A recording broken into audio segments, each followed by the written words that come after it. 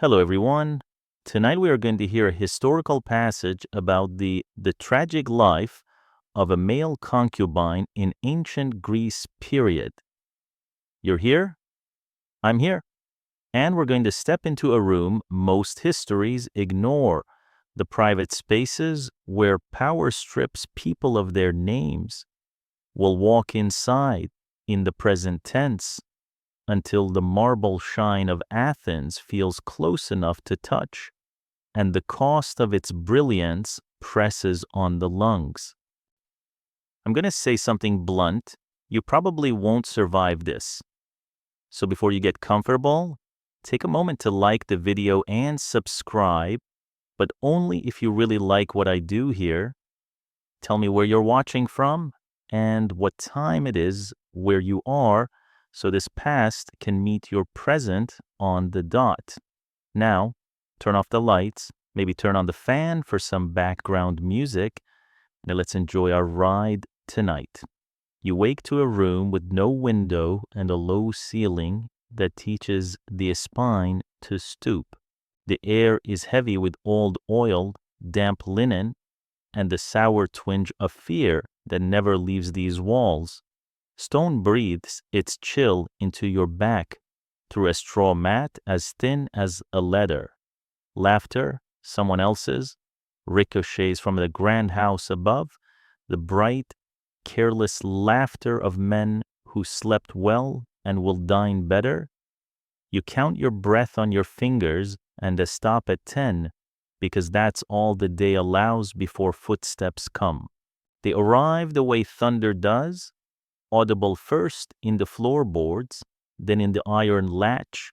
The door grates open, light punches the dark, and the doorway fills with the shape you know too well, the overseer, scar-mapped and economical, a man who has learned to speak with gestures sharper than words. Wash, he says, tossing a damp cloth that hits the stone with a sound like a fish on a slab. The master expects guests. You don't ask what kind. You've learned not to name things that will take your voice as payment. Your ankle lifts of its own accord, and the shackle answers with a metal whisper. The skin there is rubbed the color of raw clay. You no longer remember what it felt like to walk unmeasured by iron. You pull on a tunic that never quite dries, smooth your hair into the shape that pleases other people, and try to fold your fear even smaller than your blanket. You are not yet a man, though the house insists you serve as one. You've stopped marking birthdays. Time is kept here in different units. How many doors you pass without being summoned. How many cups poured without a hand lingering. How many nights the laughter upstairs forgets your name. The day you arrived, dust in your mouth, salt dried on your cheeks. You learned a sentence that changed its subject every time it was spoken. Debts must be paid. Your village understood debts as grain and favors and seasons. The city translates them into bodies. It is a fluent translation, practiced, profitable. Think of the paradox that makes this possible. Above these basement stones, Athens lectures itself about freedom and order. Yet this same city could hold tens of thousands of enslaved people, 60 to 80,000 in the high classical years, so that the free might perfect the arts of talk, war, and theater. The math is simple. If you're not the one being counted, they call it a household. You have learned it's a system. It runs on rules recited so often they begin to sound like ritual. Speak when spoken to, look down, be quick, but never hurried, be clean, but never scented more than the master, be present, but transparent, be a person when someone needs you to perform feeling, and furniture the instant they don't. Some nights you can feel your name thinning, stretching, becoming a sound that fits better in other people's mouths. In a city, the encyclopedias will later praise as the first true slave society. That thinning is not an accident, it is the point. You kneel beside a basin and do what the basin demands. The cloth is cold, it wakes each bruise with its own small memory.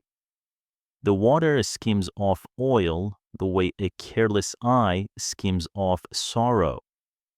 You think of the road that brought you, dust like chalk on the tongue, wrists cut by rope, older boys who already knew silence as a language.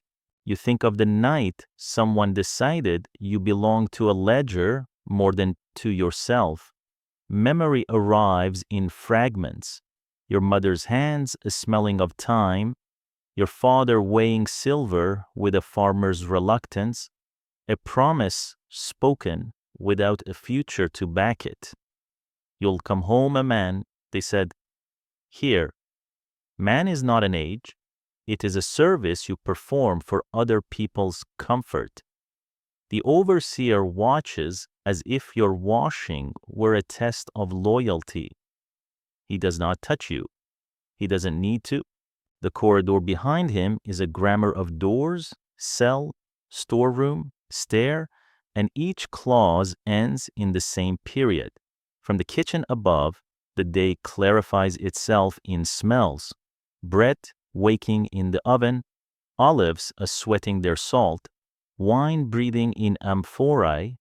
Somewhere in those rooms, someone is discussing the guest list with a voice that smiles.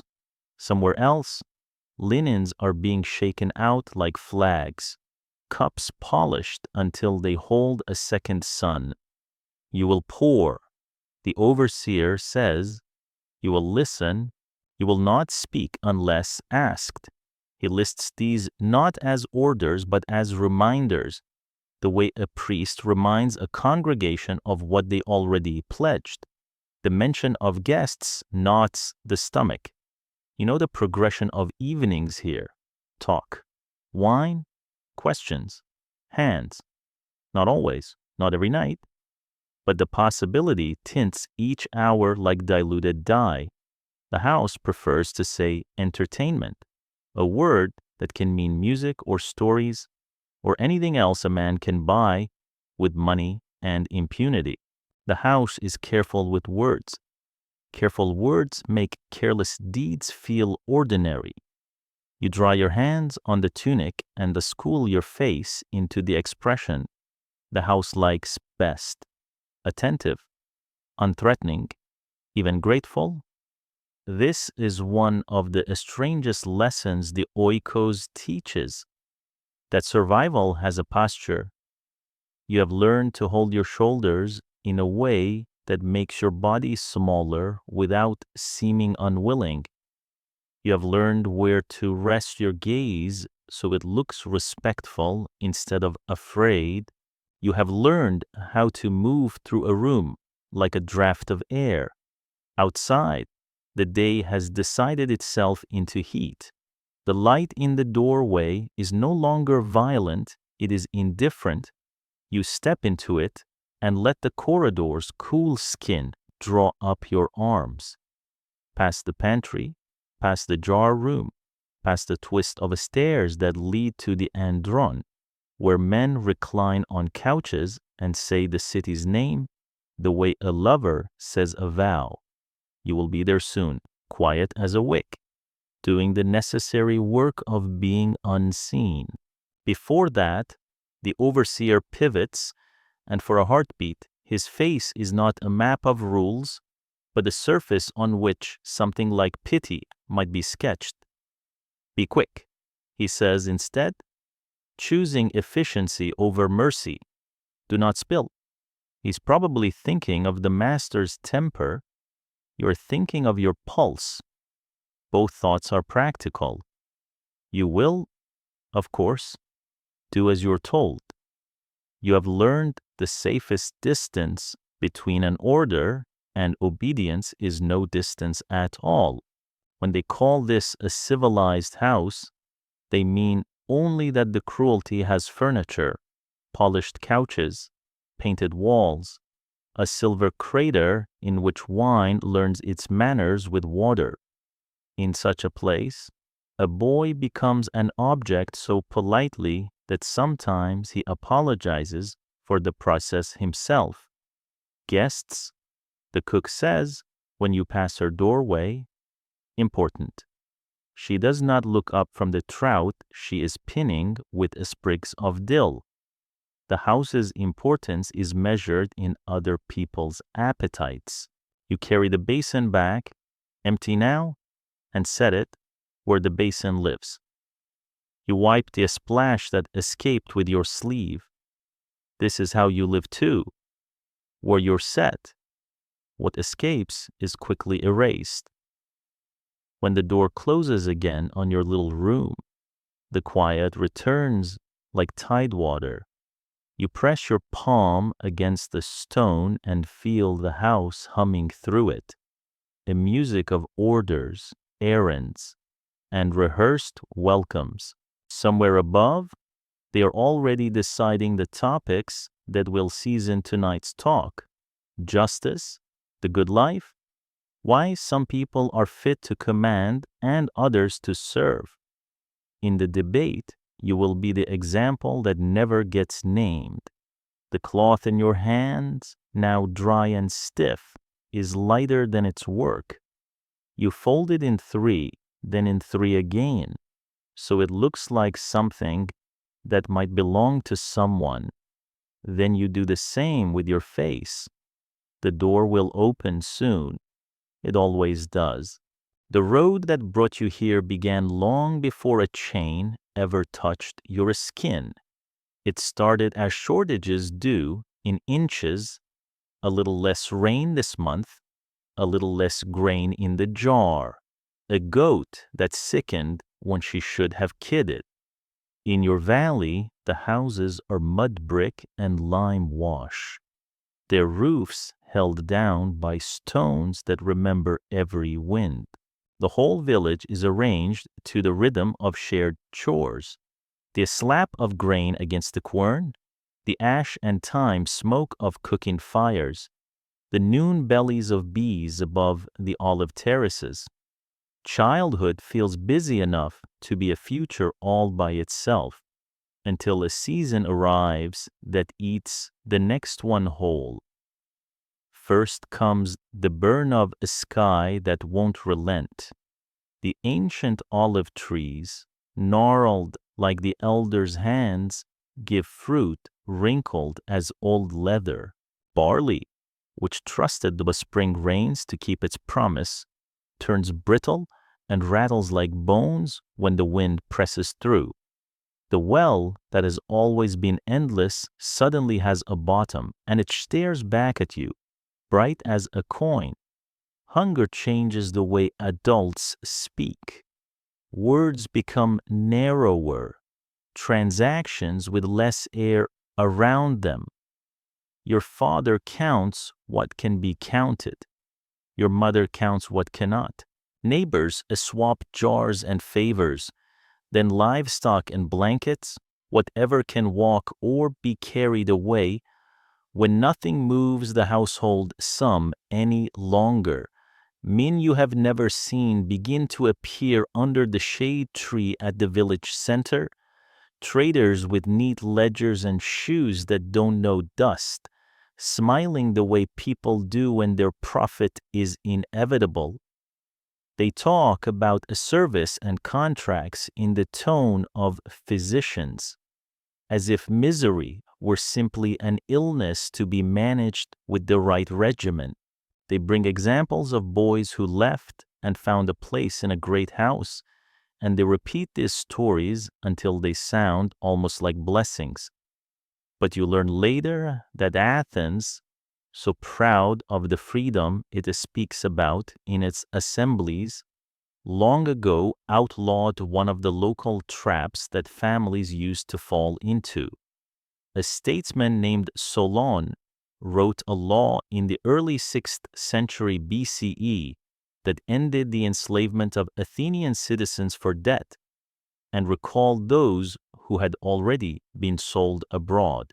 After that, the city's demand for labor shifted outward.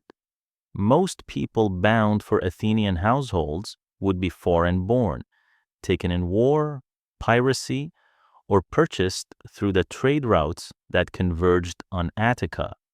It did not make the practice kinder, it made it more efficient and kept citizen debt from visibly turning into chains.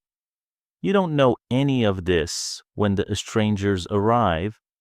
You only recognize the hunger in your household's eyes reflected in someone else's. On the day the talk turns from perhaps to price, your father cannot hold your gaze for long. He's not selling you, he tells himself, he is saving the others. Your mother measures out silence the way she used to measure flour, both hands practiced and careful. The men speak in numbers and seasons, while one of them, the most well-fed, glances at your teeth as if a boy were a horse that might bite.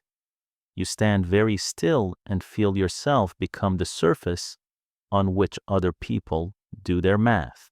Even if no citizen of Athens may be legally pawned as a body after Solon, the Greek world is a map of soft edges and hard opportunities. There are villages without papers, coasts with more coves than laws, and men who make an income turning people into cargo. War fattens the trade, so do the in-between times when borderlands are less guarded and raiders know what a bad harvest does to courage. Captivity by piracy or banditry is a steady tributary into the great river of markets. The Aegean's beauty does not subtract from the number of shackles that pass across it each year. In your village square, the script follows its cues. They call what's happening a contract and describe the future in the language of apprenticeship, service, training, household skills. Some families hear the pitch and turn their backs. Others find their hands opening when the silver appears. Each coin a winter postponed. Your father's fingers tremble in a way that makes you want to be angry and makes you forgive him in the same breath. You're told you'll learn to read accounts, carry wine without spilling, perhaps even earn a little aside that might one day become a stake for a life of your own. The words are sweet because honey is cheaper than truth. In the middle of it, the inspectors perform their small rituals. The first looks for the scars that mean trouble. The second checks your grip, a twist, a nod. The third brushes your hair back and watches how your face changes when you try to keep it from changing. They speak in code as if discussing weather, promising indoors, composed, labels meant to travel with you like a tax stamped on a jar. You hear household and understand you won't be sent to the fields. You do not yet know which rooms are worse. Later, you will learn the larger pattern into which your day's transaction fits. Slaves in Athens come from many places. The common routes are well known to those who benefit from them. War delivers captives. Pirates harvest others where patrols are thin. Traders move human cargo the same way they move timber and tin. Docking at the big harbors that gather the sea into commerce. The distinction the city draws: citizen protected from debt bondage. Foreigner exposed to sail. Feels like philosophy until it becomes a door that only locks from one side. After your father nods, the counting is deliberate. Silver makes that bright, ridiculous chime when it lands in a palm. Your mother's shoulders square as if she could hold the house up with posture alone. The trader says words that sound like reassurance because a quiet purchase is quicker, temporary. He promises, "You'll do well." He does not have to lie with conviction, only with routine. When the last coin is stacked, he makes a note in his book. Ink is its own kind of iron. The walk home that night is shorter than it has ever been. The fields you know by heart look suddenly like someone else's agriculture. Dinner is thin and earnest. No one says feast or celebration. The table obeys a different rule when it has been paid for with a person. Your sister talks too loudly about a neighbor's goat, as if the fraud of normal conversation could be tolerated if it were enthusiastic enough. Your father speaks of weather and tools. Your mother hums a tune that used to accompany shelling beans and now accompanies endurance. You memorize these things without trying. Memory is what the body does when it understands it will soon be alone. In bed, you count the truths they fed you, as if they were sheep that might gourd your sleep. That a great house is a good house. That service teaches a trade. That rich men prefer grateful hearts. You say them again in your head, not because you believe them, but because your mind doesn't yet have other sentences to replace them. When you finally fall into the shallow water of sleep, it is with your hands curled as if your fingers could hold you in place. Morning changes the village's geometry. The men with ledgers have become men with rope. They are still polite. Politeness is cheaper than a fight. They bind in the way a craftsman measures, with quick competence. The knot they use has learned many wrists.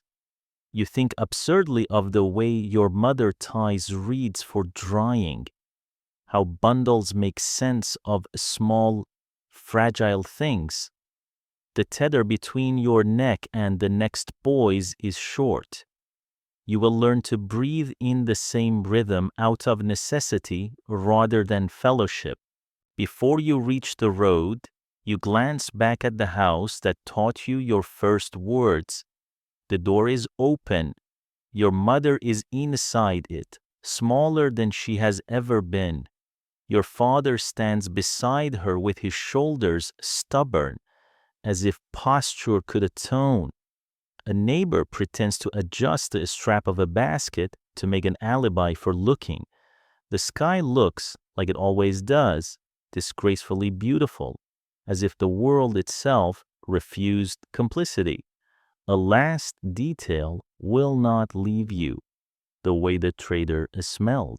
Not of sweat or horses, but of something sharper, resins and citrus, and the faint trace of a port you have never seen, where ships are stacked like bees' cells and everything in the world can be bought, including silence. You do not know its name yet, only that the sea gathers there with its long memory, and that the city which claims to love freedom has built various straight roads leading to it. You will learn the word soon enough, on the far side of hunger and dust, when the air shivers with rigging and the market speaks in languages you do not recognize. By then, your story will already be moving on rails laid by men who say they love order. The first mile of those rails was paid for with your father's shaking hand. What happens next? The march, the oil, the auctioneer's bright voice belongs to another day. Tonight, your village shrinks behind a hill like a coin rolled into a crack. and the path ahead of you is the length of the rope between your throat and the boy in front of you. You think of the jar at home, its grain measuring out the argument that brought you here.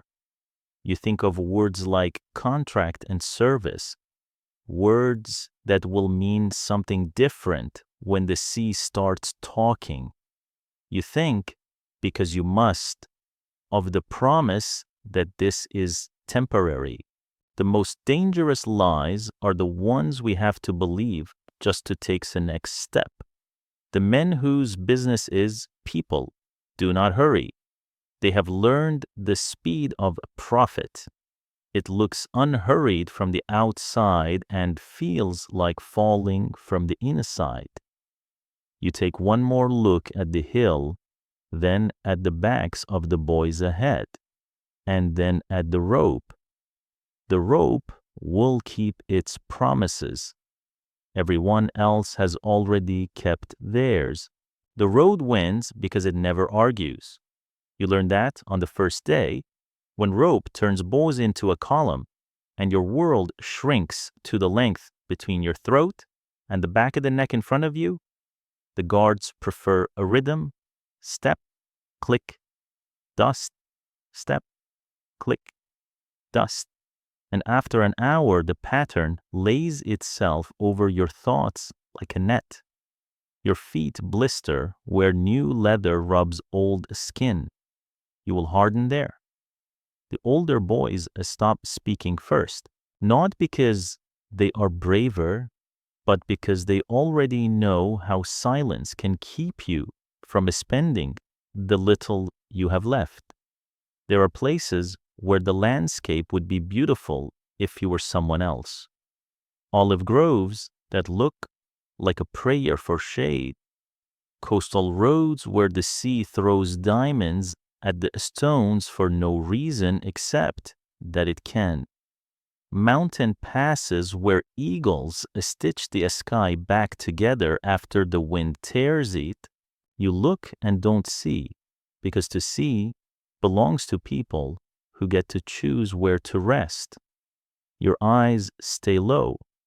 There is a trick to walking in chain. You don't match steps so exactly that a stumble topples you both. And you don't fight to lead because the rope does not permit leadership. At noon, they let you kneel. It is not kindness, it is maintenance. The rope is loosened and checked as you drink too fast from a shared skin and learn how water can hurt. Someone drops bread into your palm with the same attention they'd give a nail to a carpenter.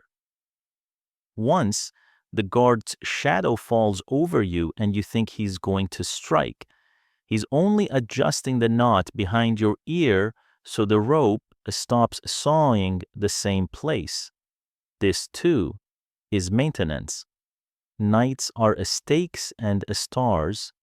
They drive iron into ground baked to the hardness of old pottery and chain the line down in a crooked row that makes each body into the other's wall. Boys who cried for their mothers all day fall asleep and keep crying with their mouths shut. You know, because your shoulder grows wet where a face has turned toward it. The guards talk low around the fire about routes and prices and a ship leaving from a port you can't yet imagine. You learn names without asking, names for bruises, for rope burn, for the way legs forget how to stop when the column stops. In the morning, your body wakes you before the guards do. You get ready to be moved even before the rope tells you. Sometimes visitors appear in the middle of nowhere as if summoned by hunger itself. Men on good horses, with rings that catch sun and hold it, with sandals that never learn dust, walk the line the way a farmer checks a fence. Their hands don't touch at first. Their eyes do the work. Then the hands come, deliberate, cold, an inventory disguised as care. They tilt chins, press thumbs into the meat of the shoulder, ask a few soft questions as if your voice were a feature that might add to your price. When a boy flinches, someone writes something in a book. When a boy does not flinch, someone else writes something else.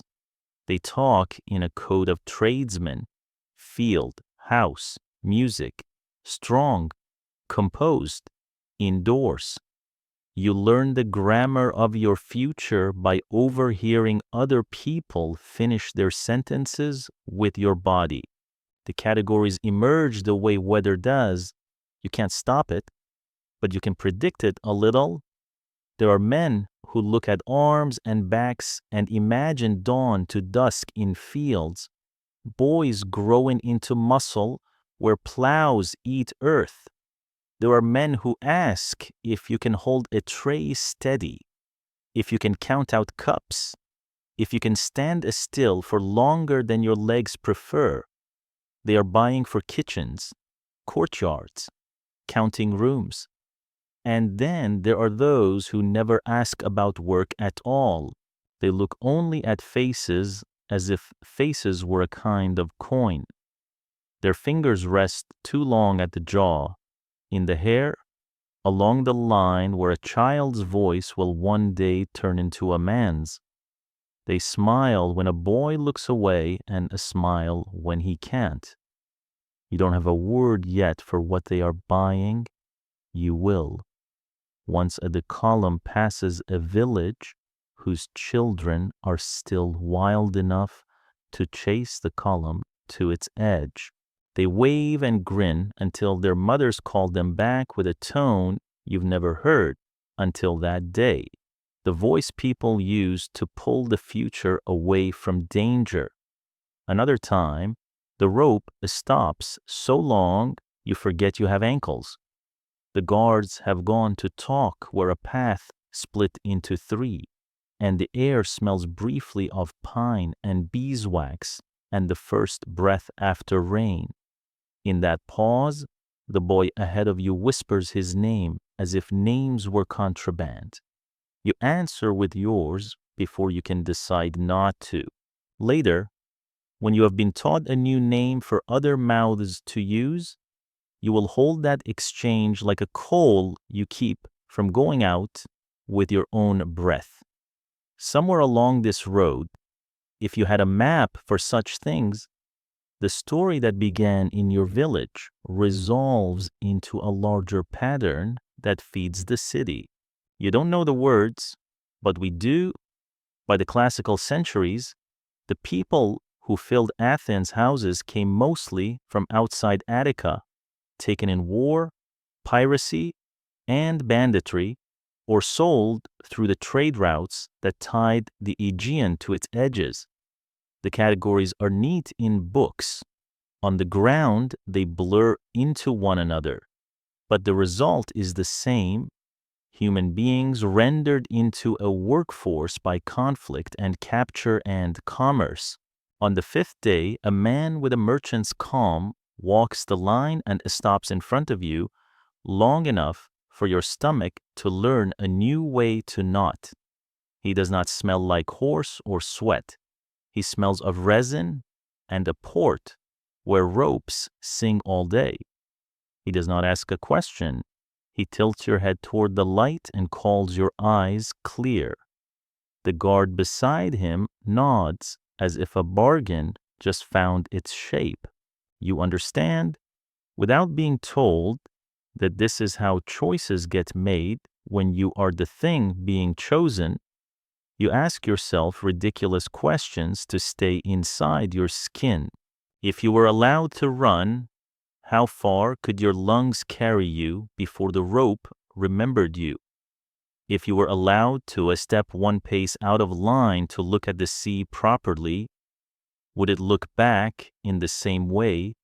When you fall, because everyone falls, eventually, how quickly can your palms tell the difference between a stone that wants to break you and a stone that wants you to get up?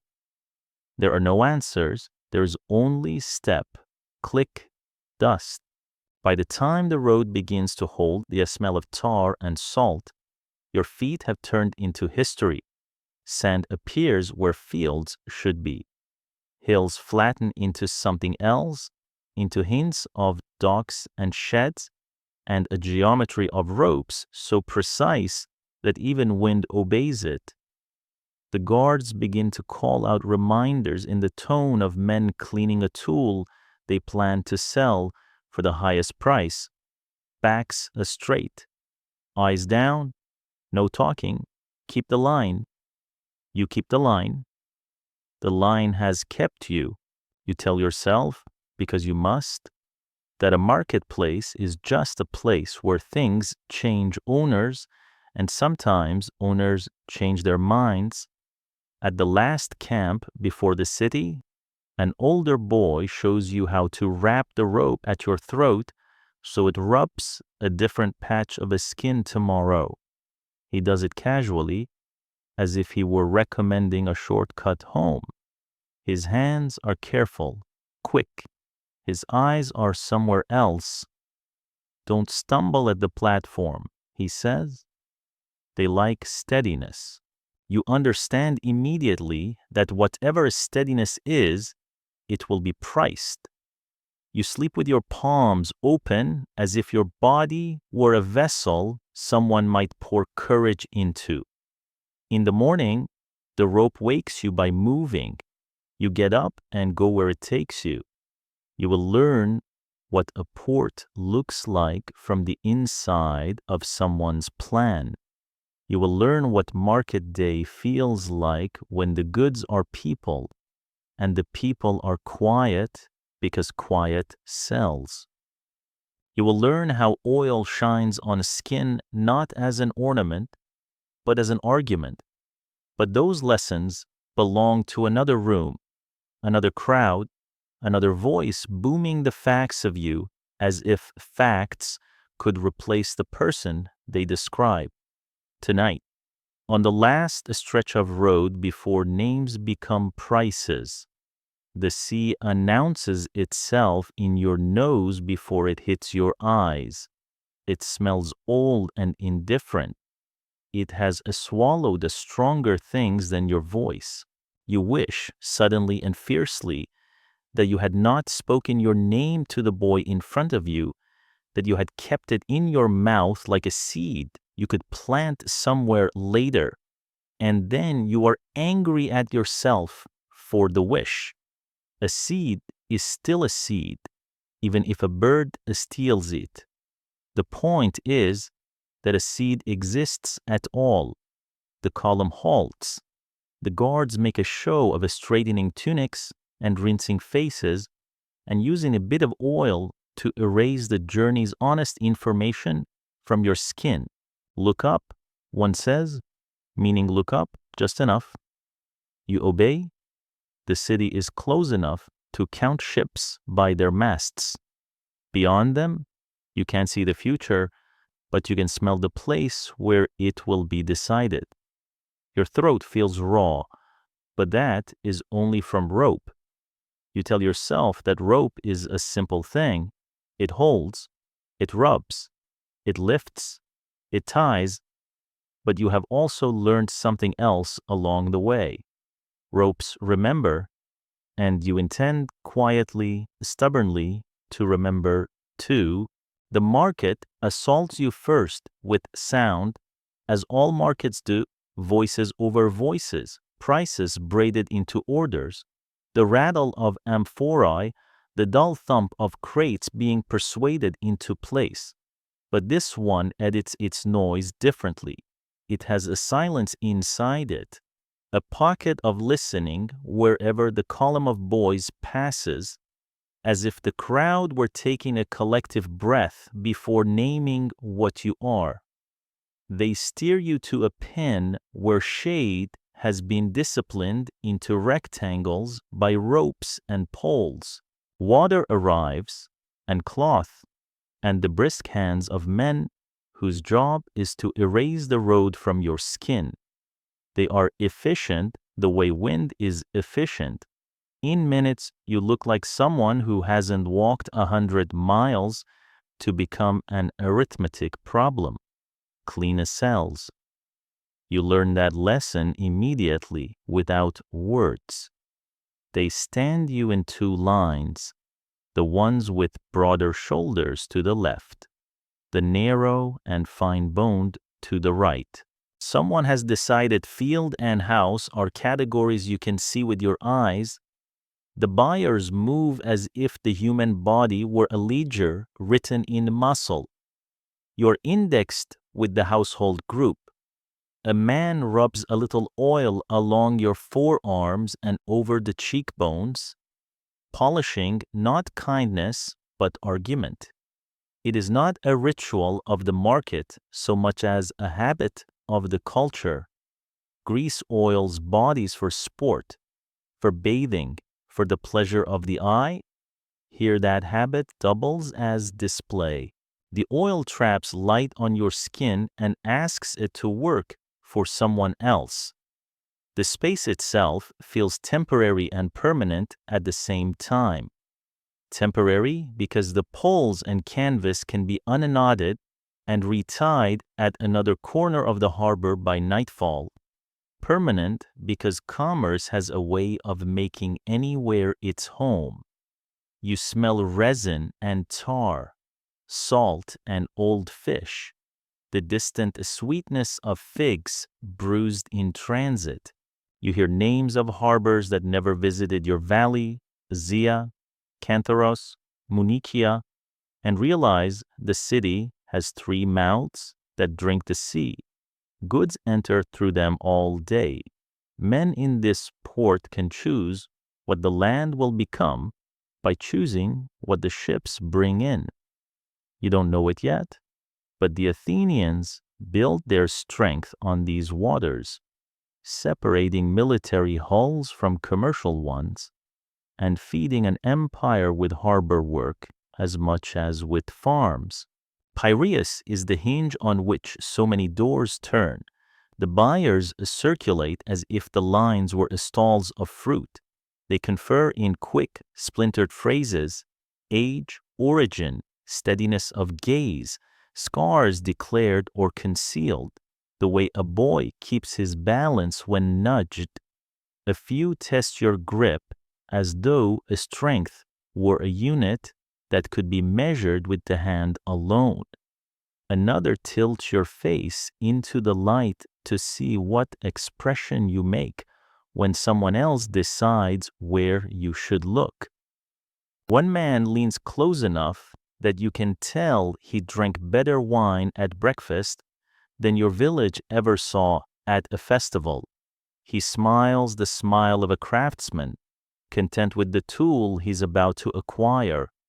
You stand as still as the line expects you to stand and learn the paradox of the platform: visibility as obedience, invisibility as survival. If you could see the city through the ledgers in these men's hands, you would see a lattice of supply that stretches far beyond the walls. War captives marched in under guard. People stolen by pirates where the coast is badly watched. Boys and girls traded along the sea lanes as if they were copper or pitch. Scholars will later admit that the evidence for this trade is scattered: trial speeches, offhand lines in plays, inscriptions that speak around things rather than directly about them. But the pattern is clear enough. Athens feeds its households from outside, and the market in the agora and the port gathers the human stream together. It does not need to be everywhere. It only needs to be here, today. You try not to watch the ones who are being looked at for other reasons. You have already learned the difference between the hand that tests a shoulder for work and the hand that lingers where it does not need to.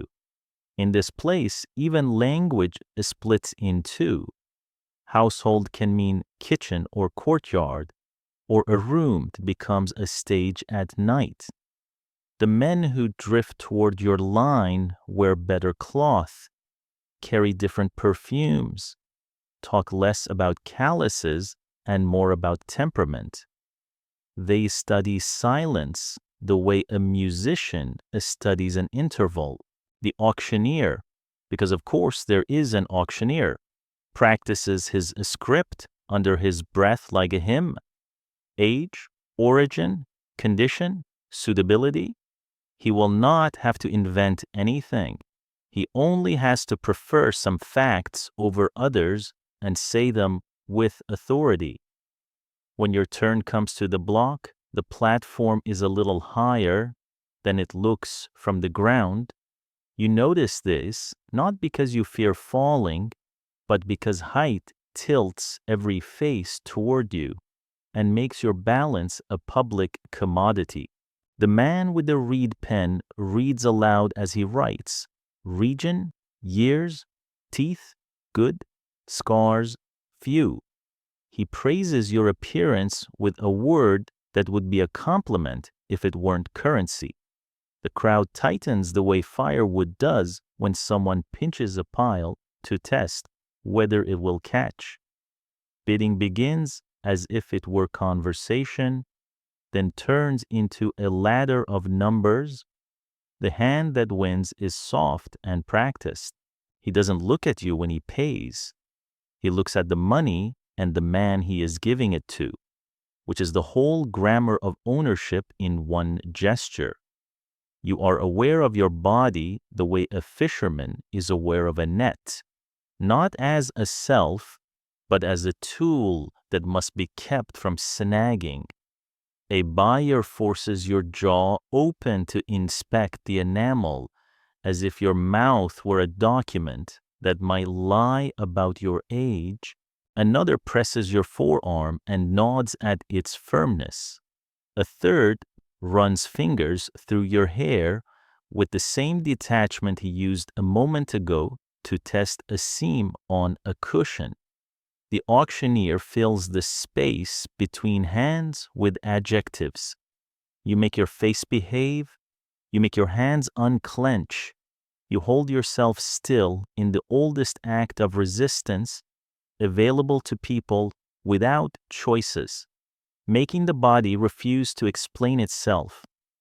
The man who buys you wears purple that drinks the light like a deep well. The die says what his eyes do not, money and the habit of being obeyed. His name, Lysander, is a fact you will learn later. Now he is a silhouette of appetite standing against the bright canvas of the tent. He finishes the count, nods at the overseer who will come to claim you, and turns away already thinking of dinner and company. You mark the way he walks, the way people open a path while pretending they were about to do it anyway. You file these details the way a climber files the shape of a ledge, not because they will save you, because naming a thing is the first step toward refusing to be completely erased by it. Around you, the market continues its work. Boys who look like younger versions of the men circling them are reclassified in ink. Girls are moved to a shaded lane where a woman with hard eyes negotiates on behalf of those who won't risk being seen making the purchase themselves. A group of field hands, men this time with shoulders already widened by seasons, go to a single buyer who taps each bicep as if checking the legs of a table. Somewhere at the edge of the canvas, a scribe records a sale to a sanctuary, a curious inversion of the day's logic, a purchase that will amount to freedom later if the god's paperwork is properly observed. Even here, there are narrow alleys in the maze. They don't point toward you. You are given to a house foreman who wears his cruelty like a well-fitted garment, not showy, just reliable. He tightens the cord at your wrist, not because you might run, there are too many hands, too many eyes, but because tying a thing completes the thought begun by paying for it.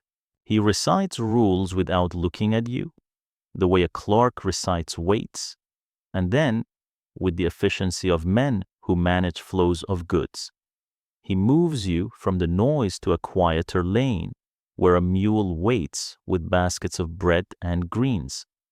Walk, he says, and you do. Because here verbs don't come with subjects, they arrive pre-obeyed.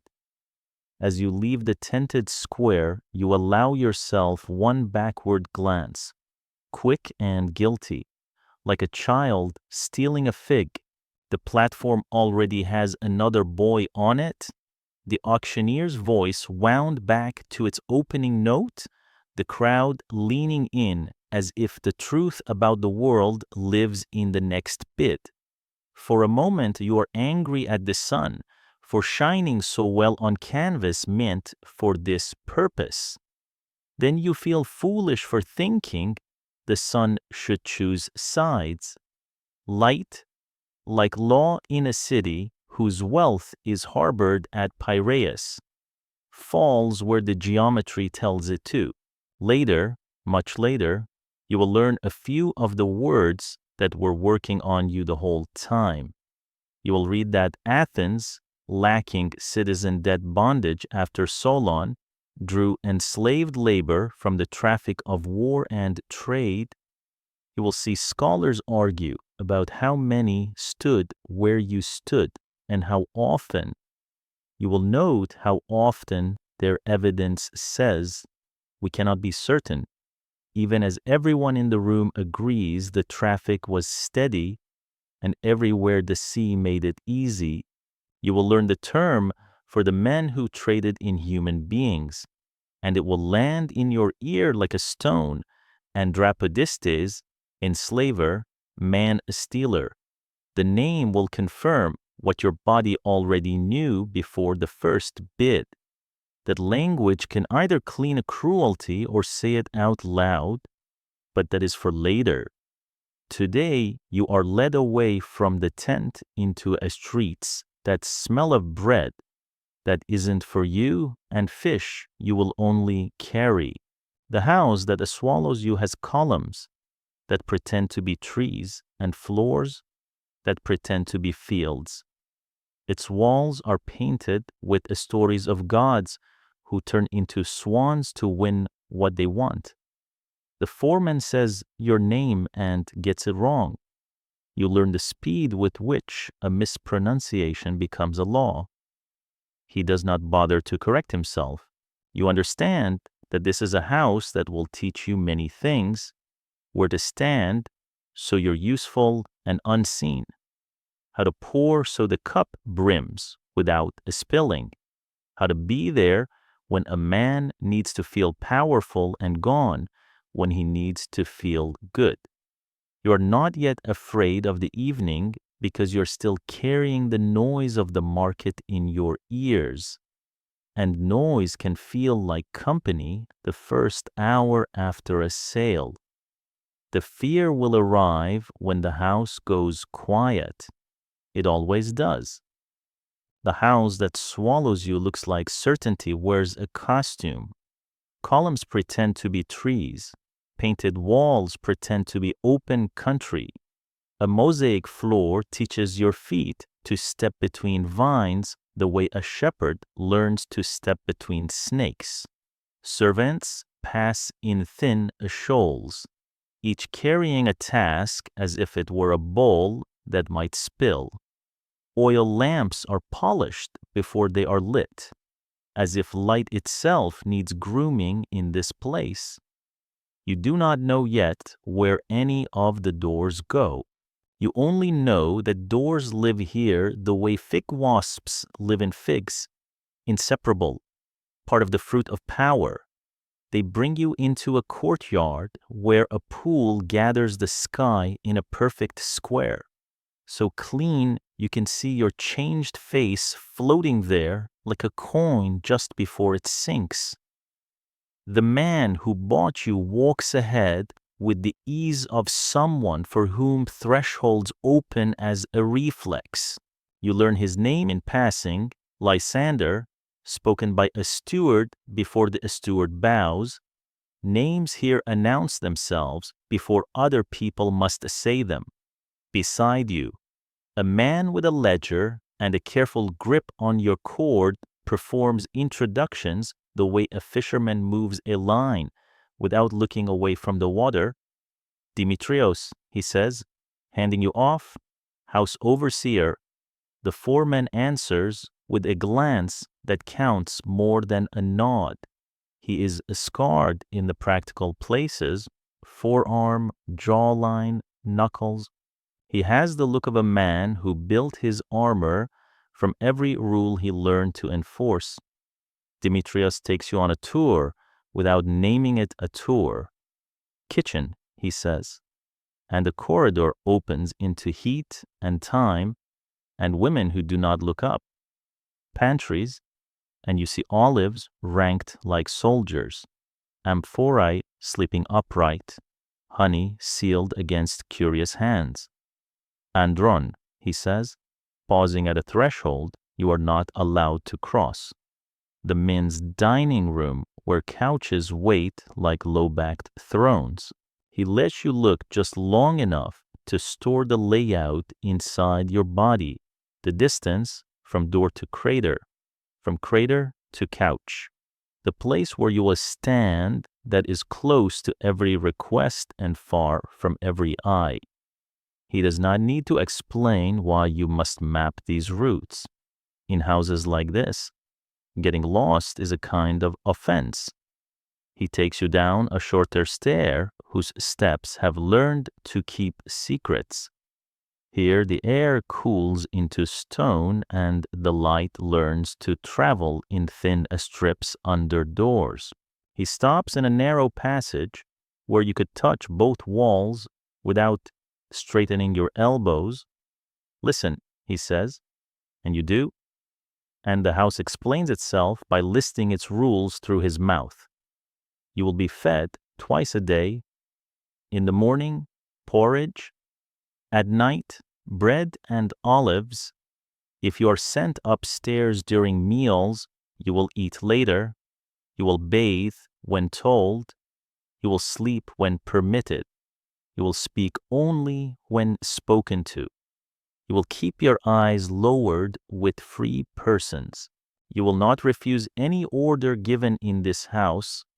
He recites these in a tone that sounds like a calendar, inevitable, repeating, not meant to be argued with. He adds the part that takes your breath without raising his voice. You are here to serve the master and his guests in whatever capacity is required. That may be pouring, fetching, cleaning.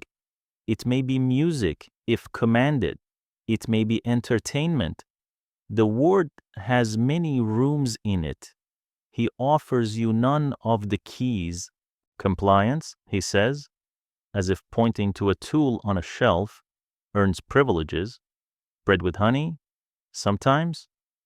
Better blanket, a warmer place in winter, perhaps, if you are loyal and useful. Small possessions. Disobedience earns a stripes, or worse. He does not describe worse. He does not need to. You understand, dimly at first, and then all at once, that this house is not just a building, it is a system. The Greeks have a word for a household, oikos, and the whole literature arranged around teaching men how to run one the way they run a farm or a ship. In those books, slaves, or ketai, are instruments to be managed, disciplined, deployed, and all the author named Xenophon even turned this into a dialogue, listing the jobs and the hierarchies and the art of keeping hands obedient and the schedules tight. The philosophy of organizing other people's time has a calm tone. Its sentences never get their hands dirty. That calm is the point. It's how violence is made to feel like administration. The law outside these walls agrees. Here, no court will ask if your consent was consulted when a command was given. No assembly will vote your name. You are not a citizen. Your property that talks, unless told not to. Athens loves to talk about freedom, but its freedom is a circle drawn carefully to leave people like you outside it. This is not a malfunction of the city. It is part of its design. Historians will one day call Athens a true slave society, a place where enslaved labor is not an accident, but a foundation. They will point out that when a lawgiver named Solon ended debt bondage for Athenian citizens centuries ago, the city solved its need for labor by buying bodies from outside its precious circle. War captives, people stolen by pirates, human beings traded like timber, folding them into households like this one. The circle did not widen. It hardened. Demetrios hands you a folded tunic that smells of lye and smoke. Put this on when the bell sounds, he says. Until then, wait. The verb has no subject in it. You do not need the dignity of being named to be expected to obey. He studies your face the way a carpenter studies wood that might warp if the weather changes. You have quick hands, he says at last, as if diagnosing a minor fault. Good. Quick hands spill less. The compliment is a function. It assigns you to a task and gives you a reason to believe you have avoided a worse one. This, too, is management. He gestures toward a low door. There, inside is the idea of a room, straw on a ledge that wants to be a bed, a water jar that sweats in the cool and makes a dark coin on the floor, a folded cloth that you hope is meant for you and not for someone else who will come claim it later. The walls are thick, as if sound were a substance that needed to be contained. In the corridor, you can hear unplaced voices, footsteps, the small metal language of keys and rings and buckles. You hear the house breathe through its mouths, kitchen, courtyard, storeroom, andrón. You think foolishly of the breathing of a sleeping animal that might at any moment wake.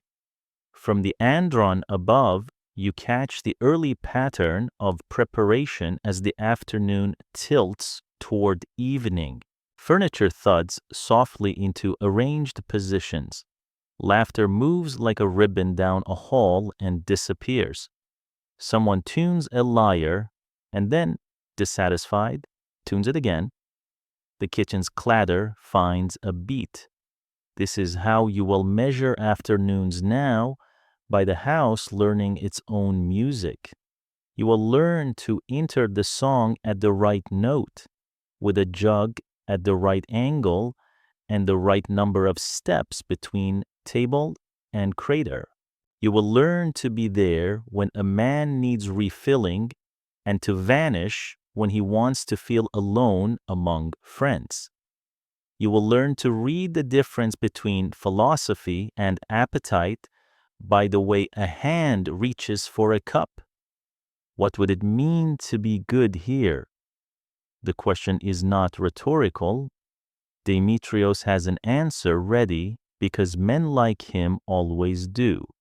A good slave, he might say, if you dared ask, is one who anticipates the order before the mouth finishes forming it, one who knows when to be silent and when to laugh at a joke not told to him, one who keeps his head perfectly still when fingers use his hair to explain a point. He will not say that what is being taught is a posture, and that posture is a kind of theology, but you will feel it in your back and in your breath. Every time you fit yourself to the shape of someone else's desire and try to leave no edges sticking out. All of this, the rules, the rooms, the careful balance between visible and invisible, isn't just custom, it is how a city sustains the contradiction by which it lives. Athens legislates citizenship and debates justice in public, and then privatizes the unfreedom that makes its public life possible. The oikos is the engine room where that privatized labor happens out of view. The law recognizes your owner's authority over you with almost no scrutiny. A few exceptional statuses, public slaves owned by the city, artisans with special skills, receive marginally better treatment. But none of those exceptions intend to make you an equal. They are variations on the same instrument. When Demetrios finishes telling you who you are here, he does something that surprises you more than any of the rules. He softens only for a breath. It is not kindness so much as recognition, a former captive recognizing a newer one, the way men recognize old scars on other men's bodies. Don't look them in the eyes, he says again, quieter, not unless invited, then recovery's made. He returns your cord, shorter now, and turns you toward usefulness. There is a bell you cannot hear yet that he hears in his bones. He's already moving. In the hours before the guests arrive, you wear the house like a uniform. You learn the shelf where the wine cups nest, thin and translucent as onion skins. You learn to carry a crater with your hands below its belly so the cold does not fog the shine. You pass other boys who move like you do, young men who have learned to walk without letting their shoulders claim space. Every face you pass holds the same equation solved to a different answer. Who did what to stay alive today? When the first guest steps across the threshold and breathes the house's curated air, you stand where Demetrios put you with a jug that sweats through your fingers and a face that has practiced how not to anticipate pain. Philosophy will enter the room first, dressed as conversation, and you will stand still inside its shadow and listen to men propose theories about justice while testing whether your hands can keep a cup perfectly poured. Later, the room may ask you to be other things. Tonight, you are a vessel. Vessels don't spill. That is your entire future condensed into a single instruction. Somewhere in the city, a law is being read aloud about citizens and their rights. Somewhere else, in a small room like yours, another boy is being told the same rules in a different tone. These simultaneous truths are not contradictions here. They are a harmony Athens has practiced so long it forgets the melody ever needed rehearsal. The house has taught you the chorus already. You sing it with your posture. Your room is a sentence with no verbs. Straw, a jar, a folded cloth that has learned to be smaller than the body it's meant to cover. The stone keeps its promises, cool, thick, uninterested. The corridor outside breathes in measured drafts, a lung for errands and orders. You listen and learn the dialect of keys, steps, buckles. The house is a throat that swallows sound. They put you where new boys go, near the corner where the damp collects, and the trickle from a pipe writes the same character on the floor all day. You run your fingers over the ledge that wants to be a bed. The splinters are a map. You think absurdly of carving your name there and stop yourself. Names here are bait. You're practicing the art of leaving no trace that can be used against you. The first face to lean into your doorway belongs to a boy whose gaze looks older than his skin. Marcus, he says, as if offering water. He's your age, maybe a year either side, with the careful hands of someone who has learned to make his movements look like soft answers.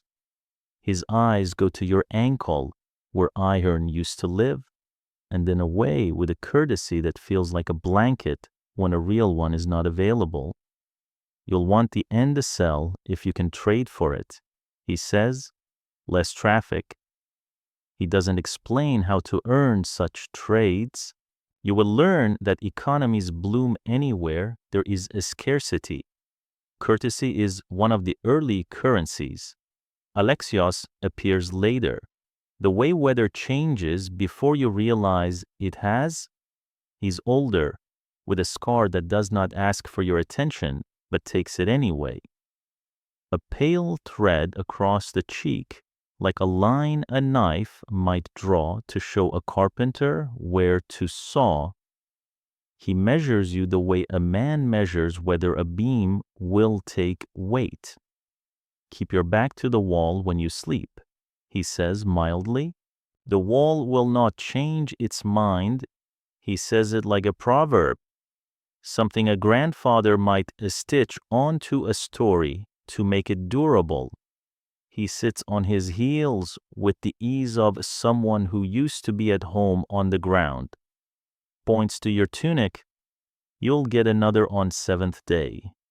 Wash this one then. Dry it over the kiln when no one is looking. Philemon is the last to arrive, a wind-quick boy whose bones have not yet decided how tall they will be. He speaks as if he's remembering to breathe between words. They told me to show you the basins, he says, and blushes because he's not supposed to be telling you anything at all. I'm Philemon. The water's better at the back, less soap. You store the fact the way you are storing all the facts the house will not bother to tell you. Philemon watches your face the way boys watch weather out on a path, learning how to read a sky for trouble. He touches the door frame once, lightly, as if setting a ward. Don't worry, he says, and makes the smallest face that means he knows you will. Below stairs, the night has its own law. Lamps are barred behind metal, so a startled elbow can't set a straw ablaze. Voices drop to a band of sound that doesn't carry up. When the upstairs bell releases you to your corner, the corridor becomes a careful braid of silence and necessity, someone's exhausted laugh bitten in half, the soft argument of a blanket being negotiated from one body to another, a cough in the throat of a man who has breathed too much dust in his life. You start to learn the roster of sleeping noises and attach them to the beds. This one whispers when he dreams. This one grinds his teeth. This one goes quiet so completely you sit up in the night to make sure he is still on the ledge and not on the floor. Marcus teaches you the corridor's etiquette as if pointing out the stones that don't wobble on a path only the locals know. Knock with your knuckles, not the back of your hand, he says. Back of the hand sounds like trouble. He shows you how to fold your blanket so that it looks unfolded if someone peeks in, how to make a room seem as if it has not been lived in even while you are lying on the bed. It is art, this camouflage of survival. Children in villages learn to disappear for games. Children here learn to disappear to remain. Alexios maps the hierarchy for you without looking like he's doing it. New ones pour, he says. They carry trays. They make mistakes that other people punish because punishment travels downhill here. He lists what happens if you last. Kitchen duty sometimes, which is hot but predictable. Courtyard maintenance, where the sun sees you and forgets you. Errands outside, which are breath and danger both. Some get taken on as personal attendants, he adds, voice going flat for a moment. That can be a kind of shield if the person wants a quiet life. It can be the opposite. He does not need to finish the sentence. You saw the market. You know the shapes a man's appetite can take. Philemon provides gossip the way springs provide water, compulsively, gladly, because sharing it keeps the world from closing in. The mistress counts linens herself, he says, impressed and afraid. The master's sister still visits like she lives here, he says. The eye roll of a boy who has been made to fetch too many cups for someone who does not live here. The music teacher gets paid in cash and in wine, and he prefers the wine. He whispers, with the pleased scandal of someone who has caught an adult being a child. Then he says the thing you knew would arrive.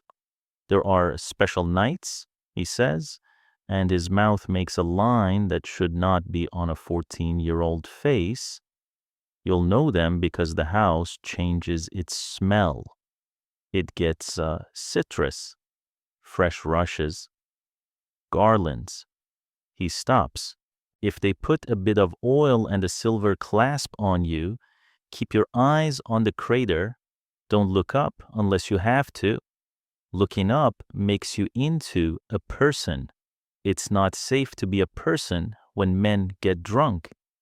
You feel your body learning a new craft, how to divide attention so that part of you can pour without spilling, and part can listen for your name, and part can keep the voice in your head from saying anything that might break you in half. The basement becomes a school no one admits is a school. You learn where to hide a crust of bread so it doesn't mold, and how to trade half a crust for a needle when a seam gives. You find out that a salt travels like gossip, that a little in the wash makes sweat lines surrender.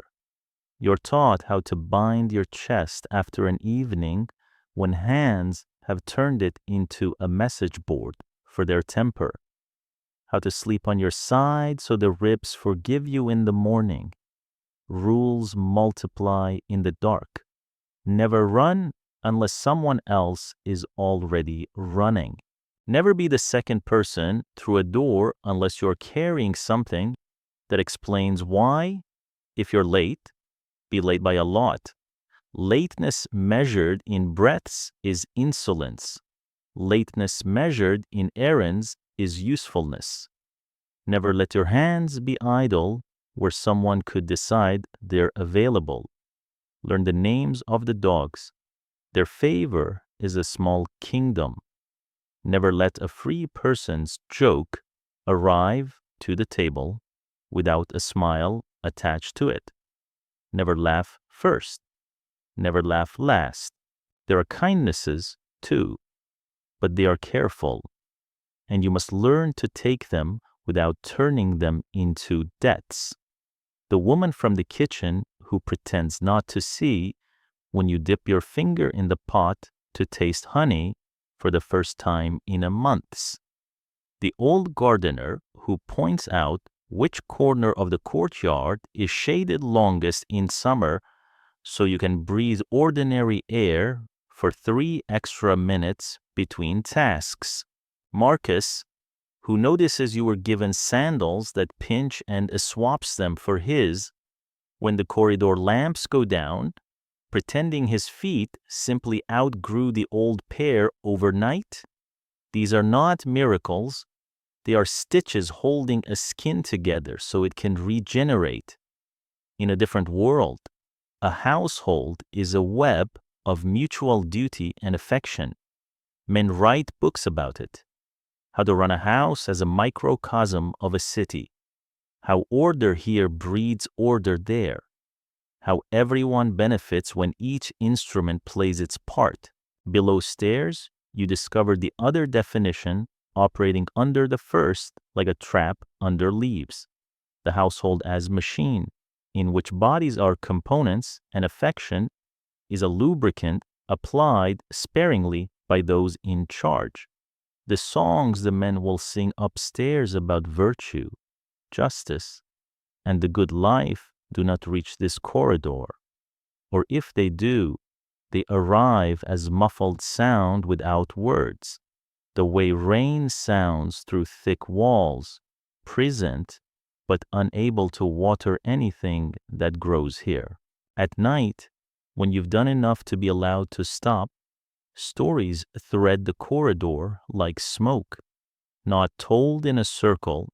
Circles are hard to make when people are always being summoned, but carried from door to door, traded at thresholds, woven into the half-sleep before the bell calls dawn. Stories of villages by rivers that never went dry, of goats that knew their names, of sisters who could catch fish in their skirts, of fathers who told jokes so bad but you laughed at the effort. You begin to understand why people say memory is a country. It is a place you visit when the border guards are distracted, where your old name still opens gates. One night, Alexios sits with his back against your door frame and speaks in a voice that belongs to the kind of evening men once saved for wine and old friends. They tried to teach me to sing, he says. When I was new, he smiles without humor.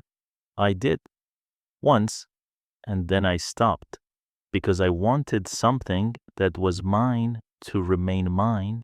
He shrugs, the gesture of someone filing a story back in its box. They don't care if you have a voice. They care whether your mouth carries their wine. He taps the threshold. Choose a piece of yourself to keep. He doesn't say what happens if you fail. He doesn't have to. You have seen the boys who move like shadows without bodies attached. Philemon sometimes hums when he thinks no one is listening. A tune with a rhythm like walking downhill fast. You ask him what song it is. He says it's not a song, it's the noise the rushes make when the women shake them out. He says, embarrassed? He has copied the house's sounds and turned them into something gentler in his mouth. You realize this is one of the ways boys survive here. They make instruments from what the house gives them and play them to hear their own lives inside the noise. Word filters down from the upper rooms the way sunlight does in late afternoon, thin and angled, guests tonight.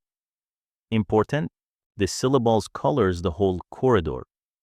Important means polished cups and polished boys, fruit carved into flowers and faces shaved closer than comfort. It means garlands for the doorposts and for the living, new rushes underfoot, oil that smells of citrus, hands that smell of something else.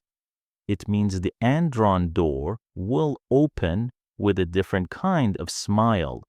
Marcus adjusts the tuck of your tunic and says, remember the crater.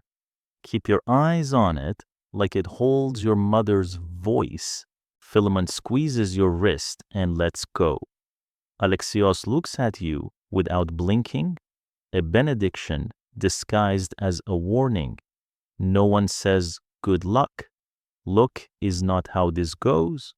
There's a moment, a breath, Not longer after the last lamp is set and before the first sandal crosses the threshold, when the house holds still. You stand in the thin silence, and it feels like the instant between a struck flint and the birth of flame. You wonder, briefly and against reason, whether the house can hear you thinking. You wonder whether the house remembers all the thinking it has swallowed. You wonder whether the house tells itself a story in which it is beautiful and therefore good. Demetrios touches your shoulder, a practical weight. You know where to stand, he says. You nod. You do. The door opens. The room inhales. The night begins its work. The andrón is a theater that pretends it isn't. Couches ring the room, low, cushioned, each tilted toward a common center where a bronze crater waits like a small sun. Garlands drowse on lintels, ivy and myrtle wilting into sweetness. Fresh rushes tame the floor's echo. You take your place at the edge of the scene, one hand on the handle of a jug that sweats like a nervous animal, and memorize the geometry that will keep you alive. Couch to crater, crater to guest, guest to door, door to you. To everything that matters tonight can be reached in 5 measured steps. They dress the air before they dress the men. A girl with a tray of little dishes lays out salt, honey, and dried figs. Another, older servant dusts the rims of cups until they show you the room upside down and smaller than it is. A reed pipe warms in a musician's hands until it speaks in a thin silver line. Demetrios checks the crater one last time, nodding at the dilution as if the ratio, wine to water, water to wine, were a moral stance rather than a custom. You learn that the mixing is not optional here. The city calls a straight wine barbarian, and it has decided that even pleasure must be governed. Tonight's symposiarch, chosen host lord of the evening, will set a strength with a gesture, and with it, the distance between talk and trouble. The first guests arrive with the kind of laughter that doesn't need something funny to exist. Sandals scuff, leather whispers, and the room fills with careful ease. They recline on the couches as if falling sideways were the highest form of belonging.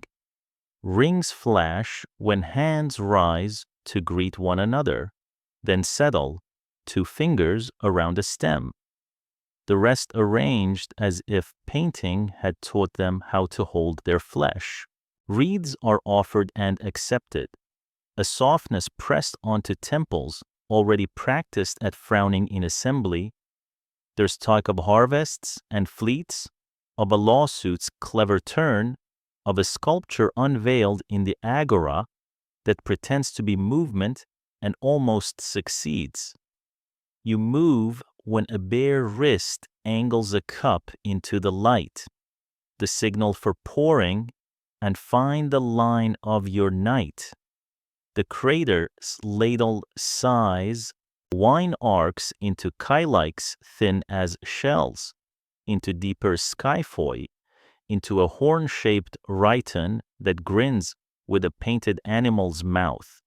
Your hands learn the weight of pleasure the way a sailor learns wind, by small corrections invisible to anyone who doesn't know what a spill costs downstairs.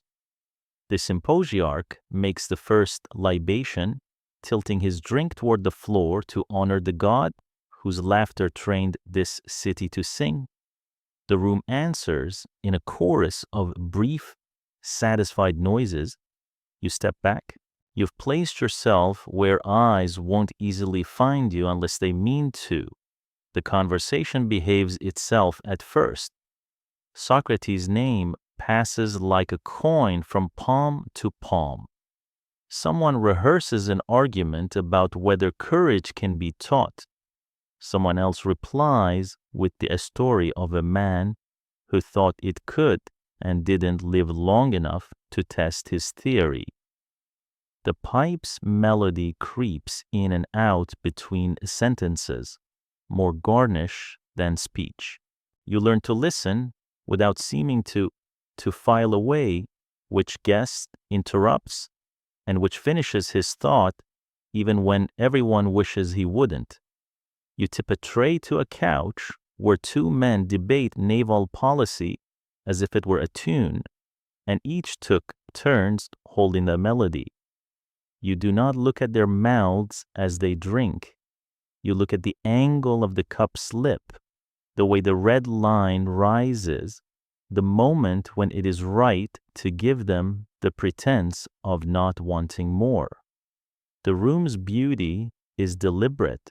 Painted panels show heroes at dinner, boys pouring wine for men who became myths by learning how to be visible at the right moments and invisible at others. The floor's mosaic teaches waves to stand still without losing their shine. The lamps are suspended so that the flames can applaud the faces below them. Even the smoke has been trained to go elsewhere. This is what the city sells to itself, that order and elegance indicate virtue. Tonight, as many nights, your body stands in the margin of that argument and does arithmetic with cups. You learn the liturgy. After the first cups, a hymn. After the hymn, the pipe brightens. After that, the measured clatter of dice and knuckle bones as the game table appears. A slave from the kitchen brings platters that look like maps of a country that never goes hungry. Cheese cut into moons, olives shining like ideas, fish with their skins still holding the sea's memory. There is the brief solemnity of hand washing, a ritual that allows men to forgive themselves for what wine will ask of them later. A guest begins a scholion, a drinking song that expects each couch to answer with a verse. The rhymes are nimble and not always fit for daylight. The symposiarch smiles with half his mouth and signals a stronger mix. The room tilts an inch closer to its real purpose. The rules also arrive, but so quietly a new ear might miss them. No one is allowed to drain a cup out of turn. The song must make sense even when the singer doesn't. The topic belongs to whoever holds the garland unless the symposiarch reclaims it. No one mentions politics as politics. They phrase it as a story about a man and a ship and the wind that changed its mind. When someone asks for the pipe to rest, it is because he wants the room to hear the point that he is about to pretend is obvious. You understand that governance doesn't stop at the door. It has merely put on softer sandals. You also learn to mark the moment when the slope changes. It is not when voices rise. Some nights, the room remains quiet as a library, even when it's at its worst. It is when looking becomes a kind of touching. Requests shift tone, questions grow teeth. The same fingers that twitched for a refill find a shoulder to steady that does not need a steadying. Pour for my friend, a man says, and you do. Stand here, another says, and you obey because the word has been taught to you as a reflex. The pipe returns with a sharper tune and then dies again on a raised palm. Small games, kotobos, with a flicked drop of wine aimed at a bronze target. Hand the room to laughter that can become a net. You keep your eyes on the crater because Marcus told you to, and because the crater does not look back. Pouring becomes a way to make your face disappear. When someone asks about your home, you answer with a number, miles, months, brothers, and then silence. When someone asks if you sing, you say, I carry well, and it is true. When a guest gestures you closer and tells you he wishes to see whether your pulse is steady, you look at Demetrios over the man's shoulder, and Demetrios looks at the crater, and the crater looks at the wine, and the wine does not care. You learn the house's mathematics, what it will notice, what it will ignore, what it will punish, what it will call entertainment, with the same mouth that calls itself civilized. Once, the symposiarch tells a story about a symposium held long ago in a city that hated Athens enough to try to become it. They drank unmixed, he says, wrinkling his nose to make the room laugh, and so they fought before midnight. Everyone enjoys the moral, order, proportion, measure. No one mentions that those words can be used to dress anything.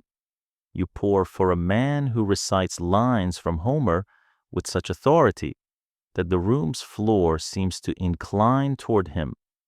When he finishes, he rests his hand on your wrist and says, more, and means two things. You give him the one that will not bruise. You keep your wrist still. You keep your voice smaller than his. You do not spill.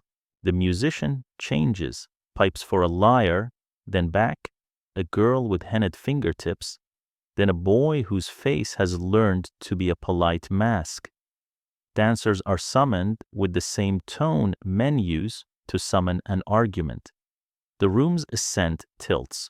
First wine and fig, then cinnamon and citrus oil, then the hard, bright smell of laughter that is about to find a goal. A guest asks, who trained you to move like that? You say the house did. It sounds like gratitude even when it isn't. Another asks how old you are, and when you answer, does the arithmetic of possession out loud as if age were a price. Just right, he says, because he wasn't listening for anything but that conclusion. For a while, the evening remained something a poet could write down without lying to the page. Men trading cleverness, testing what words can do when no one is counting them. But the room is built like a ship's ramp, gentle at first, then suddenly steeper, and eventually everyone finds themselves looking at the same dark water. The symposiarch orders softer cups and a stronger mix. You are sent to add garlands, to trim a lamp's wick, to fetch a platter that hadn't seemed necessary an hour ago. A guest asks the pipe girl to come nearer than that. Someone suggests a game with forfeit kisses. Someone else suggests removing the word forfeit. Demetrios shifts his weight in the doorway, one small redistribution of power that tells you more clearly than any shout how the next hour will go. You know this part. The city paints it with the kind of discretion that flatters it. Later, men will retell the evening as elegant, electric, full of talk that made the air itself clever. They will forget the moment when a boy became a couch's second cushion. They will remember the mix of the wine and not the unmixing of a person. You are careful where you look. You hold the tray so that it becomes a shield without seeming to be one. You make your shoulders a slope down which a hand might slide without finding purchase. Survival here is a posture. You have practiced it until it looks natural, and yet in the middle of the ritual, flashes of something human slip through. A guest who used his voice like a whip an hour ago notices a nick on your knuckle and, without looking at you, reaches for a cloth to stop the blood before it thinks to fall. Another, boisterous to the point of cruelty, forgets a line of a song and laughs at himself so honestly the room loves him for a breath more than it fears him. The musician drops a note and, instead of wincing, grins. The grin is for herself, not for sale. You file away these accidents the way a man in a desert files away the sight of a spring that isn't on the map, not because they redeem anything, because they confirm that human beings still exist somewhere under the costume that the room requires. Near midnight, the cups become lighter in the hand and heavier in the head. This symposiarch signals the last libation, a spill for luck, for the dead, for the god who blesses wine and wildness both. The men praise the restraint of the evening and then demand a walk home under a star dust with torches and a song. That later parade, komos, they call it, will wake families who have to work at dawn. Tonight, the host convinces them that the city has had enough of their voices and steers them into the courtyard's cooler air. They go. Your night is not over, because nights in such houses are never exactly over. They are simply passed from one set of hands to another, like a cup that needs washing. When the last guest's sandal vanishes into the corridor, silence. Demetrios breathes out the kind of breath men save for battlefields and birthing rooms. He does not look at you, which is its own mercy. Count the cups, he says. You do. You find one at the foot of a couch where a man who spoke about virtue spilled without noticing, and you clean the stain before it can become part of the mosaic's permanent sea. The pipe is quiet. The wreaths have fallen onto their own shadows. The room looks, if you let your eyes blur, almost like a place where a story about beauty could be true. You stand still for a moment inside that lie because you will be asked again tomorrow to perform its truth. Then you lift the tray and go where the work leads. The next invitation isn't spoken like an order. That's the trick you learn first. A hand crooks. A voice that has practiced gentleness for public rooms asks you to bring your cup, to sit just here, to tell him about your valley as if your childhood were an anecdote he could set beside the olives. He's old enough to be your grandfather. His breath smells like the last, strongest mix. He asks whether the mountains are really blue at dusk, and whether goats know their names, and whether you miss anyone. You answer with the smallest words that complete a sentence. You watch the room by watching the shine in the wine instead of faces. He rests his hand on your shoulder as if steadying you on a ship. It is not a ship. It is a couch. No one tells you that the moment when a touch becomes a command rarely announces itself. You know it only because Demetrios does not come, because the symposiarch lifts a cup to the god instead of lifting an eyebrow, because men who have been opinionated about dilution ratios for an hour suddenly have nothing to say about proportion. The pipe girl lowers her eyes and looks at the seam in the floor, where one tile meets another and stays there, breathing through it. Your body performs all the verbs you've been trained to perform: pour, fetch, steady, and then it is performing a verb no one dignifies with a name. Words continue to behave in the room. Hands do not. You keep your gaze level but slightly off, on the curve of the crater's rim. On the way, the lamp flame sticks its small tongue out when a draft prowls through. The man's voice is kind in the way a leash is kind when it fits well. He likes to ask questions that require you to reach backward for air. What game did you play when you were small? Who taught you to carry a jar without a spilling? What stories did your mother tell you to make the dark say yes? You answer as if an answer might turn him into a person who wanted a story more than a demonstration of what power is allowed to take when other men are comfortable. Someone laughs from across the room at a joke that does not include you. The man with your shoulder in his hand laughs as well. To belong to the larger belonging, his laugh is warm. The warmth drains from his hand and returns stronger. When you try to move an inch, the hand learns anew a shape. You think of the rules. Speak only when spoken to. Look down, anticipate, obey. You think, as if you had time for thinking, that none of those rules were written by people who had to survive this part of a night.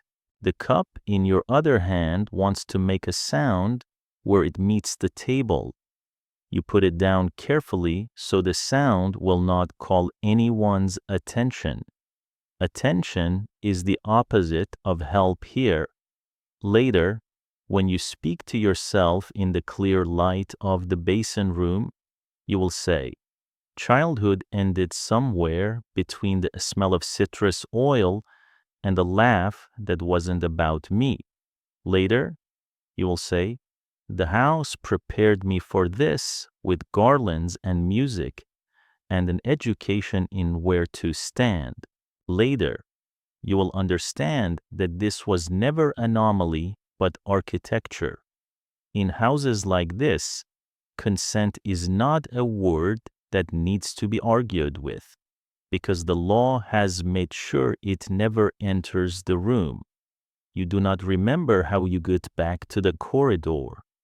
You remember the ceiling of the little room staring down with the same indifference it has for everyone who lies here and teaches their breath to quiet itself before their heart does. You do not cry because you have the superstitious habit of saving certain acts for important moments, and you refuse to give this one the dignity of tears.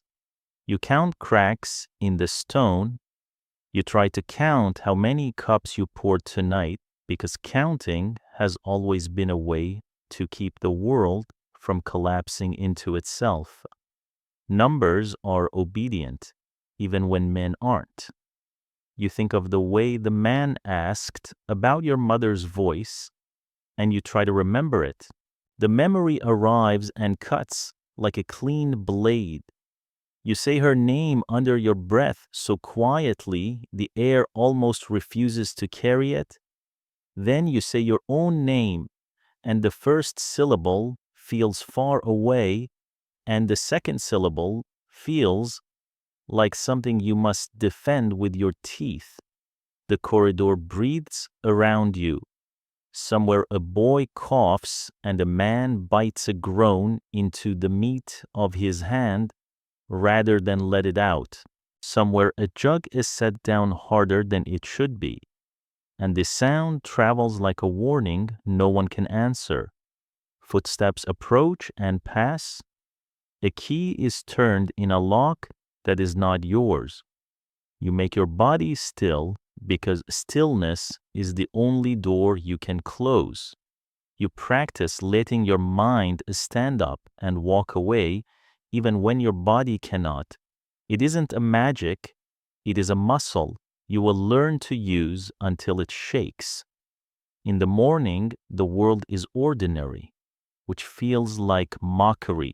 Bread divides the same as yesterday. Oil shines the same on the crater's rim. Demetrios looks past you the way a man looks past a pillar that has held up his roof for years. Pillars do not require attention unless they crack. Marcus meets your eyes long enough to tell you that he knows and then looks away, so the knowledge does not become a thing that can be taken from you. Alexios's mouth makes a shape that might once have become a word, and now is a small, permanent scar of sound. Philemon touches your elbow once, just once, and then tells you with terrible seriousness that the good cups must be counted twice because one cracked yesterday. He gives you a task because a task keeps you in the room without falling through it. You discover that men who were loudest about virtue last night are loudest about appointments this morning. Lists of errands replace lists of ideas. No one is embarrassed, because embarrassment requires the acknowledgement of having done something. They have trained themselves to see nights as separate from days, private as separate from public, appetite as a realm exempt from principles. You lift, you carry, you listen, you make your body answer to useful commands so that for a few hours it will not hear the other ones. When you're finally alone with water, the basin gives you back a face that looks like someone who has not slept. You wash the places you can reach without flinching. You inventory the places you cannot. The skin at your neck stings where a hand corrected your posture. Your shoulder aches where a cautionary squeeze turned into something else. A bruise is an instruction written in a color the body reads whether it wants to or not. You wash and try to translate the message into a language that will not break you. You decide that it says only live. At dusk, Philemon sits cross-legged in your doorway and speaks in that fast, quiet way of his that turns scary facts into small boats you can carry across a river. They will tell you, he says, glancing up the corridor, that last night was nothing because you poured well and no one overturned the couch and the symposiarch didn't have to raise his voice. They will call it a mild evening. He looks at your hands as if checking whether they are still attached. Listen to me. Mild is a word that belongs to weather, not to people. He shakes his head. It gets worse than that when the wrong men come. Sometimes the right men are worse. He swallows. You have to put a piece of yourself somewhere they cannot reach. He taps his own chest, here or here. He taps his forehead, or here. He taps the ledge, meaning the world. You ask, because it matters, whether there is a way to refuse. Alexios answers from the corridor without stepping into the room. There are refusals, he says, voice flat. Some are quick, and you don't feel anything after. Some take 3 days tied to a post. He does not tell you which he chose or when. He doesn't need to. He shrugs like a man setting down a weight without the luxury of deciding whether to pick it up again. We resist in the ways we can, when we can. The rest of the time we survive. Sometimes surviving is what resistance looks like. That night, you sleep with your hand tucked under your neck, the way you did when you were small and the wind banged the shutters. You dream ordinary things, the path to the spring, the dog that barked at clouds, a rope you knew how to tie with eyes closed. When you wake, you hear your breath first and the house second. You count that as a win. You tell yourself a truth in the language this place understands. You will pour perfectly. You will not spill. You will carry plates so steady Min will use your name as a synonym for balance. Under that truth, you lodge a different one, the kind that does not require other people's permission. You will keep a place inside yourself where no one comes. It will be small. It will be enough. The city will tell itself that nights like last night are minor chords in a symphony about beauty and order. It will remind itself that wine is mixed here, that men sing well and argue better, that the gods are honored and the floors are clean. It will never have to say the other sentence out loud because the law says it for them, that those without a status are available, that their no is a noise that doesn't exist, that harm without legal name is not harm. You will not argue with the city.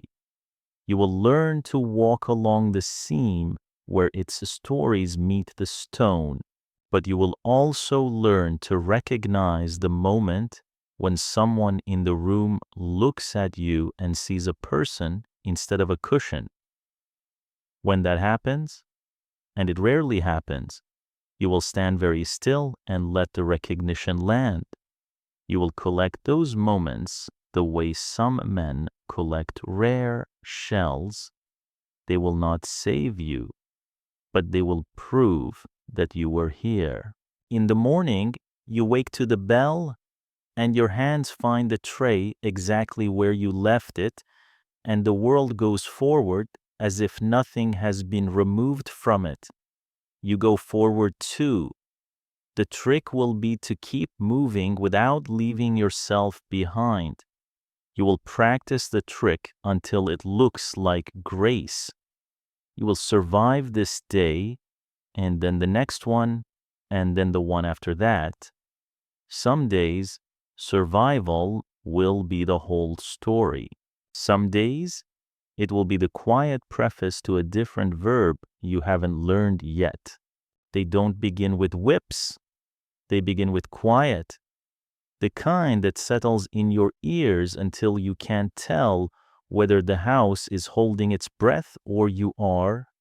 First, they fold the world smaller, a cell with a door that closes without comment, a corridor that takes away your horizon and replaces it with errands, a set of rules that sound like weather, always there, never negotiable. You learn early that isolation is not just a place, it is a method. Keep a boy from every voice that could tell him who he was, and soon his own voice starts arriving late to its sentences. Then they add unpredictability, not the big kind you can plan against, the storm, the raid, but the small kind that breeds vigilance, the bell that sometimes rings twice and sometimes not at all, the order that changes word at the door frame, the errand that turns into an accusation because a tray trembled in your hand when a joke landed wrong. You become a mathematician of moods, calculating the angle of a jaw as if it were a slope, predicting a spill and impact. You sleep lightly, not because you are afraid of being woken, but because you are afraid of being the last to wake. To reward compliance, they do not hand you happiness, they hand you relief, a warmer corner, bread with honey once a week, permission to breathe air that has seen the sky. It arrives like a coin that buys you back from pain for a few hours and then spends you again. Punishment is simple: humiliation, blows, hunger with quantities attached to it. the old lessons written across new skin. The philosophies that govern upstairs reduce your day to 3 words so clean they cut: work, discipline, feeding. They learned those words from men who debated justice at breakfast. They practiced them on bodies at dusk. But nothing works like identity theft. It starts with your name. The mouth that buys you can't pronounce it, or won't, and the first mispronunciation becomes a policy. Soon, a new name is issued: short, Greek, easy to call across a room. It is meant to fit you the way a collar fits a dog, efficiently, without memory. Inscriptions and onomastic studies suggest this was routine. Foreign-born people pressed into households were commonly given Greek names that concealed origin, while only a minority kept labels that announced where they came from. The erasure is not an accident, it is a tool. A man will obey more quickly when the answer to "who are you" is whatever someone else says next. Language goes next. You hear, without hearing it said aloud, that your old words make the corridor nervous. They are too efficient at calling home into a room that forbids it. So you train your mouth to a different music. You learn the household's vowels before you learn its mercies. You think in one language and serve in another until the two don't meet except in dreams. Clothes, too, are part of the curriculum. A tunic cut to this house's pattern, not yours. Sandals that teach you where you are allowed to walk. An oil that smells of citrus and tells the air you are on display. The gods follow last, a perfunctory sign made at an altar that is not your family's, a sacrifice who does smoke you watch with polite eyes. It is not belief they want, it is choreography. In time, you notice how the system uses your body to teach your mind what is expected of it. Eyes down becomes a posture and then a theology. Yes migrates from your tongue to your shoulders. A small forward tilt that announces consent before anyone bothers to ask for it. The house copies itself into you like a script, and you find yourself saying things you don't remember learning. You move through rooms as if they owned your angles. They do. On good days, you can keep a piece back. Alexios told you to choose something to protect, and you did. A memory you do not narrate aloud. A rhythm you drum against your leg with 2 fingers while you wait for a cup to be raised. A word in your own language that you tuck into the corner of your mouth like a seed under the tongue. On bad days, you understand why some boys go smooth and quiet as water left too long in a jar. No movement, no smell, just a faint skin on top that keeps the air out. It looks like obedience, but really it is loss. The person has left and the body is caretaking the absence. The law helps with the breaking by pretending to be neutral. Outside, men will say the city is a chorus of equals, that the courts arbitrate between citizens, that reason rules where anger tries to intrude. Inside, you learn what the same law thinks of your speech. It counts best when pulled through pain. If your words are ever needed in public, they will be improved under torture to make them reliable. A practice so ordinary, the orators can use it as a rhetorical dare. The rule marks you as a category, property, whose truth is only legible when the body screams.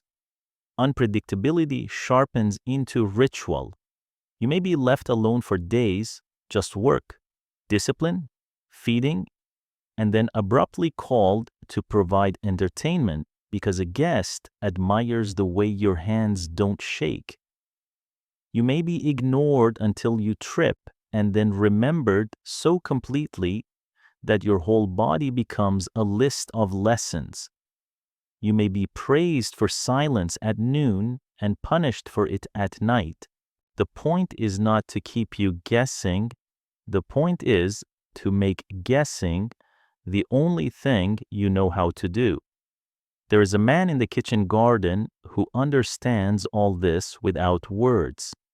He prunes vines before the heat rises and doesn't look up when you pause at the gate. But the way he moves tells you he has survived systems before. He shows you, once, how to graft a cutting so the old tree accepts an unfamiliar shoot. Angle and patience, he murmurs, more to the plant than to you. You carry the lesson back downstairs and perform it on yourself.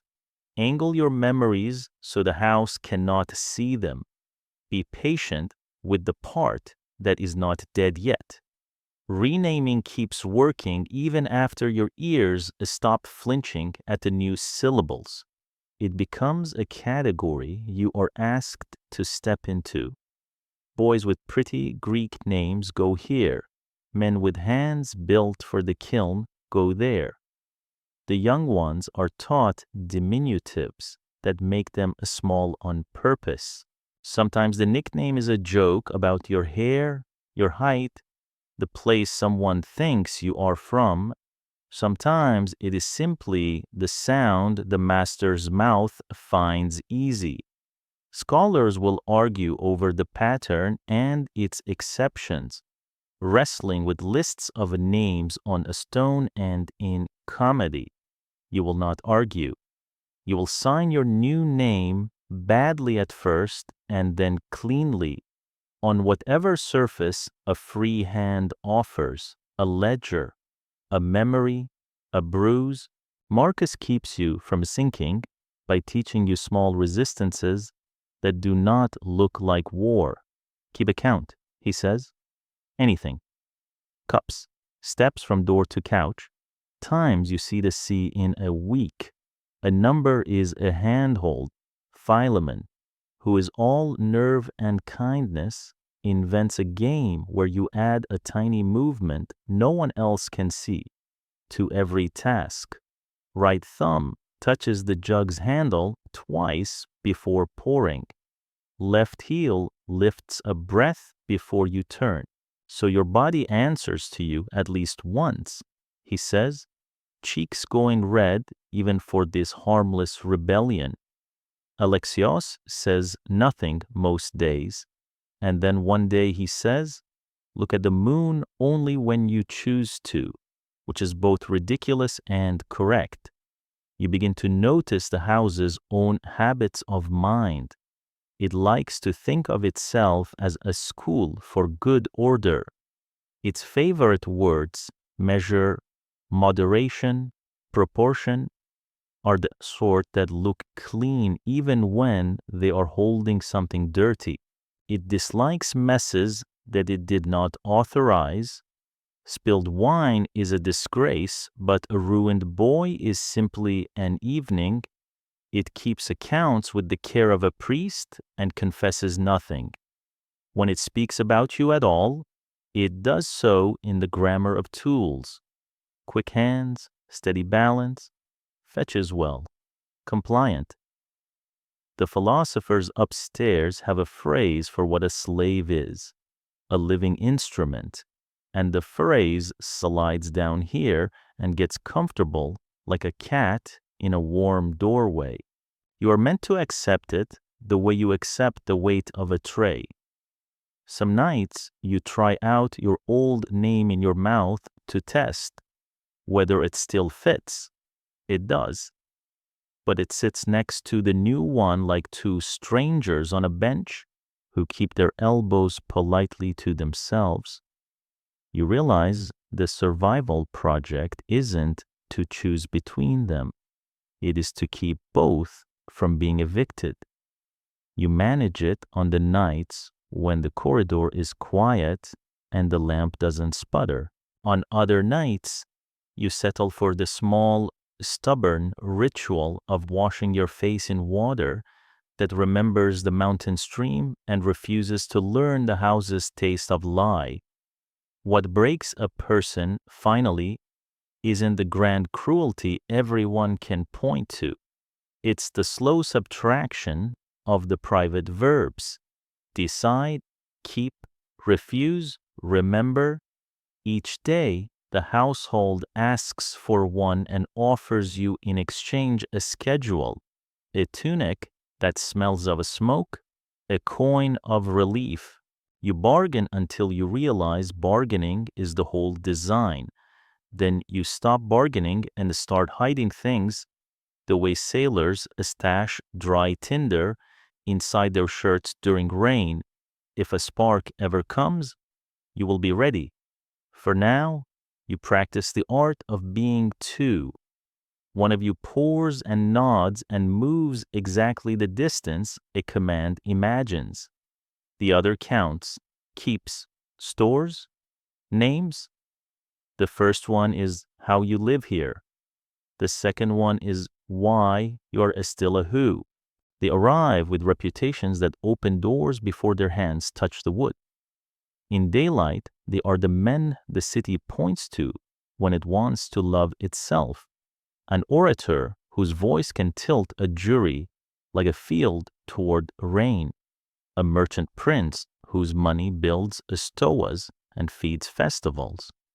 A philosopher whose sentences walk in sandals through the minds of boys who will one day decide which ships sail and which do not.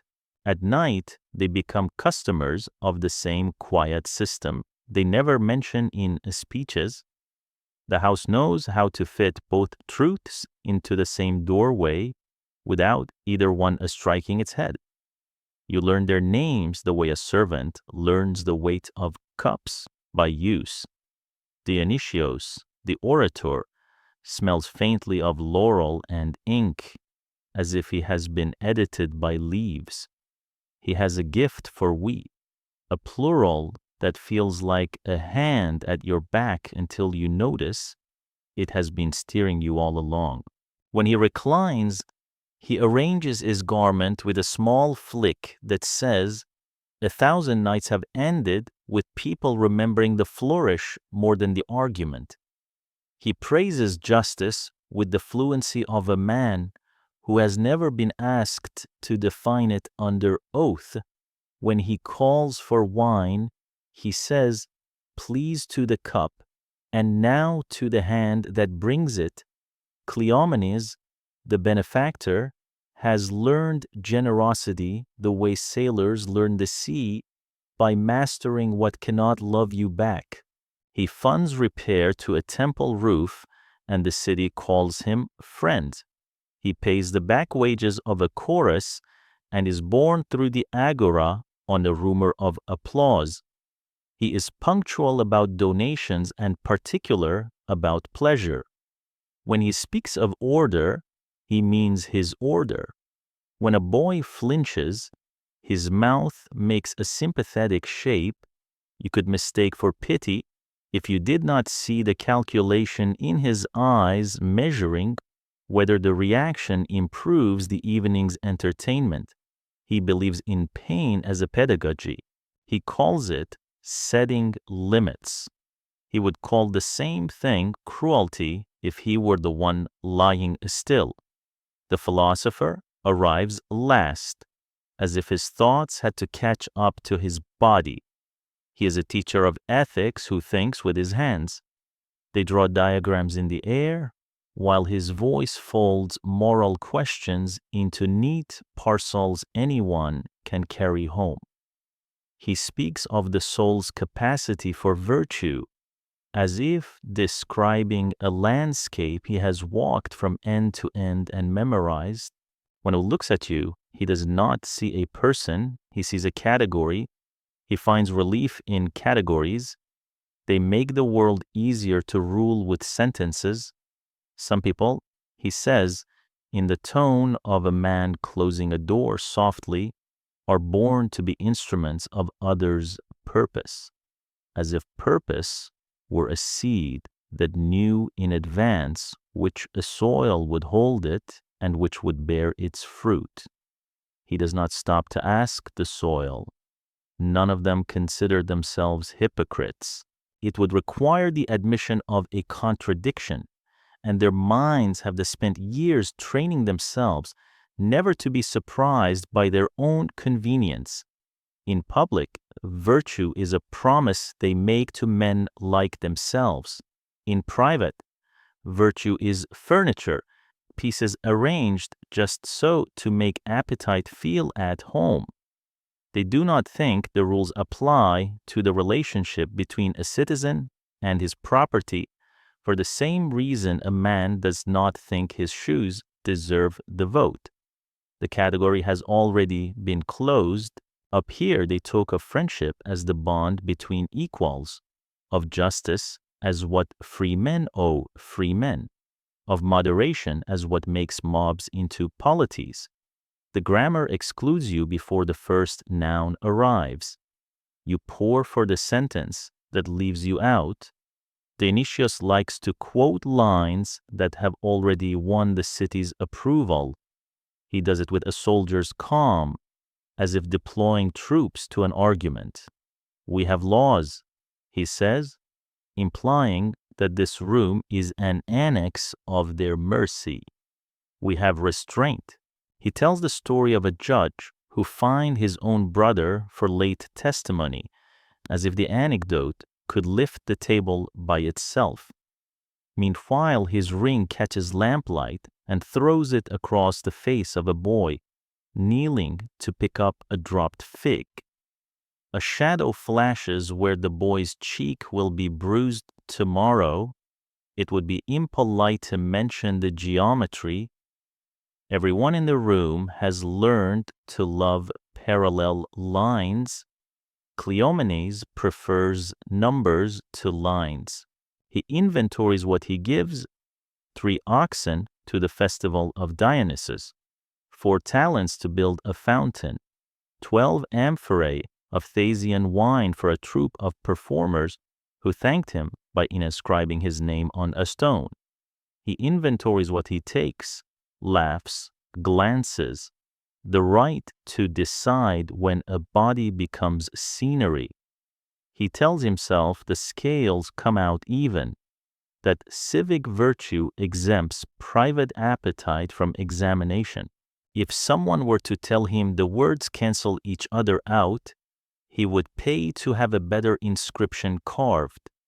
The trick of rich men is to make the stone tell a story the flesh cannot.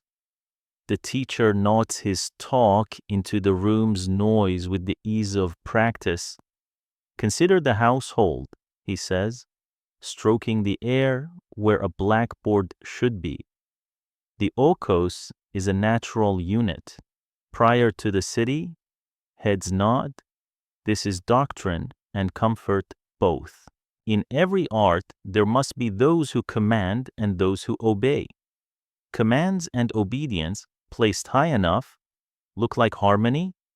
As in a lyre, different strings serve different tones. He smiles at the instrument's elegance. No one mentions the hand that holds the plectrum, or the boy who holds the instrument steady while someone else plays. The analogy smooths the facts. The evening wants to be smooth. On nights when the room leans toward cruelty, the philosopher provides the footnotes that let everyone sleep. He speaks of natural fitness, of ends and means, of the mutual benefit when an instrument is well used. He can say mutual because his language has an inside clever enough to make a lie feel like good carpentry. The men on the couches hum their agreement the way bees hum in a grove. The sound is industry, not thought. Downstairs, someone cries into a folded blanket so as not to make work for anyone. Both noises belong to the same city and the same night. You are the hinge. The house itself assists in the disguise, as houses always do when power lives in them. The walls instruct the eye where to rest so the mind can follow. Painted meanders on the frieze teach you how to take a long, polite walk without leaving the room. The mosaic places dolphins at your feet, so your thoughts can travel from sea lane to sea lane without ever stepping in dirt. The couches are low, yes, but they allow men to float above the floor like gods making easy weather on a good day. Beauty confirms itself. It says, a place this well arranged cannot invite disorder. It never volunteers the fact that disorder may be what is happening to the person pouring the wine if you listen from where you stand, because where you stand is an instrument of listening. You can hear the mechanical click when a principle is applied to someone it was never meant to serve. Temperance, someone says, and the room does not count appetite as a part of the inventory. Justice, someone answers, and the room does not practice the accounting on anyone who will not be heard if he protests. Freedom, someone sings, and the liar answers in a scale that does not require your name. The words are true enough among equals. The trick is to keep the circle of equals small. On another night, a poet comes, the kind the city admires because he makes vice look like a costume man can take off at dawn. He sings about desire dressed as a god with a laughing mouth and a bow that never misses. The room smiles and forgives itself ahead of time. You refill cups at the end of verses and learn new routes through the furniture that keep you out of the shadow of hands that have already decided that your body is part of the evening's lighting. The poet's last line claims that love is a noble madness. No one asks which kinds of madness call for chains and which call for crowns. When you find yourself alone at the basin after these men have gone, you say their names once, not as a curse, but as an annotation. You say what they are famous for, verdicts, buildings, books, and then you say the thing they did not know they were famous for, the way their hands moved without asking, the way their laughter made room for itself where there was none.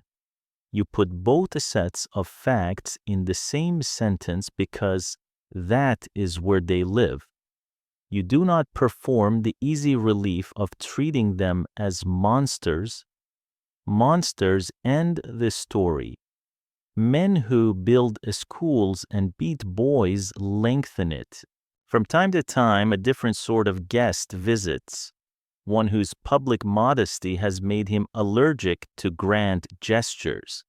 He drinks little, listens more than he speaks, and when he leaves, no one can remember a sentence he said, only that he kept doing something that made the room settle, pushing a cup closer to a hand that wanted it but did not want to ask, resting his eyes on a boy just long enough to remind the boy he existed. You store these nights like winter pears in a cellar you have taught yourself to keep. They will not save you from hunger.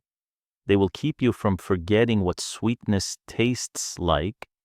What you come to understand, carrying wine between the hypocrisy and the hymn, is that ignorance is not the engine here. Choice is. The orator knows words can whip a room into virtue and chooses to use them to calm his conscience to sleep. The benefactor knows spending can build a city and chooses to spend his private life as if other people's bodies were clay meant to take his fingerprints. The philosopher knows distinctions can sharpen understanding and chooses to draw them where they protect appetite from doubt. This is not the stupidity of the unlettered. It is the sophistication of men who can reason themselves into any comfort. You begin to practice your own philosophy at the edge of theirs. It has only a few axioms. The first, two things can be true at once, and if they hurt in different directions, that is not a paradox you are obliged to solve, only to survive. The second, a boy who keeps a memory alive commits a kind of justice the courts do not recognize. The third, a name said softly to yourself counts as a speech in a city that will never allow you a vote. You test the theorems at night. If you carry a cup without spilling while listening for a truth, the room is trying not to say. Which of you is freer? The answer changes. That, too, is a kind of knowledge. When Dionysios rises to leave, he compliments the host on the proportion of the evening, a word men wield like a charm against disorder. Cleomenes lingers to pay a musician in coin and a smile, then asks for the bill of fare so he can praise the cook for a fish he did not notice eating. The philosopher departs last, gathering his cloak around him with the air of a man collecting an argument he intends to publish later, minus the detail that gives it weight. Demetrios counts cups in the quiet like a priest itemizing sacrifices. You wash the last of the oil from your hands and pretend the scent is just citrus and nothing else. The house exhales. You climb back down into the corridor where truth is stored. It would be easy to hate them in a way that makes you simple again, the way you were before the market and the stairs and the first night someone told you what entertainment meant when said, with a smile, you do not take the easy way, you keep their public faces next to their private ones like two coins in the same purse. When a day comes, years from now, or never, when someone asks you what Athens was, you will take both out and show them together. The city will not like the picture. Cities rarely do when shown the machinery that keeps their lamps lit. But a picture that leaves out half its light is not honest, and you have decided honesty is the one virtue you can afford. By the second year, you have become an expert in vanishing. You do it the way a mason learns to square a stone, by feel first, then by rule. You enter a room as if your shadow had learned to go ahead and ask permission for you. You set a cup down at the precise point where a hand expects it to arrive, and you stand the exact distance from a couch that makes you useful without becoming visible. There is a kind of applause for this, though it makes no sound, the absence of correction. When no one has to say your name, you have done well, the praise tastes like nothing. That is why it is so easy to swallow. Numbness, you discover, is not a switch, but a weather pattern. It rolls in on mornings when the lamps still smell of last night, and it stays until some small kindness changes the air. Marcus sliding you the better bread end without looking. The garden dog choosing your feet, not someone else's, as its pillow while the sun finds the courtyard wall. You build your days out of these imperceptible materials. You begin to move as if you were helping the world avoid a collision with itself. The house notices. It always notices when a tool stops resisting the hand. You are assigned to nearer errands, to tasks that require a steadiness rather than a strength, counting cups into the night and cups out of it, carrying a tray through a conversation without making the tumblers of talk wobble, remembering which guest prefers his mix thin and which pretends to prefer it a strong, and then leaves most of it in the bowl. Demetrios begins to give you instructions with fewer words, which is this household's definition of trust. He learns to nod over your shoulder instead of into your face, and the nod is a permission slip that lets your day go on without injury. With trust come little prizes that look like mercy from a distance and like a strategy from up close. A better blanket that knows how to keep heat near your chest. A corner where the draft cannot find you even when it tries. Once, on a feast day, honey you did not have to steal with a fingertip. It is not that anyone believes you have earned these things. The house does not speak in that moral vocabulary. It speaks in the language of maintenance. A compliant instrument lasts longer. A well-kept cup does not crack in a guest's hand. You are kept as you are used. There is a ladder here, and you learn its rungs by the shoes that pass your doorway. Some boys, once broken into the house's rhythm, are taken as personal attendants and orbit so close to a single family member that, on good days, it is a shield and, on bad, a cage.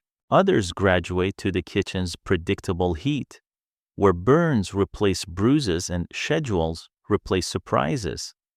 A few are sent on errands across town, wearing the house's token on a string. Those are the afternoons when air that is not for sale enters your lungs. A rarer few are rented to workshops where skill can outlast youth if the master values leather or bronze more than faces. You think such postings might save a person.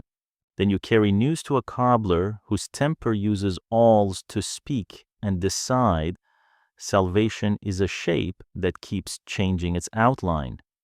Upstairs, a guest asks the host about the right way to run a household, and the answer arrives in a calm, antique voice that has been teaching men like him how to organize other people's time for 100 years.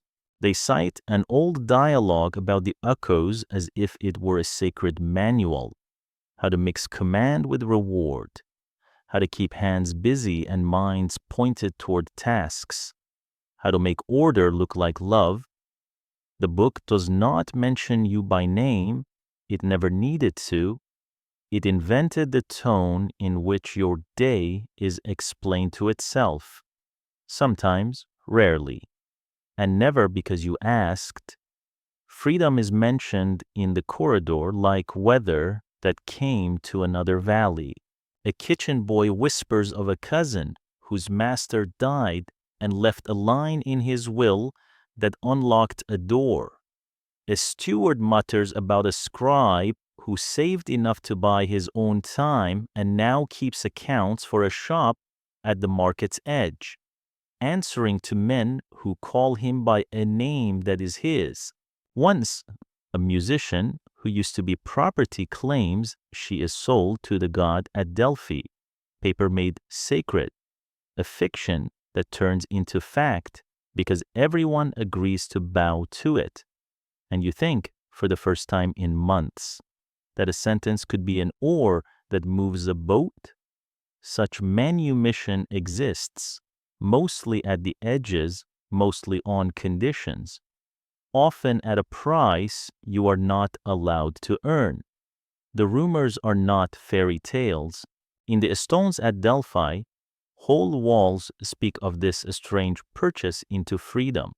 A master sells a person to Apollo, and because the god uses no bodies, the right of use flows back to the person who was used, sometimes with a string knotted to the end, years of required service, a promise to remain near until the debt is considered repaid. The word for that a string is paramon. Stay on, wait beside, and it shows up in letters chiseled clean as if law could make mercy behave.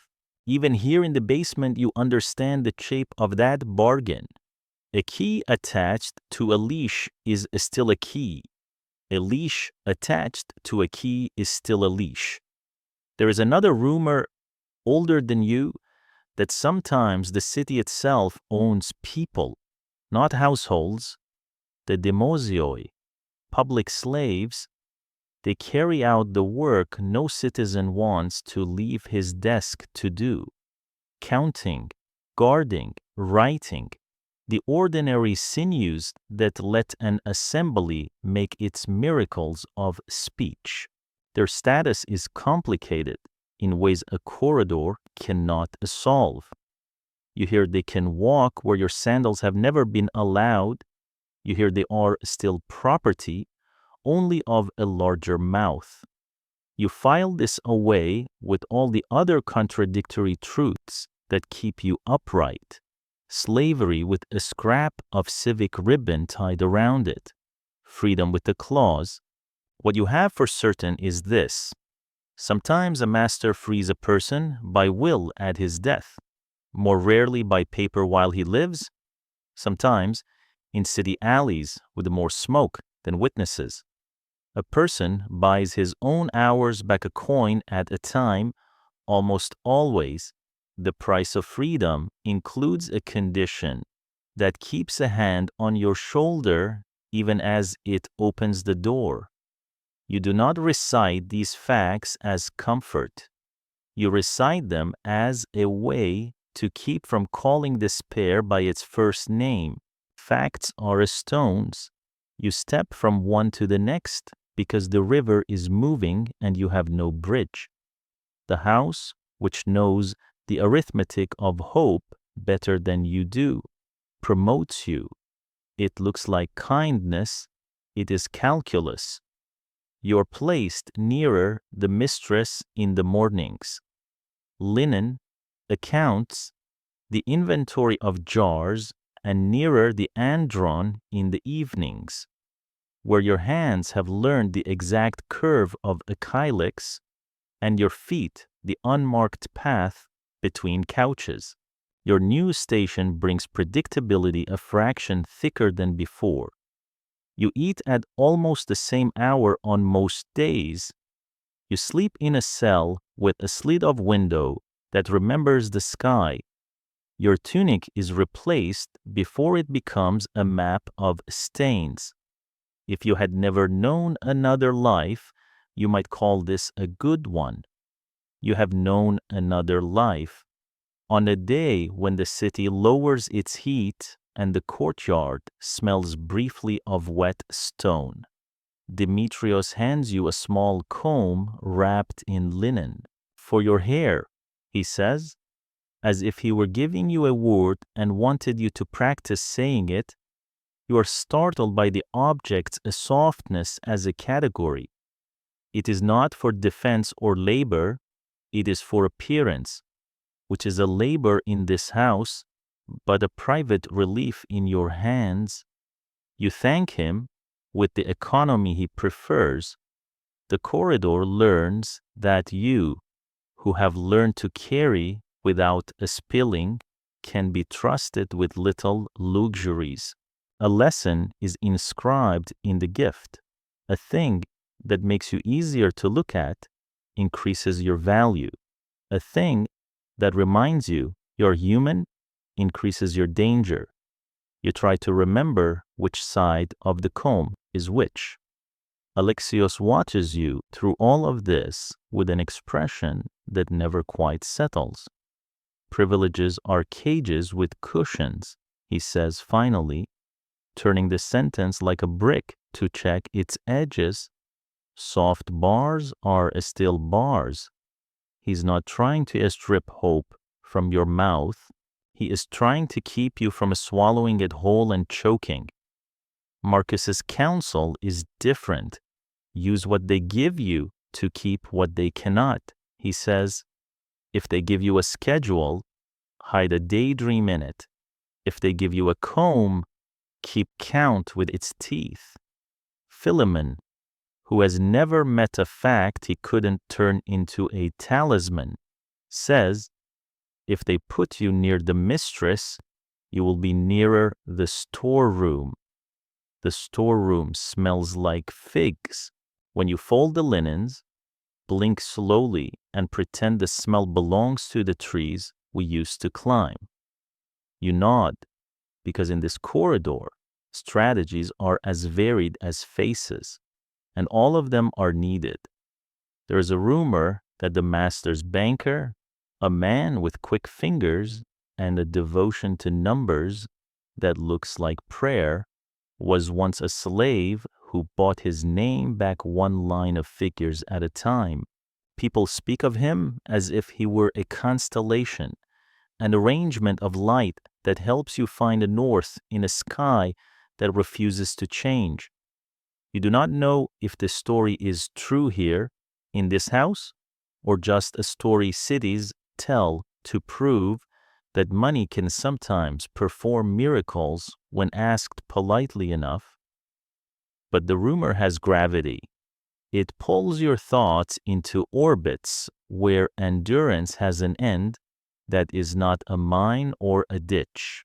Nights continue to train your body to answer to voices that call from couches, but the voice in your head starts to change its tone. It is less a cry than a ledger. You list what you have kept, a memory of your sister laughing so hard she hiccuped, the taste of honey carefully divided into days so it never runs out, the way your feet know a patch of warm floor when one exists, the knowledge that you can carry 8 cups if you balance the tray here, not there. You list what the house has taken, hours, and then some years, a name you still own in secret, the habit of looking people in the face. You check totals without expecting them to balance. Accounting is not justice. It is only a way to keep from forgetting. One evening, a guest you have learned to fear less than the others because he speaks softly when he is drunk and not when he is sober, catches sight of the comb's teeth marking your hair and says, that suits you. The sentence is harmless in the mouth. In the room where it belongs, it is a test. You answer with a nod that costs nothing. You step back 2 paces into the old geography that has kept you from being furniture permanently nailed to a place. You have become so good at this that sometimes, in the basin's polished bronze, you catch your own eyes and flinch, not because you hate the person looking back, because you have learned to recognize the art that kept him alive, and the art is almost too good. On a morning when the sky comes in the window like cold water, and the city's noise arrives early with the fishmonger's shouts, you're sent on an errand to the market with an older boy who knows the road so well he could walk it with his wrists tied. He teaches you the trick of making the house's token visible, just enough to keep bored men from inventing work for you. He shows you the stall where the olives are cheaper after the noon sun has leaned once across the square. He points out the office where petitions are filed and laughs without mirth. They write laws about citizens in there, he says. We obey them out here. You buy bread and onions and a spool of thread. You come back with air in your lungs that no one bought for you. You remember it all day. That night, counting cups in the aftermath of a well-measured evening, you realize the numbness has learned a new trick. It makes room. Into that room comes the smallest, hardest truth you have. You are still here. Being here is not the same as being free, but it is not the same as being gone. You have seen boys who are gone while their bodies work. You have seen boys who leave their names under the straw and never reach back for them. You have not left. You will not. If a door opens, you intend to be standing near it. If it does not, you intend to know, in painful detail, why it stayed shut. Knowledge is not freedom, but it is a weapon that does not set off alarms when you carry it through a house. Later, in a season when lamps burn longer because the sun gives up its job too soon, word will come from a shrine with walls that know the trick of freeing people by selling them to a god. Later, an old man's will might turn a lock simply because parchment told it to. Later, none of this may happen. For now, you align plates to the edge of a table until the pattern is so exact even the philosopher would approve. You step back and see the order other people find beautiful, and you do not correct them out loud. You keep your corrections in the place Alexios told you to keep something for yourself. You breathe, you sleep, you wake, you refuse to vanish so completely that only your skills remain. The house can have your hands. It cannot have the arithmetic you do with them.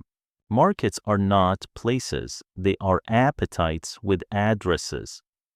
You learn this on the first morning. Demetrios taps your shoulder and says, "Come," as casually as if he were asking a cup to follow a hand. The house is low on boys with steady wrists.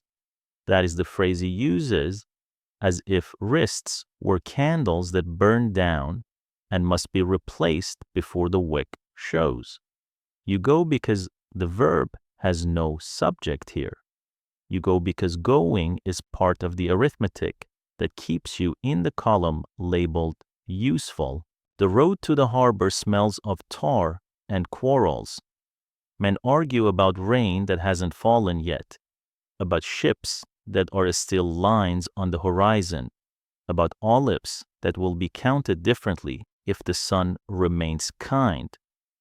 Demetrios walks with the posture of someone who negotiates for a living, chin level, eyes like scales, steps that measure distance by the value of what is at the other end.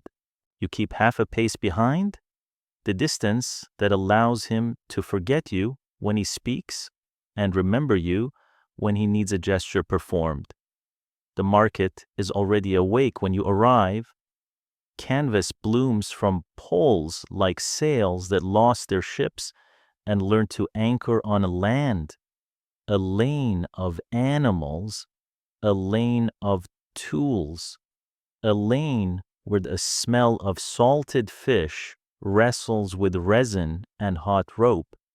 And here, a lane of people who have been taught to hold still. They are arranged in the grammar you remember, the broad-shouldered to the left, the fine-boned to the right, the faces divided into categories that the room upstairs would call household, and something softer that dares not say its name. Oil shines on arms the way water shines on stones after a river drops. Demetrios does not hurry. He does not need to. The stock will not spoil quickly. The sellers have prepared them to look like patience. He steps under the shade and the auctioneer's face performs a welcome that includes a discount already hidden inside it. Back again, the man says. And the again is a hand on your shoulder disguised as a greeting for your keeper. He moves his reed pen across the ledger with a priest's attention. You remember the feel of ink turned into iron. It is a peculiar prescription.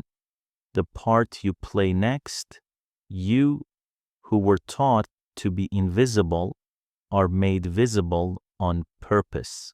Demetrios makes you a stand where the buyers can see his point without hearing it. An example of what can be done to a boy with quick hands and a compliant posture. When the seller glances at you, he isn't admiring your survival. He is selling the idea that survival is transferable upon purchase. You become a before and after in a single body, the market's favorite magic trick. The trick never mentions the cost of the middle. You try not to look at the boys lined up across from you, but they look at you because hope is a predator that can hunt even in places like this.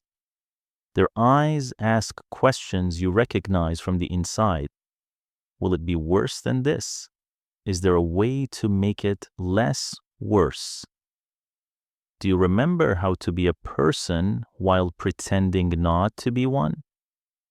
You keep your gaze on Demetrios' shoulder because the answer that would be honest is not one the market buys. You understand, with an ache that does not have a word for itself, that some lies are mercies and some mercies are injustices, that have learned not to raise their voices. Business is a ritual with steps. Demetrios walks the line. Sellers list attributes that can be spoken without offense.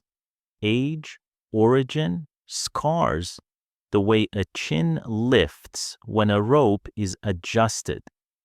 A boy is told to turn, to open his mouth, to breathe deeply to show the chest works. Someone pushes a shoulder, not hard, to see if the body returns to balance quickly or needs training. Hands rest on forearms with the same detachment they bring to testing a yoke. When they fall longer than function requires, no one says anything that would raise the cost of the afternoon. Field, a broker murmurs behind you, marking muscle and sun on a back. House, says another at the sight of solemn eyes and wrists that already know how to carry a straight. There is a third category, spoken less and bought more, a hum of approval that never reaches the mouth as a word. You feel in your skin's memory every time that hum has turned into a room where music is an alibi. You learn to breathe in such a way that the past does not climb your throat and ruin the price Demetrios intends to pay. He asks your opinion as if you were a knife he were testing for balance. He does not lower his voice. He lowers the significance of the person he is asking about until the question sounds like a technical assessment. That when he says, chin indicating a boy with a face like yours, on the day you learned a ledger could become a door. Will he last, you could say. He will last if your house decides he is furniture, not a man. And if his mind survives the daily project of pretending to be the former without losing the latter, you could say his eyes are new, which is dangerous, and his shoulders haven't learned that being small is a kind of shield. Instead, you say, he's quick, he has balance, he will learn not to spill. You are telling the truth that costs the least. The next boy is all angles and burns from work that did not require a roof. Fields, you say, and the word passes into the ledger like a season. Another shows a stubborn tilt of the mouth that used to belong to you before the house taught your face diplomacy. He will resist, you tell Demetrios. He will require time. Demetrios calculates. He's not cruel for a sport. He's cruel the way a man is cruel when he does math and calls it nature. Not worth the trouble, he says. An economy is structuring a life. Sometimes the market's theater tries to improve the product with narrative. A seller claims a boy knows letters, and you're made to ask him to count to 20 when he does it wrong from terror. The seller retells the story. He was taught another system, another merchant's tally, a different god's number. A man claims a girl can sing, and she is too hoarse to prove it. Her voice was fine, he explains, before the road dusted it with silence. You stand there, a chorus of one, knowing how the truth is always the first thing the market taxes before it allows value to be added to a person. Demetrios buys two that morning. One is small and steady, with hands that hang as if they could be taught to carry a tray without thinking about it.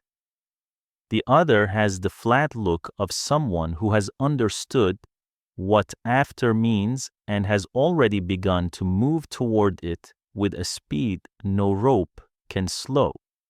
Paper is scratched. Money changes owners. A scribe writes nouns in ink that will outlast the people named by them. The boys are led from the shade to the lane where goods without legs are tied to mules. You remember the moment you learned that ground can feel like falling. You do not allow your face to say you remember.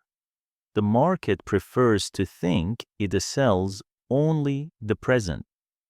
On the way out, Demetrios pauses at a stall where a woman sells lamp wicks as neatly coiled as the sleeping snakes. Good linen, he says, and you hear in his tone the relief of a man who understands that a house runs on small things staying reliable. He buys a bundle, and as he tucks it into the bag of papers and seals, he looks at you as if he has made you more real by purchasing wicks in your presence. You did well, he says. Praise in this voice is a tool like any other, an instrument that tightens bolts to keep a machine from rattling itself apart. The walk back to the house feels longer, not because the road grew, but because it is carrying something it did not when you came. The boys shamble in the half-pace of people learning how to keep their balance near a stranger's arm. You keep to the side where you can see their faces without teaching them by accident that you are a place to pour questions. One of them tries to match your steps. It is not hope. It is the body's simple desire to belong to a rhythm. You shorten your stride the smallest fraction so he doesn't trip. No one sees. Small mercies count most when they are too small for the market to notice. Inside the gate, the house performs its courtesy with the speed of long practice.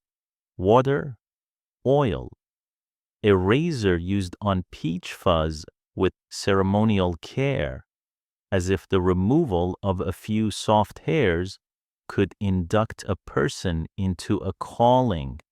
Someone shortens a cord, someone lengthens a tunic, someone calls down the corridor that Demetrios has returned with inventory and asks whether the mistress wishes to see the purchases now or after the porridge is stirred.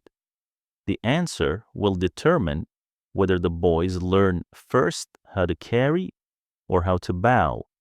It will not change what the day wants from them. Later that week, Demetrios brings you back to the market, not to buy, to demonstrate.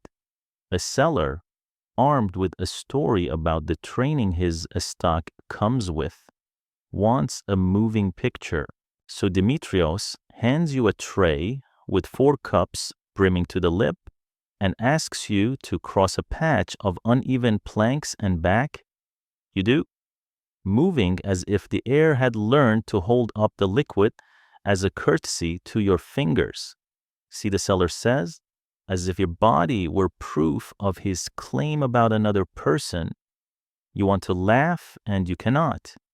You want to say that examples are crueler than lies because they are true in only one direction. You place the tray on the table and remove your hands so the demonstration can end. The irony lands later in the basin's reflection. The boy who shook on a platform now used as a standard for steadiness.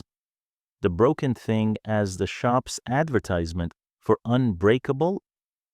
You sit with that for a long time, not because the thought is complicated, but because it demands a kind of forgiveness you do not intend to supply. You're not angry at Demetrios. He is a man doing what systems ask of practical men. You're not angry at the seller. He is selling the only wars that made it to his stall this morning. You're angry at the geometry that lets one survival be used to calibrate the price of another captivity. Anger cannot change the integers. It can, however, keep you from turning into a number you accept without protest. The next time Demetrios asks for your judgment, you answer with fewer words than before. You give him what he needs to spend the house's money as the house prefers. You stop yourself from instructing a boy with your eyes on how to breathe softer so his chest won't look like fear. You know that advice saves sometimes and endangers more. Instead, you hold your face in that quiet shape that fools buyers into believing you do not remember what rope feels like. You remember enough for 3 boys and a ledger. The new ones watch you when you pass with a jug in the evening, the way men watch a star to see if north is still where they left it yesterday. They take you for a map. They are not wrong. You become a map without promising that the destination marked survival is the same as the one labeled living. When one of them, the smaller, drops a cup and flinches before the sound has fully happened, you place the broom in his hand and stand beside him while he sweeps. Nothing more. You let him borrow your breath's rhythm for a minute. It is not rescue. It is a proof of concept. A person can be a steady in a room that does not want him to be. Demetrios begins to ask for you by name when the market appears on his list. The name is the house's version, clipped and Greeked. It fits as badly as always. You answer to it because answering is the first trick you learned, but you say your own softer when the doors are shut and the water is still. The market trades in bodies. You have decided to keep a voice. You see him before the market does, not because he is louder or braver, he is neither, but because your eyes, trained for years to avoid looking too long at anything that can be priced, forget themselves for one heartbeat and look. Same dark hair, combed without persuasion. Same narrow shoulders that haven't learned yet to fold in. Same watchfulness in the corner of the mouth. A line that says he has practiced being polite to men who don't deserve it. He is younger than you were when rope first taught you how to walk to another man's stride. Or perhaps you only hope he is younger. Hope edits ages. Demetrios is arguing about olives, about weight, about brine, about the way a dishonest scale eats profit one seed at a time. You stand half a pace behind, a good shadow, and the boy's presence moves through you like the first cold water of the season over a stone that believed in summer.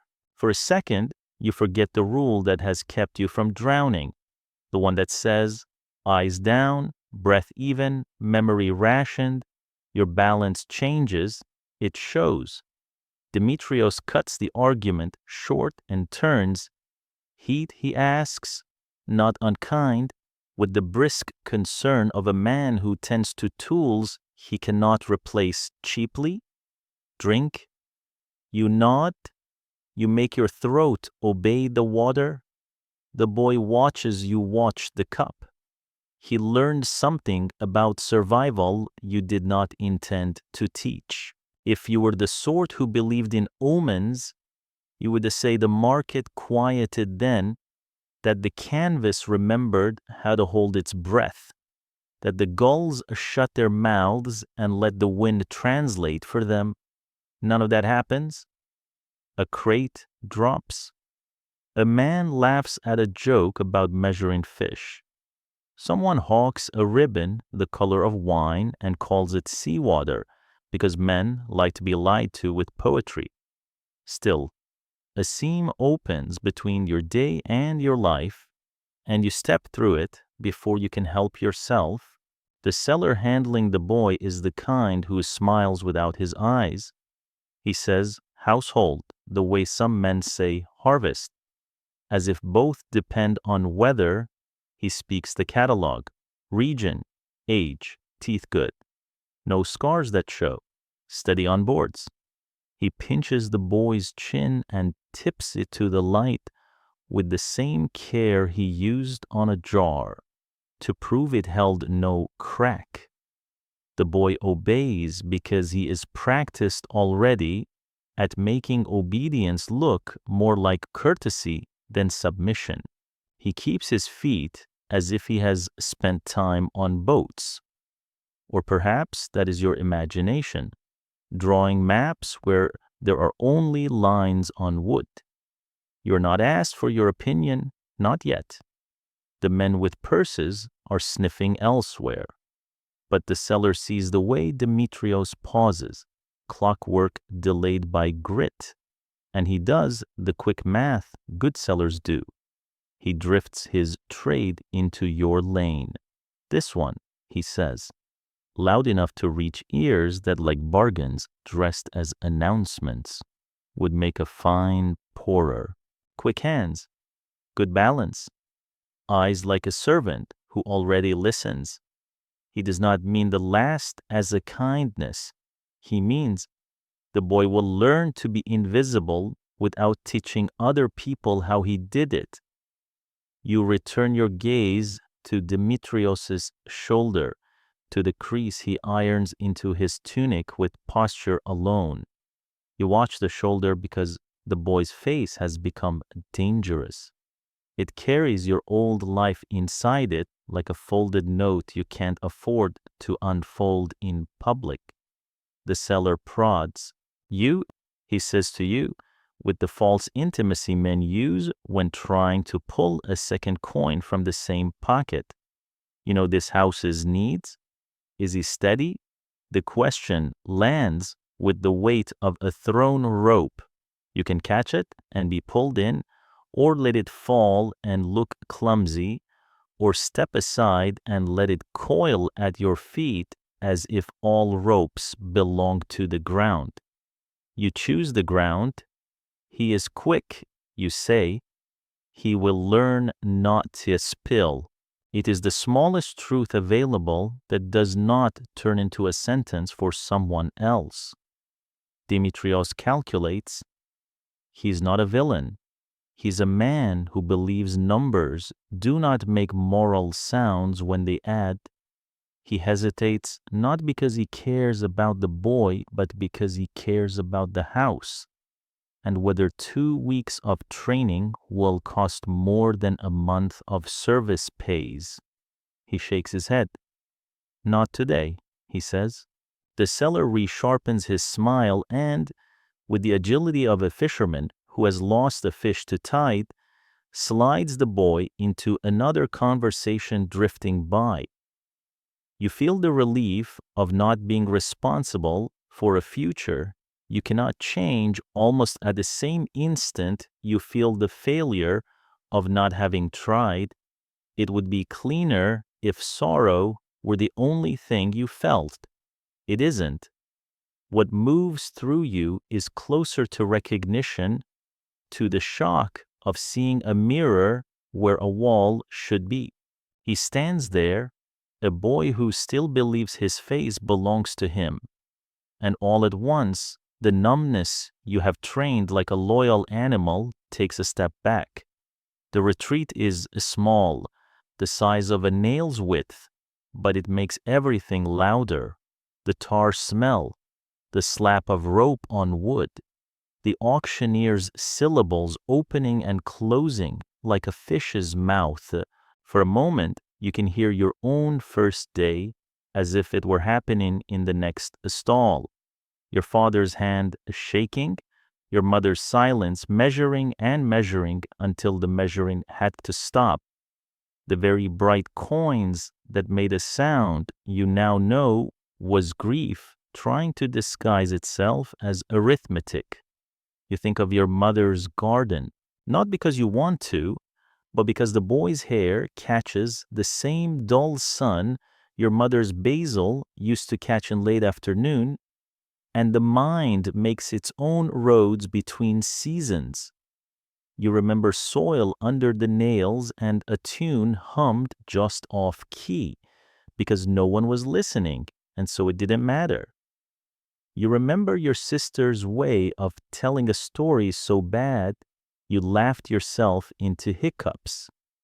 You remember wind in the pass above the village, the clean kind that never learned the harbor's names. You remember your father's laugh as if it were a tool he tried to hand you and couldn't, because both his hands were full of debts. Memory arrives, and your body wants to reach out for it. You pin your hands to your sides with the force you usually save for full trays.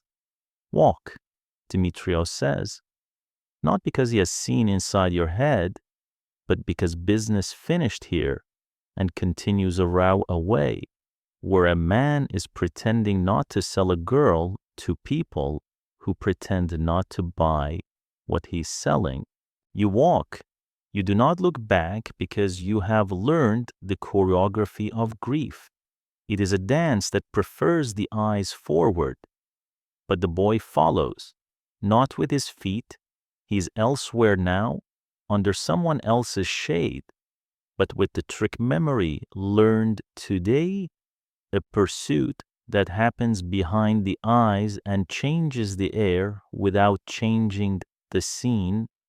That night you dream in the old colors, not the house's polished palette, bronze, fig, lamp gold, but the mountains' small noises, goats that answer to names, a door that is stuck in winter and needed shoulder plus laugh to open, water you could drink by kneeling instead of bargaining. You wake with the feeling of a blanket that was never yours on your face and the name you were born with in your mouth. For a long minute, you refuse to trade it for the one the house answers to. The minute is an extravagance. You spend it anyway. The corridor feels different when you step into it, as rooms do after people have said words inside them that will take days to fade. Marcus notices first, not because you are careless, but because he counts with his eyes the way other men count with abaci. You saw someone, he says softly, as if commenting on weather that could go either way. You nod. He doesn't ask who. The question would split the air in two. He only says, eat. and presses bread into your hand with the authority of a priest distributing a sacrament designed to keep the body and the mind from parting company. Alexios waits until evening to speak. He has learned to let feeling cool so it can be handled without breaking. They keep us by making the past small, he says, leaning in the doorframe the way men lean at funerals when it is time for truth and comfort has gone home. If the past grows, this, he gestures at the stone, the rules, the corridors, patient breathing, shrinks. He looks at you a long time. Let it grow. Carefully, but let it. He leaves before the promise inside those words. Danger and permission both has finished stepping into the room. Philemon, who never gives advice without smuggling in a charm, brings you a sliver of pottery with a crescent of black glaze on it. A moon, he says, delighted with his own discovery. For your pocket, he says, it will keep the mind from misplacing itself. You do not ask whether he believes it. Belief is a private room, even in a house that hates doors. You thank him with the extravagant formality he loves, because formality makes gifts heavier and therefore harder to take back. In the days that follow, the numbness returns as numbness does, loyal to the work, careful with the edges, but it no longer covers everything at once. It leaves a small circle clear, a window, a porthole, some round thing the sea invented and the house forgot to board up. Through it, the boy stands and will not go away. He does not haunt you. Haunting is loud. He waits. Waiting is worse. It is a discipline that teaches you two lessons at the same time: how to endure what you cannot alter, and how to refuse the lie that endurance is the same as consent. You find yourself testing the borders between okos and polis, the household's law of hands and the city's law of mouths, without turning the test into a sermon. You carry a cup past a conversation about justice and feel, without surprise that the definition will not descend the stairs.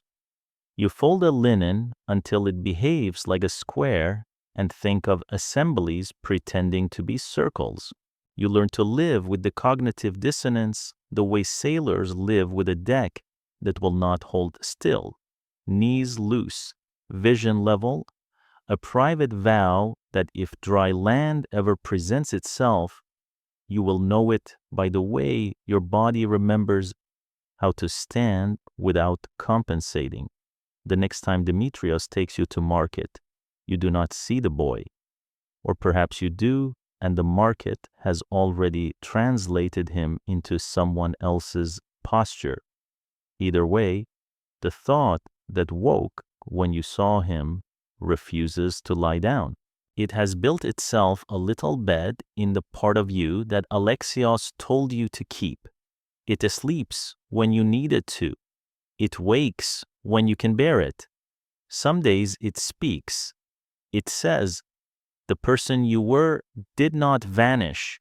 He was interrupted. He may not come back whole, but he may come back in pieces you can learn how to hold. You do not swear an oath. You have seen what oaths cost in houses like this, but you begin a practice. Each night, after the lamps are shuttered and the corridor has finished telling its stories, you say your first name and your mother's name and your village's name in the order prayers use when they want a god to remember a human. You say them quietly enough that the air keeps your secret, and loudly enough that your own ear is convinced. The words do not change your day, they change the posture of your sleep. They make room for a future that does not yet have a door, only a hinge. The quiet nights are the most dangerous. No drunken chorus to hide inside, no laughter to surf until the waves break against some other body, only low talk and the small, legislated rituals that make men feel virtuous about pleasure. The andrón glows like a contained thought, lamps trimmed, rushes new, garlands sober enough to look like piety. The symposiarch raises 2 fingers and the dilution is set.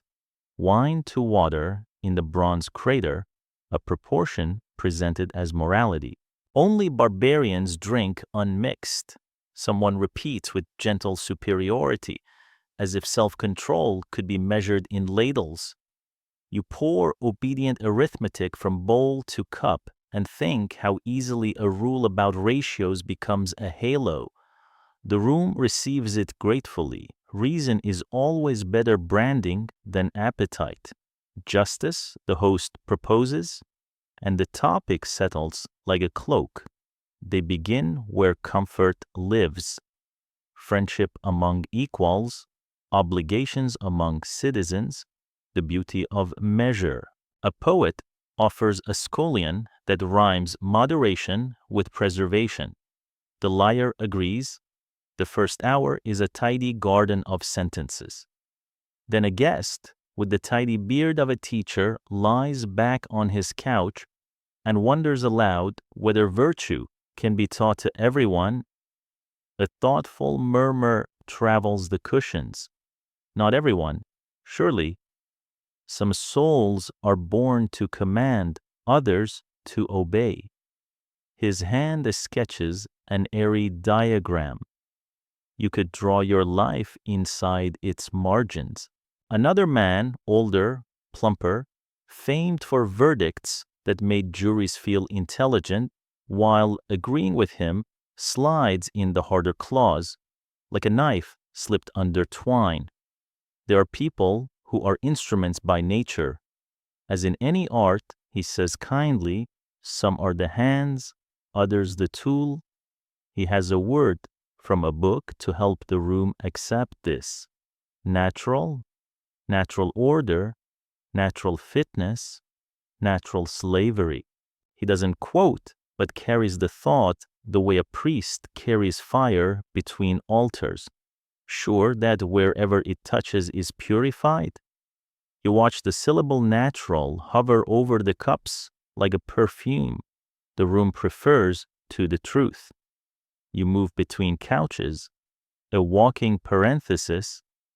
The philosopher distinguishes household, village, city, neat boxes that stack into a civilization. The ukos comes first, he says, the art of running a house. Here the words are familiar: management, obedience, efficiency. Another, citing a dialogue he admires, praises the discipline of the well-run home, the way a master trains hands, and hours, the way a farmer trains vines. How order below stairs is the foundation of excellence above. He calls this prudence. You know it as choreography. Philosophy describes the cage as though crafting it were a moral achievement. You refill the orator's kylix. He nods, still discussing the justice due to citizens. Citizens, the word is a circle drawn on air. You have learned to hear what it excludes. When law enters the conversation, it does so polished. Procedures, pleadings, the dignity of courts. No one adds the footnote you once learned downstairs, that a slave's voice becomes legally reliable only when dragged through pain, that the challenge to examine under torture is a rhetorical flex men perform while calling themselves democratic. The room lauds justice without acknowledging the basement it stands on. You balance the tray and feel how weightless principles become when they never have to touch a back. It hits you all at once, not with wine, but with clarity. Ignorance is not what keeps this room intact. Choice is. These are not men who do not know. They are men who have practiced the art of drawing lines so that their goodness lives on one side and their use of other people's bodies lives on the other. They dress that line in arguments about nature, order, fitness, and then claim the line was there before they arrived. Your hands keep working. Your mind writes the ledger. Not a misunderstanding, a preference. Outside, the city gleams in the self-portrait it prefers. Porticos where boys rehearse speeches that will one day move fleets. Port estoas where bronze and timber arrive like miracles. Theaters where gods learn from actors how to wear the human face. Athenian splendor is real. You have seen it reflected in serving metal and in the eyes of guests, when a line of verse lands like a hawk. But the splendor is jointed to other facts with rivets no one upstairs is eager to count. The democracy that prides itself on the labor of free citizens is also a slave society. Its chattel bought abroad, its mines and workshops and households full of unfree hands, its freedom underwritten by bodies the assembly does not invite to speak. This, too, is natural here, natural as harbor wind, as market noise, as the ladder down to the rooms where you sleep. A guest tests his thesis by testing your arm. Observe, he says to his friend, fingers closing where your sleeve begins. How practice produces virtue in instruments. He means a steadiness. He means that your lack of a flinch proves his point. Your body, more courteous than your mind, provides the demonstration he wants. You resent the cooperation and can't prevent it. Habits keep trays from falling. Habits also keep lies from spilling. Moderation returns for a bow. The symposiarch praises proportion. The liar supplies a scale that smiles. How admirable, someone says, that our pleasures are governed. You think of all the ungoverned things this room has agreed to not see. The boy made into an argument, the woman whose hands never cross this threshold, but whose bread holds it up, the note of command disguised as a compliment, a well-mixed evening, they say as if ratifying a decree, and no one admits that dilution is a metaphor they prefer because it makes ethics something you can pour from a height and call beautiful. Between courses, the talk strolls to origins, and a merchant recounts the city's freedom from the uglier form of debt. Citizens once pawned for what they owed, then reclaimed by law so the city could keep its conscience and import its labor. Everyone nods at the wisdom. No one describes the ship routes that turned principle into practice. The way a prohibition inside the circle increases traffic at its rim. They call it reform. You have learned to translate. The door is locked, the window unbarred, the tide reliable. The andrón smells agreeably of citrus and warmed wool. Your shoulder remembers other scents with embarrassing loyalty. Teach virtue to a slave, the philosopher muses, and you make him more useful. He smiles, pleased with this efficiency. Someone praises the household as a school. You think of the basement at midnight, of boys passing stories hand to hand, the way men pass knives, of the dog who chooses the newest feet and sleeps there as if to swear an oath. If this is a school, the curriculum is survival. and the diploma is a day you are permitted to finish without being renamed again. Philosophy insists that calling a body an instrument ennobles the hand that plays it. Experience insists that an instrument that sings remembers the song even when put away. You keep your eyes on the crater, it has become your compass rose, wine to water, water to wine, the city's favorite proof that it deserves its self-love. You pour, you step, you place, you vanish. The room grows pleased with its own tone and decides it is late. Torches. Parting compliments. A last libation for moderation itself. The god of proportion receiving what the god of wine has left unclaimed. The men rise, easy as geese lifting off a pond. Somewhere above the foyer, a lyre string still hums. Somewhere below, a door eases shut with the softness of a habit. In the basin's faint mirror, you practice telling the truth without breaking your face. The truth is not complicated. This city makes beautiful things. It also makes arguments that allow beautiful men to ignore the cost of their beauty. It writes dialogues where household order is a virtue, and courts where your voice counts only when escorted by pain. It mixes wine with water to prove it loves measure and calls the ability to own another human being natural. These are not contradictions here. They are joints in the same limb, moving together so smoothly that even the bone forgets it can break. You dry your hands and count the cups. Habit, anchor, prayer. When the number settles and matches the number in your head, you let the day leave. Not because you forgive it, because you will need a steady place to stand when the next argument arrives dressed as light. The room has taught you to be an instrument. The day taught you to be a witness. You intend to be both until the hinge you cannot see becomes a door.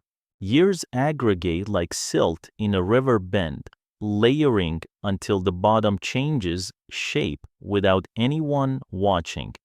You wake one morning and realize you can cross the andrón with a full tray while thinking about nothing at all. Your feet laying the same path they laid yesterday and the day before. Your hands remembering each couch's thirst without consulting your mind. This is the trophy the house gives to those who survive long enough. Not comfort, not kindness, competence. The prize is that you can do the work without flinching.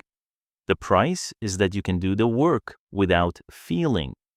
You measure time in replacements. The new ones arrive oiled and weary, their eyes still reflecting the sky like water that hasn't yet learned to keep secrets. The guests notice them the way hawks notice new wind.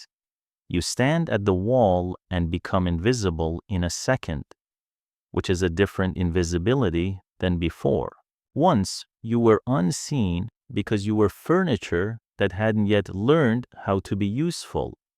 Now you are unseen because you are useful enough to disappear. The room wants novelty in the same voice it uses to praise moderation. You provide neither and everything at once. Your body tells on you in small ways, the cough that hangs around after winter, the knee that announces stairs like a herald, the ache that doesn't respect the bell. The overseer notices the way tools do when they've been in a hand long enough that the hand's shape is written into them. Demetrios begins to place you where steadiness matters and desire looks elsewhere. You count cups, inventory jars, carry lists from mistress to storeroom and back.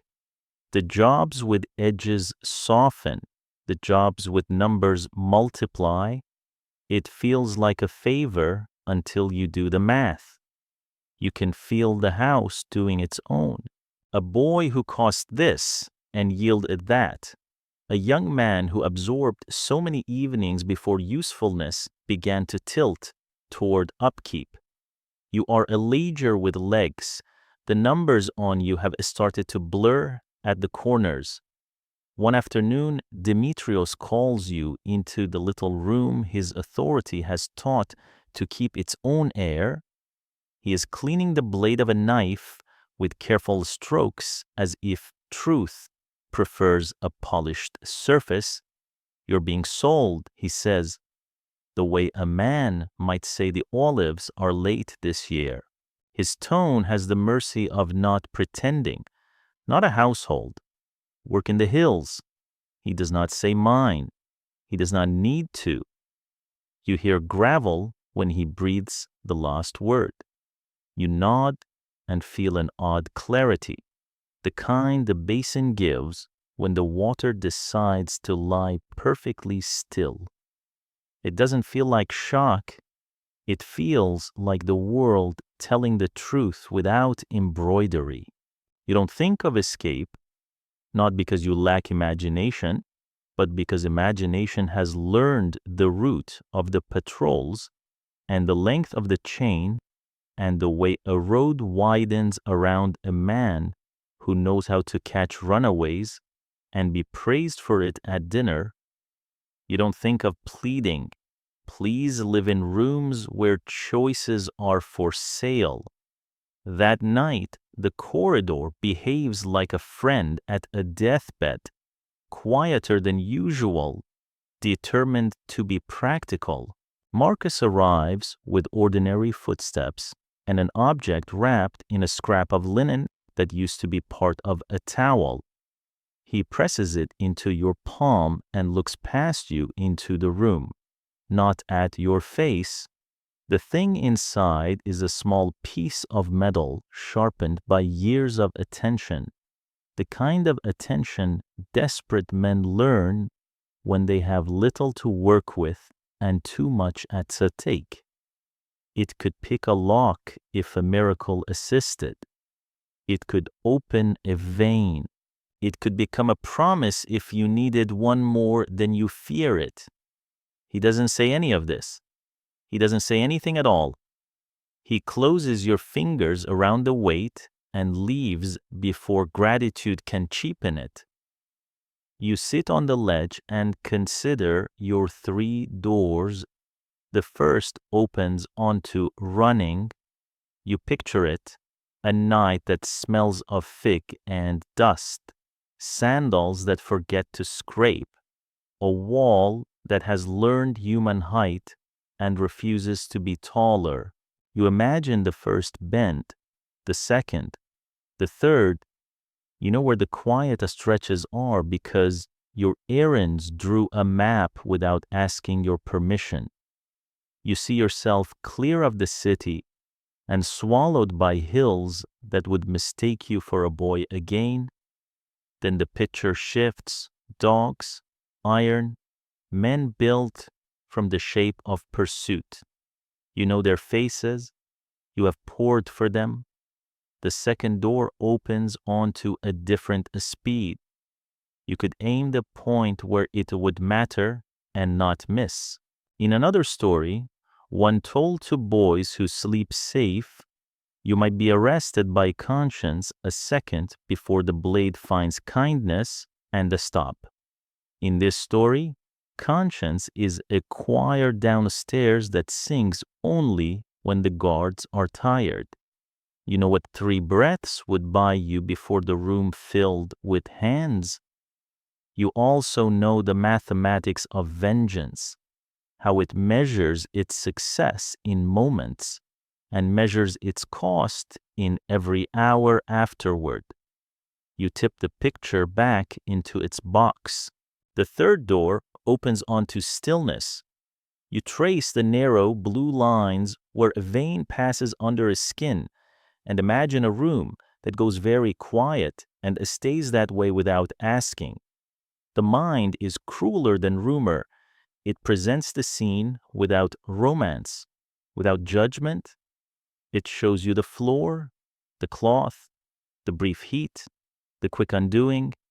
It shows you the boys who would find you, their faces given new work on top of what they already carried. It shows you the way the corridor would tell the story, softly at first, then with a hard edge as the lesson settled in. It asks whether you wish to become wisdom for the living at the price of not being one of them. You set the metal on your knee and breathe until it stops being a choice and becomes only an object again. You think of the boy you saw in the market whose face contained your first name and your mother's voice. You think of the men who turned philosophy into upholstery. You think of a dog choosing a set of feet every afternoon and making that choice a small, reliable mercy. It comes to you without drama that the bravest thing might not be to end a story you didn't start, but to leave a tool where a different hand can find it. You lift the straw at the back corner of your cell and slide the shard into the seam where wall meets ledge. You press it into the crack as if you were planting something. You let the straw fall back into place. You decide that the gift you can afford is options for someone whose night will be worse than yours. Word travels its narrow corridor. Alexios appears in the doorway and leans like a man who has been carrying weight for a long time and learned to rest without putting it down. He does not ask if you are ready. He does not do the violence of pretending readiness is a real category available tonight. He tells you the way the guards breathe when they are bored and the way the chain pulls when the man at the front trips. He mentions a stream an hour out that sometimes runs. If it runs, drink slowly. He says the mines teach a rhythm too. 2 shovels, turn, lift, cough. 2 shovels, turn, lift, cough. He does not say if, he says when. The shift in tense is a small cruelty and a large kindness. Philemon arrives last, hands full of something he thinks counts as equipment. A crust of bread, a scrap of cloth that smells vaguely of time, the sliver of pottery he called a moon. For your pocket, he says again, eyes bright with the near useless magic he keeps trying to set loose in a house that cages anything that looks like flight. You take all of it because the act of taking allows him to nail a plank over a hole in his own night. I will remember you, he adds, as if the sentence were a protective charm. You nod and do not tell him that remembering hurts as much as it heals. You let him have the magic. Perhaps that is what makes the magic work. Demetrios does not avoid you the morning you're let out. He performs the civilities he thinks a clean conscience would perform. Water, a new cord, a brief instruction about keeping your eyes forward because men stumble less when they don't look for an exit. He does not say he is sorry. He is not. Sorry would be a private quarrel with the arithmetic he believes keeps houses from falling down. He has chosen the kind of mercy a man can practice without interrupting his schedule. It is not nothing. It is not enough. The chain learns you and you learn the chain. There is a small technique for making the metal rub a different patch of the skin every mile, so the hurt is widely distributed and never deep enough to knock you off your feet. The guards set a pace the road understands. You feel the city unspool behind you, its markets that measure men, its porches that teach boys to move audiences like flocks, its quiet altars where free hands place oil as if gratitude had no debtors. You do not think of freedom with a capital letter. You think of water. You think of a bed that is not a wedge of wood.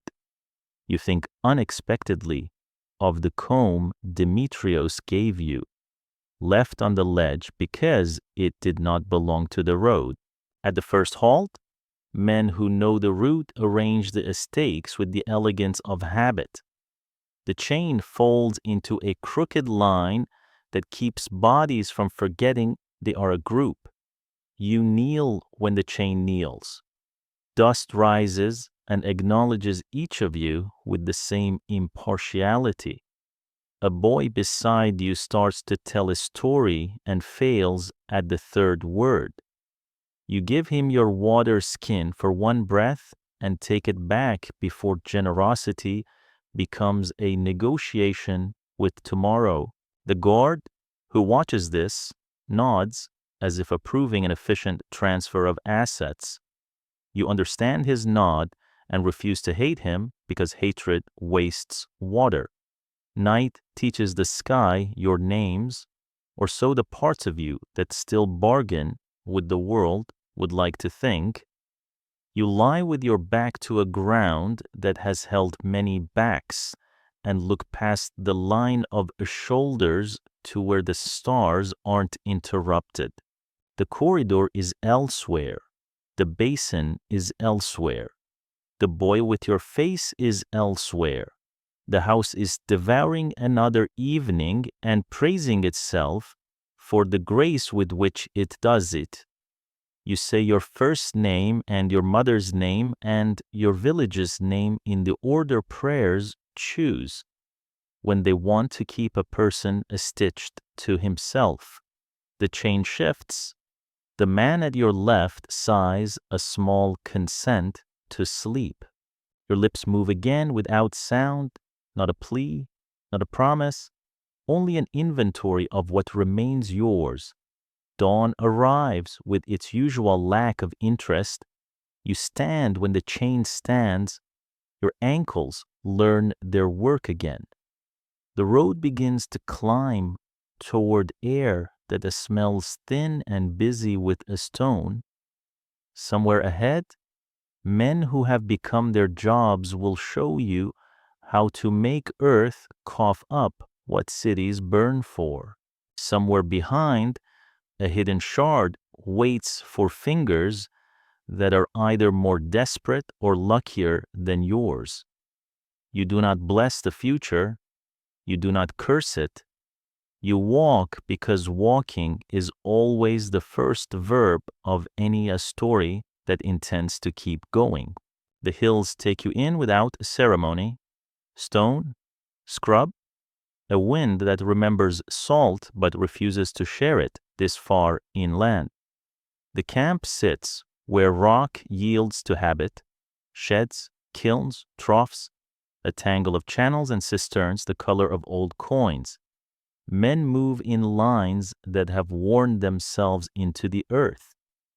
A foreman points with a stick, and your day receives its first order. The word Laurion floats in the air sometimes, as if the wind were practicing a foreign name. You will learn the map later, Thorikos to the north, Sunion's temple watching the sea, the ore spread like bad news through schist and marble. But for now, the mine is only a mouth, and you are a sentence it intends to finish. They begin by teaching you how to go down, not like a stair, but like a wager. The shaft is a throat tight with old air. Lamps spit small light at the walls while your body learns the posture of rock. Crouch, brace, breathe shallow. Boys go first in the lowest galleries, not because they are strongest, but because the stone has chosen their size. A man would jam where a child slides. In the passages, you work by inches. Pick, wedge, lift, handing ore skin to skin back along the line to where a basket and then a rope and then a winch make it not your problem anymore. Return. Repeat. Somewhere above, the foreman's click stone marks time. The cough starts as a visitor and settles in as family. When you surface again, the sun feels like noise. The ground workshops, ergasteria, are schools for water. Ore is broken small and marched across wash tables where channels persuade heavier particles to lie down and confess. Cisterns hold the sky until men ask it to work. Ducts feed the basins. The runoff is rerun because loss is a luxury this place refuses. The wash is a choreography you can see from the ridge. Buckets rising, sluices opening, 100 narrow streams curving toward obedience. You learn how to set the flow so the grit humbles itself in the corners, how to listen for the pitch. That means a plank has loosened. How to keep your fingers when the gate bites shut. The whole town has learned to live beside its industry, houses and shrines within shouting distance of washeries and mine mouths, as if piety and profit were neighbors who borrow salt. At the furnace, they teach you new fire. Smelt is the verb. Cupellation is the miracle with lead at its heart. Heat until base metal hurries to the slag, and the good silver will not move. Pull breath through bone ash until what the city loves separates itself from what it throws away. The men speak of it like weather, hot today, hotter tomorrow, as if the process were a season, not a choice. The air learns how to taste sharp and sweet at once. You stand where you are told and pass what is needed and try not to think about the way a coin begins here as a cough. Even if you had never heard the word Athens, you could read the city's appetite in the math of this place. Foremen keep books like priests keep fasts. How many baskets up per morning bell? How many hands worth the wage of the man who hires the hands? Stories run the camp alongside the dust of a general named Nicias who owned 1,000 men here, leased them by the head for a coin a day, of investors who sleep clean in town and wake richer when a seam behaves, of a writer, Xenophon, who once proposed expanding the labor force as if people were shovels that could be multiplied without cost. The names are not comforts. They are labels on jars that hold your hours. You expected the mines to be pure cruelty distilled. They are, and they are also a village. Someone has shaped stone into a hearth behind the tool shed, where a pot can pretend to be home. Someone has taught a stray dog the schedule of breaks and the faces that will feed it. Someone has carved a set of shallow notches on the post by the cistern, one per breath taken without coughing, until the wood looks like a ladder for a careful insect. Men who have lost names make new ones for each other suited to this place. Sparrow for the one who fits anywhere. Sea for the one whose eyes go far. Pick for the one who hums the tool's rhythm under his breath so the day doesn't run away with itself. The hours take shape. 2 shovels, turn, lift, cough. 2 shovels, turn, lift, cough. Bread is issued with a precision that makes you think of scales. Water is more rumor than supply. On days when the cistern's lip shows brick, fights begin and end without words. The overseers know 10 ways to make the same lesson land, and yet witness happens anyway. At night, backs to the slope, men recite the coins their lives became. Owls, someone says, the kind the mint strikes with Athena's face, and a bird that has learned to perch on other people's breath. Another mentions a law years ago about silver found in the hills and ships that rose from it like a forest.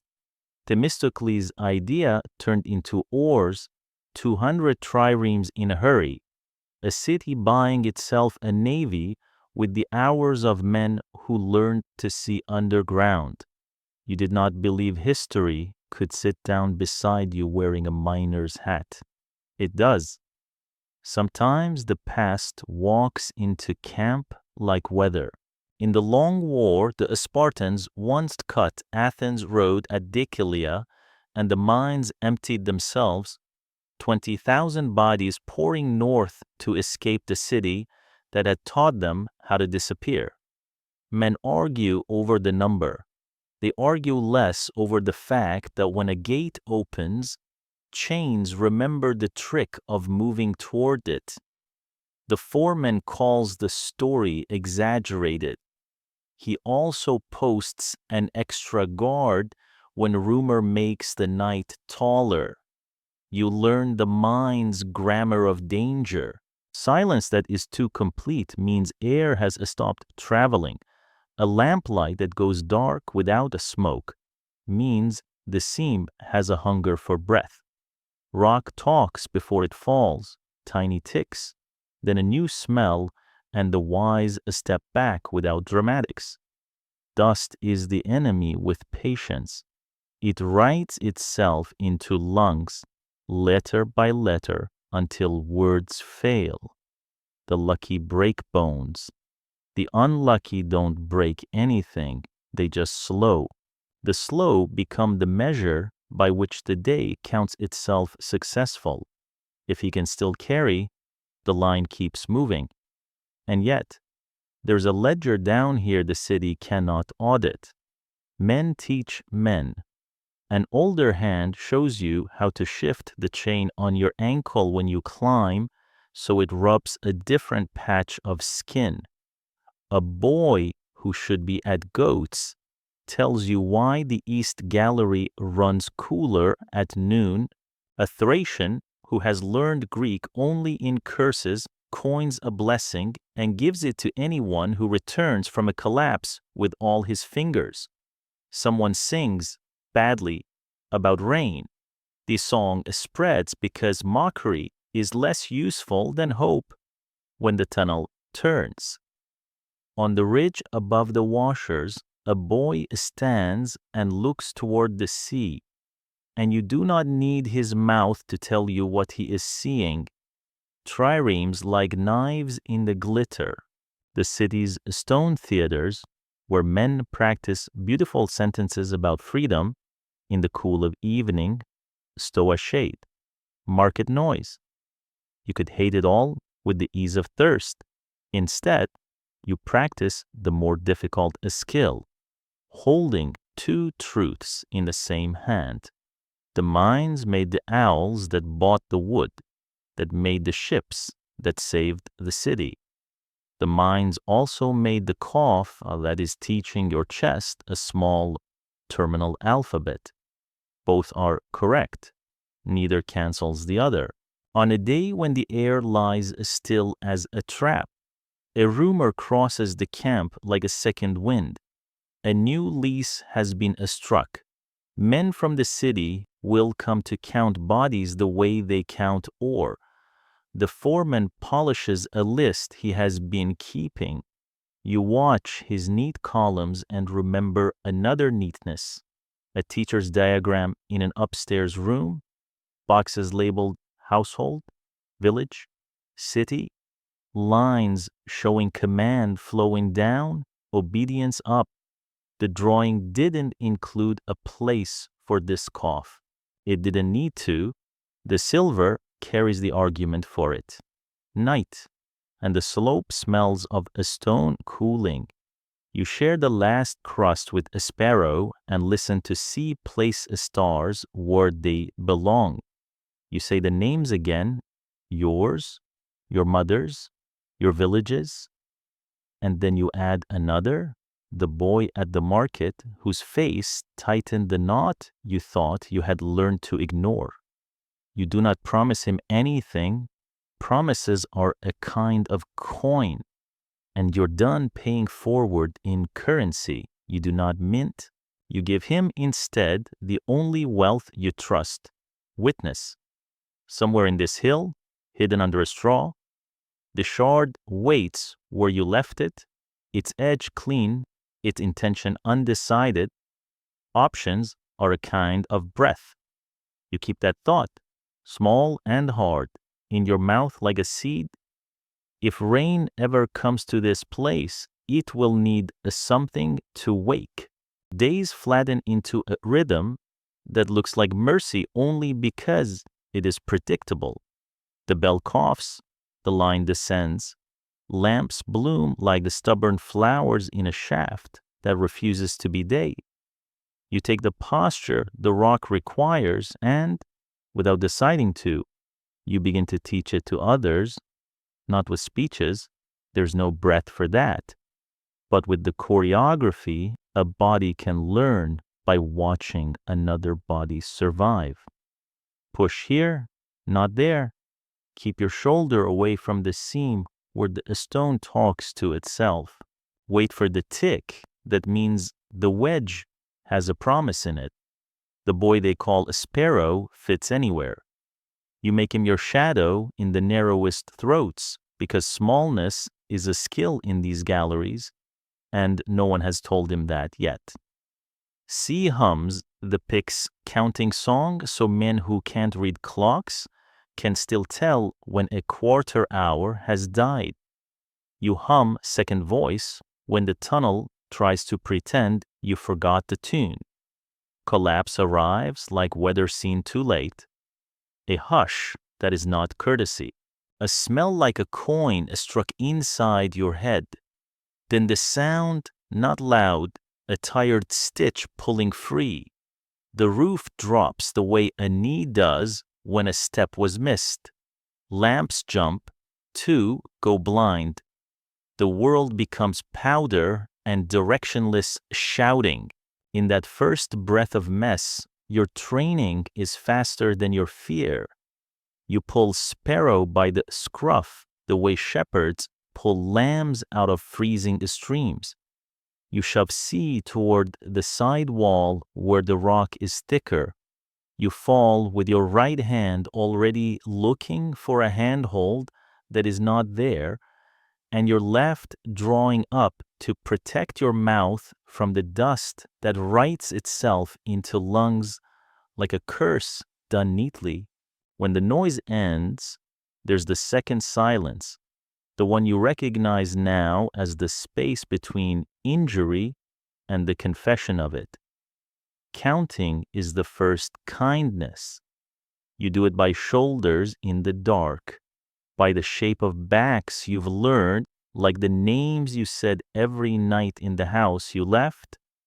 Here, you breathe, hand on Sparrow's ribs, and he taps your wrist twice in reply because the dust is a wall where words break.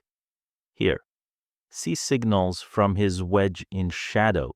Here, from pick a stretch down the line. 1, 2, 3. Where there should be 4, there is a quiet that shouts. You belly crawl toward it because law has rules and kinship has different ones. Your knee finds a boot that should be standing and is not. Your fingers find hair and then forehead. and then a mouth that moves without air behind it.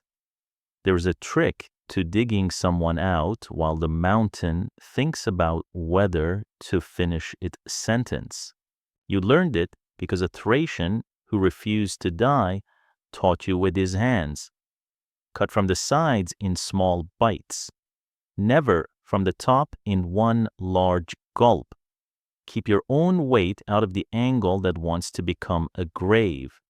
Trade places every 30 breaths so the person doing the pulling stays a person and does not become a pair of arms with a cough attached. Men become machines when they have to. You make them stay men a little longer by saying a name at every handover, as if passing a bucket at a fire. See, sparrow, pick. Here, each says, and here again. And then the trapped voice prays to any god that listens to minors saying here as well. So faint the dust almost eats it. You get him out by inches until the last inch wants to cost a rib. Sparrow, light, and a stubborn, wriggles into a space nobody's shoulders were built for and makes a door where the rock said no. When the boy emerges, the lamp finds his face as if light had been waiting for it. He's not anyone you knew before. He is everyone. He is coughing and furious about it, which means he will live until the next test. You hand him up the line, man to man, breath to breath, to air that has seen the sky, and only then notice that your own fingers won't uncurl from the shape the pick taught them. You force them open against your thigh until they remember they are yours. After, the foreman walks the line with a tablet and a face designed to look like justice. He enters numbers, not names. He commends the speed of the rescue without mentioning that the speed was cowardice in retreat from a second fall that did not happen.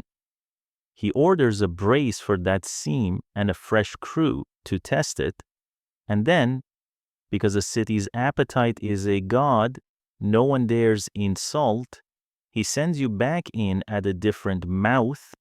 You go. You don't look at the place where your breath left you. You pick up the song where it dropped and you teach the rock, again, that you intend to learn it without letting it learn you. At night, the camp reinvents tenderness because no one else will. Sparrow sleeps with his head against your thigh like a dog that used to know you and has decided to know you again. You learn to tell whether a cough means tomorrow or not many tomorrows, and you start marking the latter on the post by the cistern with notches that look like a careful child's counting. The overseers do not stop you. Inventory increases morale. The notches tell the truth, which is their accidental kindness. C points at the sky and stacks myths into maps. This is the hunter, this the horse, this the ship, whose oars scrape the night, and for a minute, the darkness turns into an argument for staying alive. You hear more stories. Stories are miners' currency because money here belongs to other men. Someone passes along the old tale of Themistocles and the ships that silver bought. Someone else tells the newer one of a man who leased 1,000 bodies to this place and collected his wage without coughing once in his life. Someone recites a sentence from a book written up in the city about increasing the number of hands. And you think about how hands detach so cleanly from their wrists when men with good sandals need verbs to do arithmetic with. You do not hate the city because hate is a job you do not have time for. You practice a different skill, remembering things in the order they happened, even when the order makes you ill. There is a religion here, older than the temple that watches the sea, an altar made of habits. Men share water in 3 swallows each. No one sings on the first day after a collapse. Everyone sings on the second. A sliver of lucky metal is passed pocket to pocket until it finds the man who needs to believe in it, then disappears without ceremony. The dog will not sleep on the bed of a man who is going to die. It stands sentry and alerts the others by refusing comfort. You think of the house and its clever ethics, its talk about moderation and nature. You decide the rules here make more sense. They were built by people who knew what a body costs to replace. Sparrow asks you, one quiet afternoon while the wash sings its thin song, what you kept for yourself in the house. The question is not nosy. It is a profession asking another practitioner about craft. You tell him the truth because the truth is a tool, and he needs a tool. My name, you say, my mother's name, my village's name. He nods and holds them in his mouth, like he is testing whether names have weight in this air. Also, you say, surprising yourself, the taste of honey. He laughs at that. A clean sound that startles a bird out of a thorn bush. You hoarded sweetness, he says, pleased, as if learning a secret about how a man becomes a container large enough to hold his own breath. You begin to pass forward what was passed back to you. The small resistances that are not war but keep a man from laying down his arms for good. Counting anything, adding a tiny gesture to every task so the body answers its own command at least once an hour. Looking at the moon only when you decide to. You show Sparrow how to wrap the ankle chain so it rubs somewhere new every shift. You teach C, the rhythm that makes carrying a basket up a ladder feel like rowing instead of falling. You tell Pick, the strongest, the most likely to die by force of being asked for too much. How to breathe so deep once per day that his ribs learn the trick of remembering him. You catch yourself doing what men do when they have lived long enough not to die, making a school where there isn't one, insisting that knowledge is a kind of railing on a stair that never ran out. One evening, a rumor wanders into camp with the casual cruelty of hope. A crew on the far slope limped off the hill together when the foreman's back was turned. A chain broke in the dark. A bribe grew legs. A guard fell in love and left the gate careless as a drunk. No one knows which story wears the truth like a skin. But for 2 nights, the dog cannot choose a bed because everyone looks temporary. You take the rumor the way thirsty men take a mouthful of brine, knowing it will hurt more than it helps if you swallow too much. You keep a drop of it anyway because even pain can be a stimulant when you have to lift another day. Then one noon, the seam that owed you murder pays interest. You hear the wrong kind of tick and you're already pulling a sparrow by the belt when the roof decides again. You don't get out this time with your lungs intact. You get out with enough air to keep your mouth open and your body thinking it is a bridge that must not collapse while other people cross. The overseer counts and nods the nod of men who are glad the day will not require a letter to the investor. He sends you to the wash, where water will tempt your lungs into believing it is breath. It is not. The cough that has been signing its name in you writes bolder. You feel it the way you feel weather in old scars. Announcement without consultation. At the cistern that evening, you double over and the world blurs to a coin spinning. Sea's hand lands on your back, sparrows at your elbow. Breathe, Sea says, a command disguised as a plea. You do, because their hands are asking you to remain the map they have been reading by. You breathe until the fear recedes and leaves only the ordinary pain in its place, the kind you have been cataloging since the day someone greased your forearms so the market would like to shine. When the stars rise, you add a fourth name to your prayer, sparrows, and you feel the prayer change shape to make room. You understand, suddenly and without theater, that your job is no longer to live as long as possible. It is to hand forward enough tools that someone else's life has more verbs in it than yours did at the same age. You're not a hero. You're a shelf of borrowed things. It sounds like a demotion.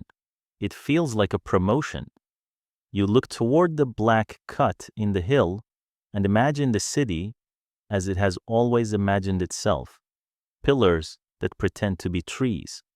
Men who practice beautiful justice in daylight. Ships whose oars turn other men's hours into law. The imagination is not a lie, it is incomplete. You intend, as long as breath remains, to stay in the part of the world that makes pictures whole. You intend to be the hand that writes the ledger that keeps both columns visible, what the mines paid for and what they cost. If a door ever opens, you intend to be standing near it. If it does not, you intend to be a hinge someone else can use. In the morning, the bell coughs. The line descends. You take sparrow's sleeve between two fingers as if examining the cloth for flaws, and you do not let go until the shaft takes him. You follow. The lamp burns. Rock talks. You answer in the only language it respects. Patient, stubborn, exact, somewhere miles and 1,000 arguments away. The city mints owls with Athena's face. Down here, you mint another currency, steadiness. You push it into the palms of boys. It spends well, it buys breath. The cough becomes a calendar. It writes days in your chest the way a careful clerk numbers columns, regular, legible, impossible to argue with. You can still descend, you can still take the rock's posture and make your body into a tool the seam respects. But the exhale carries a new aftertaste, metallic, like a coin you forgot to spit out. Breath, once a servant that rushed to your call, begins to bargain. Half today, it says, a quarter tomorrow. The mind accepts, the ribs disagree. The bargain is kept in the only ledger that does not use ink. An inspector comes from the city, his sandals clean enough to make the dust look like a mistake. He wears the calm of a man who expects his voice to reach the end of rooms before he does. He tours the wash tables, the kilns, the mouth of the shaft, listening with his eyes while a foreman recites quantities. He notes repairs and labor like a man ticking off temple offerings. At the cistern, he pauses at the notched post, your careful, childish counting, and runs a thumb across the cuts in the wood. Morale, says the foreman. Half apology, half boast. The inspector hums the noise educated men make when approving a thing without wanting to be seen approving it. He returns to his tablet. Names do not enter this inventory. He asks for a demonstration of the wash, a measure of flow that turns grit into a story the city understands. C moves the gate. Sparrow links 3 buckets in a chain. Someone else times the release to keep the floor from turning to glass. The inspector nods at the ritual the way men nod at fire that behaves. Athena's owls, he says, as if invoking the coin were a benediction. He means the silver will become law, ships, theaters where boys learn the difference between a good line and a merely clever one. You watch him shape your hours into a myth that does not know how to cough, and think of another room that defined justice while you poured it. The rooms are cousins. You breathe shallow and keep the thought. In the galleries, you perform a new arithmetic, what you can lift against what you should, the angle at which a back forgives, the number of rests a pride can afford. Pride is a currency that spends poorly here. You learn to hoard it for the kind of moment that deserves it. Sparrow persists in thinking your strength is permanent. That is his job. The young believing in inexhaustible verbs so the day can be built from them. You teach him how to pace without calling it that. Water on the quarter hour, you say, and he obeys the rhythm as if you handed him a bell. 1 noon, a seam complains and you hear, unmistakably, the sentence death begins with the tick without echo. You pull Sparrow back by his elbow and he laughs, embarrassed to be rescued when rescuing has become his favorite verb. The roof holds. You apologize to the stone in your head for the false alarm.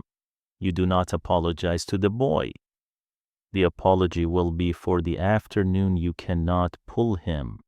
And since you cannot schedule that kindness, you practice this one instead.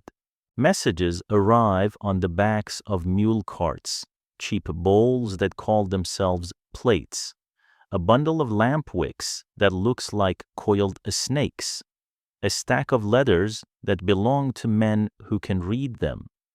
A public scribe comes with the inspector and sits where the wind finds him and turns requests into ink for those who have someone to request. You do not? Yet you watch his hand flex and remember a name you have said into the dark so long it feels like a country.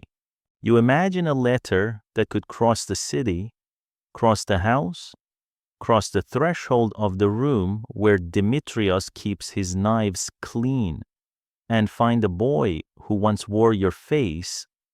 You do not ask for it to be written. A letter becomes a debt as soon as it sits in a mouth other than yours. You know how to live with unanswered questions. You refuse to create one for someone else. The cough adopts a will. It chooses to wake you at the hour when sleep is sweetest, to seize a rib and make it a hinge turned rough, to rehide itself after the wind has cooled. Sparrow learns the sound and tries to hide his learning as if naming your weakness would change it. It's nothing, you say, a lie refined over years into a tone that sounds like water carrying a leaf without noticing. C does not pretend. He brings the draught the old Thracian swears by, herbs steeped into a bitterness that convinces the mouth it is medicine, and watches to make sure you drink. You do. You're done saving small comforts for someone else. Survival has turned into providing instructions. Night is the hour of truth. Men who have spent their breath on rock have only honesty left. The stories are sharper. The day the Spartans came and the chain decided it could be a path instead of a brace. The boy who fell and refused to die until he had finished teaching his friend how to carry a basket without letting the weight decide the man. The guard who turned his back and kept his job because work respects silence more than it respects heroics. You notice a new ritual at the edges of conversations.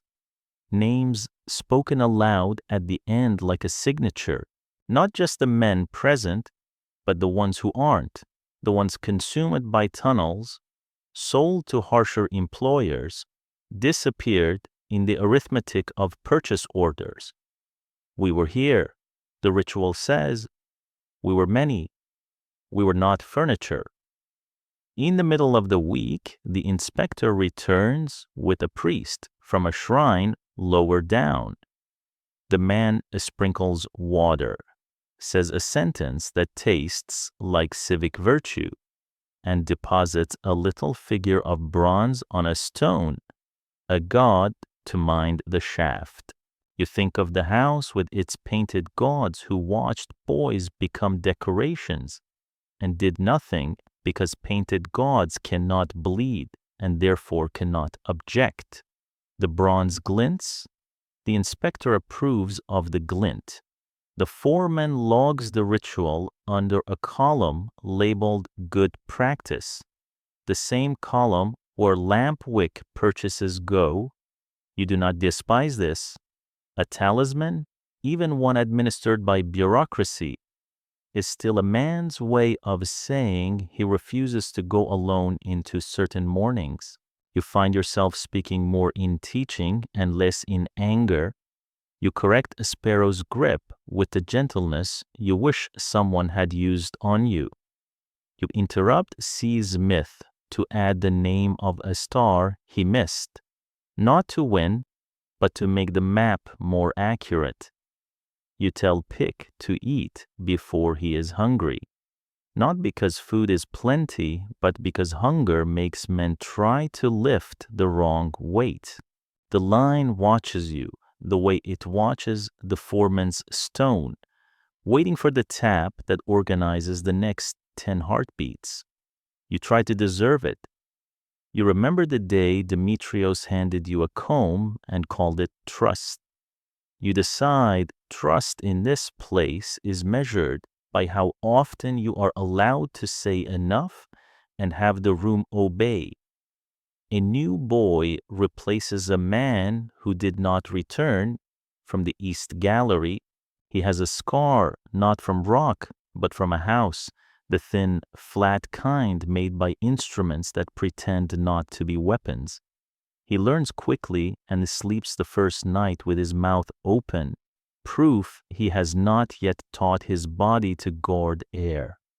On his second morning, he asks, as all new ones do, whether the city knows what happens here. C answers with a gesture that takes in the washers, the kilns, the carts, the road. It knows what to count, he says. That's one kind of knowing. You add softly, it does not know our names. The boy nods the nod of someone who has lived inside name change. He adds his to the prayer that circulates after lamps go down, and the prayer grows a little heavier, the way a rope does when another hand joins the pull. The day you break is polite. It brings sunlight to the ridge and a breeze that steals a little dust and carries it to places where men will call it haze. You descend thinking of nothing but the first bend, the second, the spot where the seam thickens enough to forgive a mistake. You make none. The rock behaves, the basket fills. At the ladder, breath tightens into a fist and refuses to let go. You set the basket down and sit as if obeying a reasonable order. The fist does not open. Your hands go cold in your lap the way hands do when a boy's name is shouted from the doorway and he pretends he did not hear it. Sparrow notices because a sparrow always notices first.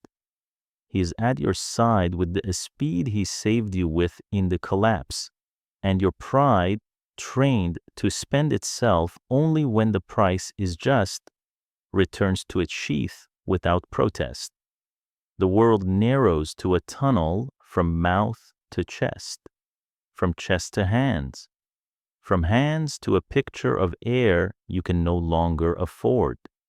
C says your name in the tone Min use for anchors. Pick becomes smaller by force of will and presses his palm against your back, opinionated about the rate at which you will leave. The pain peaks and fails to carry you with it. What remains is clarity, sharp as new glass. You think not of the house but of the corridor, of Alexios leaning like a man who understood the physics of grief, of Marcus's hand closing yours around a shard you buried for someone braver or more desperate, of Philemon's sliver of pottery he called a moon.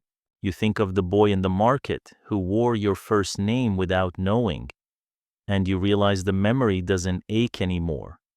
It blesses. You have something left to give. It is not a miracle. It is a list. You pull Sparrow's ear close because whispering makes men perform attention. And you inventory the tricks you hit the way sailors hide dry tinder against rain. Shift the chain every 3 ladders, count when the room steals time, drink before thirst arrives. Choose one small thing each day that belongs only to you. When you descend, touch the post twice, once for who you were, once for who you are, so the ladder will know to hold. He nods too fast and you make him do it again. Slower, so the lesson settles. C is crying without noise, which is how instructors approve in places where approval is a risk. When the worst of the fist is gone, you ride its echo up the shaft on the back of other men's breath. On the surface, the wind knocks your face like a friend trying to wake you. You laugh once at the surprise of that thought, and the laugh becomes a tear that does not ask permission. The foreman comes, takes one look, calculates correctly, and walks away because arithmetic can be merciful when it lacks illusions.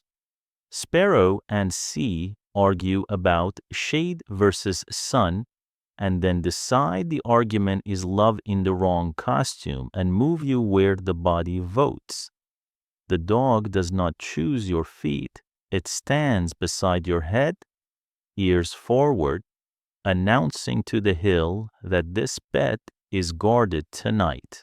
Under the ribs, there is a quiet you recognize from another life, the pause between the last a song and the sound a room makes when it remembers itself. You say the names one more time, but the order changes without your help. First, the boy in the market, then your mother, then your village. Then, surprisingly, the house, its doorways, and the pool that held the sky like a coin, and the low tables that taught you geometry. Because the story refuses to be a picture without all its pieces. Last, you say your name, it fits again. Entire, you give it to Sparrow for safekeeping without moving your mouth. Around you, the camp rehearses the continuation. The wash keeps singing. The kiln keeps asking for fuel. The wind keeps erasing men's outlines and redrawing them. There will be a notch on the post tonight, and then another after for someone else, and then someone will sand the wood and begin again because boards run out before boys do. C will add a star to his map and call it by a joke you told once that only he remembers. Sparrow will stand a little too straight when the line descends and then forgive himself the next day and the next. You had thought you would die furious. You do not. You die busy, finishing a lesson. You die ordinary, the only honest kind of death in a place like this. You do not get a sentence of philosophy to crown it. You get a breath borrowed from the men who decided to spend theirs on you for an hour. It is enough. When the camp gathers that night, they do the thing you helped invent without meaning to. They speak names aloud as if names were bread. Yours goes out and returns, an echo that agrees to live here a while. The inspector's bronze god catches a starlight and for once looks less like a ledger entry and more like witness. Down the road, the city counts owls and praises itself for proportion. Up here, the dog chooses a sparrow's feet and sleeps. 2 truths, 1 hill. This is how history refuses to choose between them. Grief in the hills is never loud. It would waste breath. The rock demands tomorrow. The camp does what it always does when a man becomes a notch. It turns memory into work. The shovel somebody loved is leaned carefully against a post. A cup is set aside and not drunk from for a week, though everyone is thirsty. C adds a stubborn star to his night sky and calls it by your joke, because jokes are how miners convince themselves the dark is domesticated. Sparrow takes your place on the line, too straight at first, too eager, the way a young tree stands after wind, as if rigidity could substitute for roots. You would have told him to bend. He bends on the 3rd day, when the weight teaches his shoulders a language you have been teaching with your hands for months. There is no funeral like the city's, no parade of vases painted with the idea of mourning, no chorus hired to make sorrow sound like civic virtue. The hillside makes do. A small cairn appears where the slope remembers you best, each a stone a subtraction from someone's pocket. The dog circles the pile twice and lies beside it, exactly as if given an order it had been waiting to obey. By the cistern, your notched tally becomes a vertical scar someone can find with their thumb in the dark. Names are said in the wrong order because grief rearranges grammar. It puts the young first and the famous not at all. A boy who never knew the house says your village out loud and wears the word briefly like a borrowed cloak. For the length of a breath, you are there, and not just in memory's tidy past. You stand in the present and look left and right and make eye contact. After the prayer, the work returns because the work has never left. The seam has no quarrel with your absence. It continues to be a stone, as honest about its refusal to care as the city is careful to pretend. Sparrow discovers in the 2nd week that teaching is a verb that keeps a man upright. He repeats your rules, then repeats them again, slower, until he can hear himself sounding like you. Drink on the 1/4 hour, shift the chain on the 3rd rung. Choose one small thing every day that belongs only to you. He doesn't know whether he believes the last one. Belief will come later, when the small thing saves him from the far edge of himself. For now, he passes the sentence along because passing sentences along is how civilizations persist when archives are denied. C becomes a librarian of breath. He watches boys and assigns them rhythms, as if the chest were a kind of instrument that could be tuned. He catches a new hand by the wrist one afternoon and retimes his lifting the way a drummer hears a band going crooked and fixes it without eye contact. He adds a rule you never spoke because he learned it watching your last morning. If your pride and your breath argue by both answers with a pause, he teaches it by doing it, because the only pedagogy that survives underground is demonstration. Rumor descends the path wearing clean sandals. The inspector returns, numbering bodies with the same tidy hand he uses for baskets. He notes the brace at the dangerous seam, the new gate at the wash that sings at the right pitch when opened, the bronze figurine on the stone altar polished brighter by fingers than by piety. He does not note the dog. He does not note the cairn. He praises efficiency and writes the praise into a column that will make a shareholder in the city touch his beard and nod. He leaves without hearing one boy say your name into the dark, because boys do not say names loudly when men are counting other things. In the house you left, someone finds the shard, not because a god aimed a light at it, but because luck behaves sometimes like a schoolboy, inattentive until it is not, then very precise. The hand that lifts the straw belongs to a youth whose face the market would have priced high on a cool morning. He will never know you hid the metal. He will never know the hand that left it there had to unclench from a different choice. He will use it not to spill blood, but to worry at a bolt, to turn no into not yet, to turn a schedule into a question. Maybe he fails. Maybe he hides the shard again in another seam of another ledge and tells no one. That is still how options move, quietly, disobediently, like water stubborn enough to make caves out of stone. A rumor of a rumor walks back down the hill and finds a sparrow's ear months later.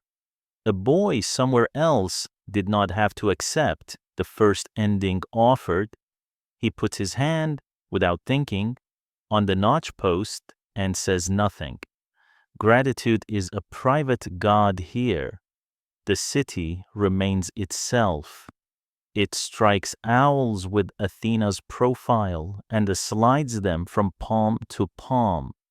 Each coin a silent speech about order. It praises moderation in the rooms where wine is mixed and reenacts justice in courts, where men argue about verb tenses with a rigor they refuse to give to verbs like own. Plays are written. Boys memorize lines about noble deaths and useful lives, and never learn the names of the useful dead. A philosopher reworks his lecture on instruments and ends with a sentence about the naturalness of command that fits so well in the mouths of comfortable men, it might as well be a lullaby. Up here, the wind carries the sound of hammers into the open as if to prove the air still refuses to hold doctrine. Sparrow starts a new practice that isn't new, just formalized.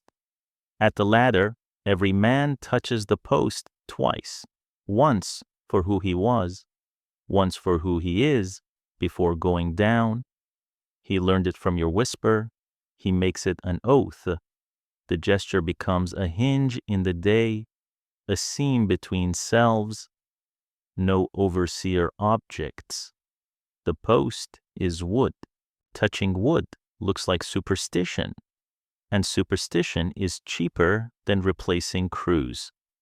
The habit spreads until even men who never heard your name feel wrong if they descend without knocking. The cough that killed you keeps writing in other chests. Those days, Sparrow cannot pretend bravery is anything but timing. He trims the pace. He insists on cool water in the right hour. He learns to see the invisible slope of hopelessness behind a young face and to put his body across it like a plank. Once, he pulls a boy back from the gallery mouth and tells him a terrible story about a house that thought itself beautiful, about men who mistook elegance for ethics, about a boy who learned to pour perfectly and then learned to teach. And the terrible story steadies the boy better than a laugh would have. Truth is heavy enough to balance a certain man on ladders. C begins keeping a separate ledger no one else sees.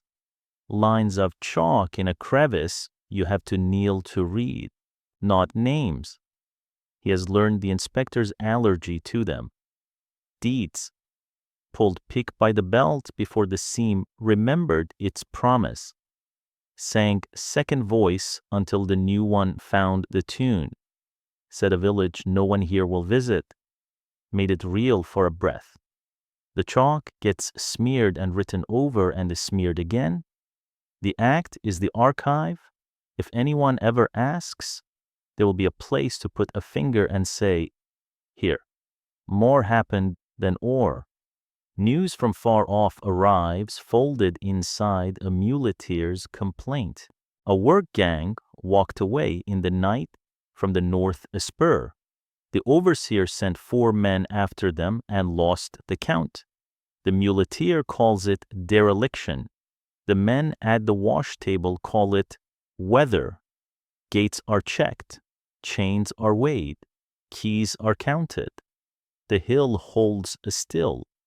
Everyone keeps their voices inside their teeth for a week.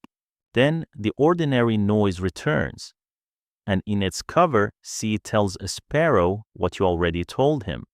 If a door opens, be near it. If it doesn't, teach someone how to build hinges out of verbs. The cairn ages the way honest things do. Wind softened, settled into the slope, less like a monument than like geology remembering it, once had a conversation with a person. The dog chooses a new set of feet but loops back every afternoon to press its weight into the stones for a heartbeat.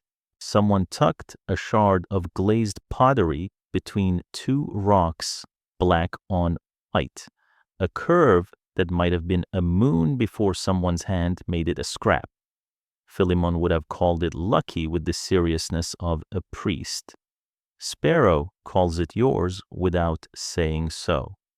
He has learned that possession is sometimes a ceremony performed by touch. If you could come back for a breath, you would not be comforted by improvement. There is little of that. You would be comforted by accuracy. Men tell the story of you without gilding it. They don't turn you into a hero because heroes end conversations. They keep you a man because men can be imitated. They say, he taught us how to count, how to drink before thirst, how to keep one small thing untouched. They say he died ordinary and that is why we believe him. They do not quote philosophers over your stones. They do not need to. The hill has its own ethics.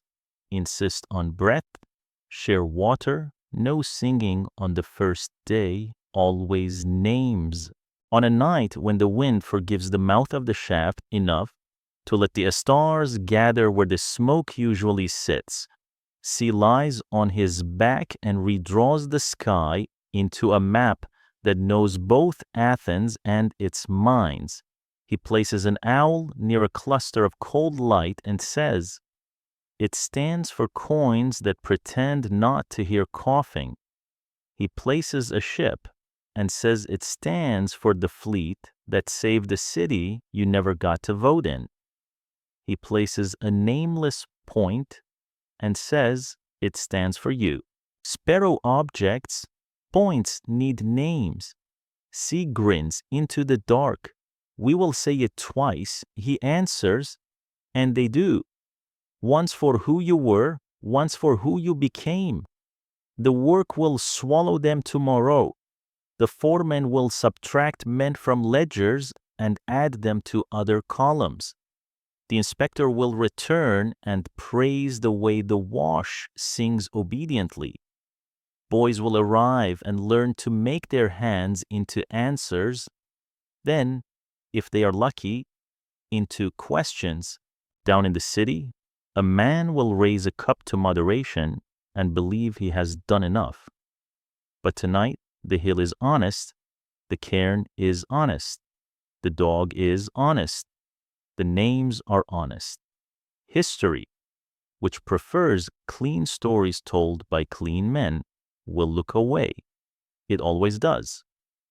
The quiet record will remain anyway. Post, chalk, song. The ritual double knock at the ladder. The persistent rumor that options can be planted and found. In the morning, a sparrow will excuse his straightness and learn again to bend. She will scrape the chalk and begin a new line. The dog will choose, as dogs do, the set of feet most likely to need loyalty today. The seam will make the tick that means careful, and someone will hear it in time because you taught someone how to listen. The city will count owls, the hill will count breaths. Both numbers will be true, and someone will be there to say so. After a while, stories stop needing the people they happen to. They keep walking without feet. On the hill, the cairn settles and becomes part of the slope. The dog grows old and chooses a slower feet. Sees chalk ledger erases itself with use and gets written again by other hands. Sparrow's touch on the ladder post becomes quiet custom. Knock twice, descend. Names are still said, but they learn to share space with a world that refuses to pause. The seam takes what it takes. The wash sings.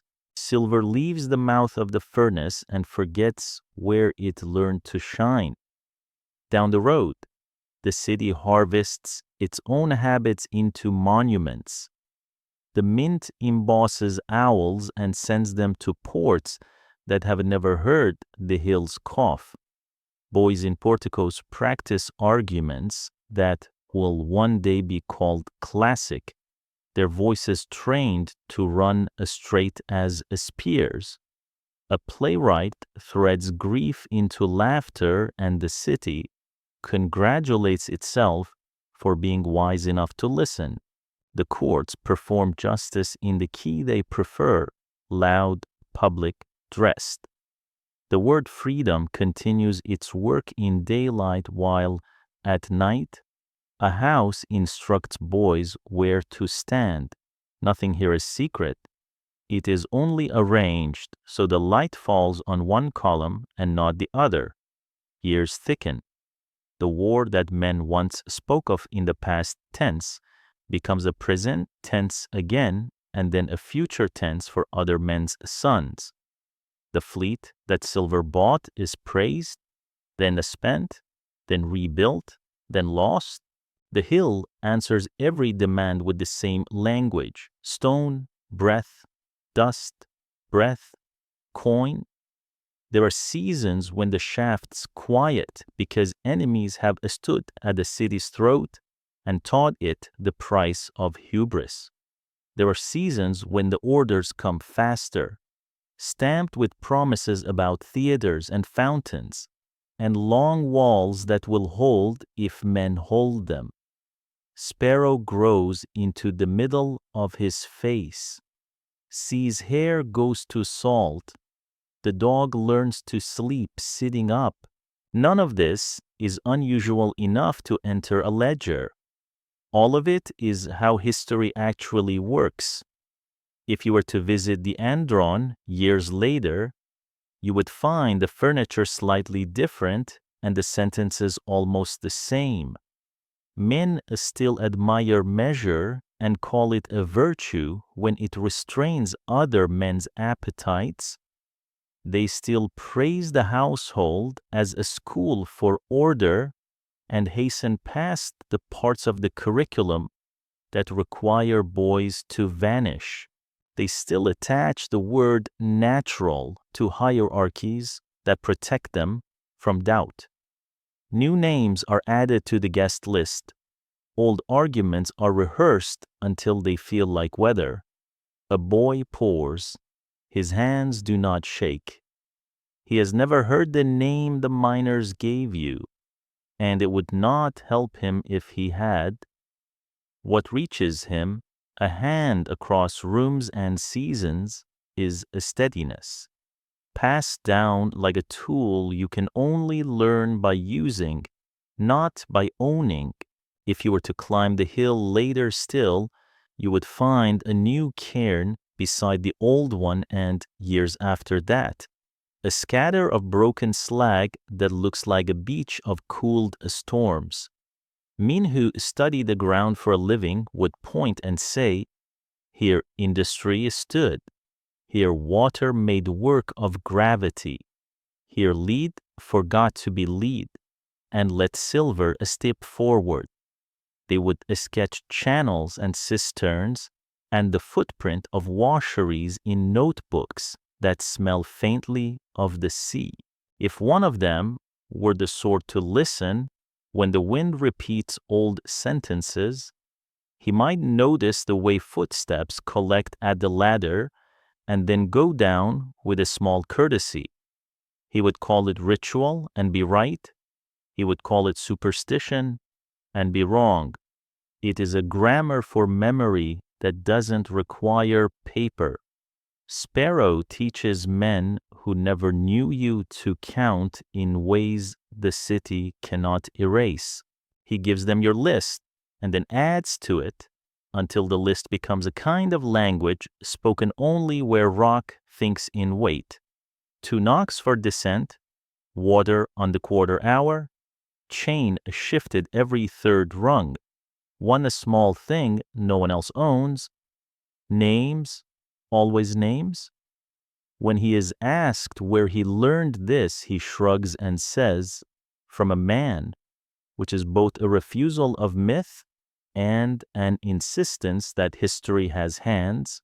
C keeps his star maps current because a map that forgets a boy's joke is not worth the trouble of looking up. On a winter night when the air is so clear it makes cruel promises. Sparrow stands at the edge of the camp and looks toward the city. He has been to its markets twice in his life, once chained, once to buy wicks, and he remembers the weight of its self-love as keenly as a forearm remembers a rope. He does not hate it. He does not love it. He holds both truths and does not let either fall. He thinks of the boys down there who are learning to borrow applause from men who died before they were born. He thinks of the boys up here who are learning to borrow breath from men who might not seize a spring. He thinks of you. He knocks the ladder twice on his way past because the body appreciates conversation even when the mind is done with words. Time, indifferent and thorough, goes on with its work. A new overseer replaces the foreman who learned to look away at the right moments. A priest replaces the bronze figure with a different bronze figure because someone donated a nicer one, and the city likes its gods to keep up with fashion. The inspector's tablet changes style, the columns do not. A boy opens the slit in the house's ledge and finds a shard a stranger hid for him years ago and makes a different kind of door with it than the one you imagined. A man who once was a slave buys his hours back and then discovers that hours bought behave exactly like hours earned, which is to say they pass and leave you with yourself. He teaches his son to count cups and then teaches him not to forget names while counting cups. Some improvements are ordinary. That is their virtue. Sparrow will die one day, not dramatically, not even underground. He will die with dirt on his shirt and chalk on his thumb and a sentence on his mouth that someone else will finish. C will die first or later. Under a sky he insisted on redrawing until it learned to tolerate being more honest than pretty. Boys will descend knocking and ascend counted until a century turns and another, and men decide for a while to pretend the hill is finished with them. Then necessity, that old general, will come and make men remember where the city hid its strength. The hill will shrug the way hills do and allow commerce again. This is not prophecy. It is pattern. What, then, is left not vengeance, not piety of the sort that makes a house feel good when it should feel implicated. Not a clean ending. The world is not built for those. What remains is witness that knows how to stand in two rooms at once. In one room, men sing to moderation and multiply arguments that let them like themselves. In the other, men teach each other how to drink on the quarter hour and how to shift the chain so the metal scars are evenly distributed and no single patch of skin becomes a thesis. Both rooms are true. The task is to refuse to let one absolve the other. There are historians who love the finished surface, the way a mosaic persuades a stone to be wave. There are quieter historians who press their fingers into mortar and ask what held it together. You belong to the second kind now, even if your name never reaches a footnote. A boy hears a rule and survives to pass it on. A star learns a joke and keeps it. A dog chooses the right feet. A city balances its self-portrait. On the shoulders of people, it will never paint and calls that balance order. Someone refuses to look away long enough that another sentence can be written. That is the work. That is the whole of it. If the story has to end, let it end honestly, not with a curtain, but with a handoff. The lamp goes to another set of fingers. The list goes into another mouth. The double knock becomes background noise so reliable no one hears it anymore, and therefore everyone trusts it. The hill holds the stones you were, and the city spends the silver you became, and between them a line of men keeps count, because counting is a mercy when nothing else is. You, who began as property in a room that called itself civilized, who learned to pour perfectly and then to teach, who planted options where the straw remembered how to hide a small thing, who died ordinary enough to be useful. Your life does not mean anything larger than itself. It demonstrates. It refuses erasure. It insists calmly and with good posture. That breath used to keep another breathing is a civic act, whether or not the polis recognizes it. The rest is coin and theater. Listen, the bell coughs. A hand taps wood. Once for who we were, once for who we are. Feet find the ladder. Rock talks. Somewhere far, a cup is set down without a spill, and a man congratulates himself on his restraint. Someone else knocks on the way back up, counts, names, shares water, and sleeps with a dog at his feet. History does not choose between these rooms. It records them both. The task is to listen to the quiet one long enough that the loud one cannot pretend to be alone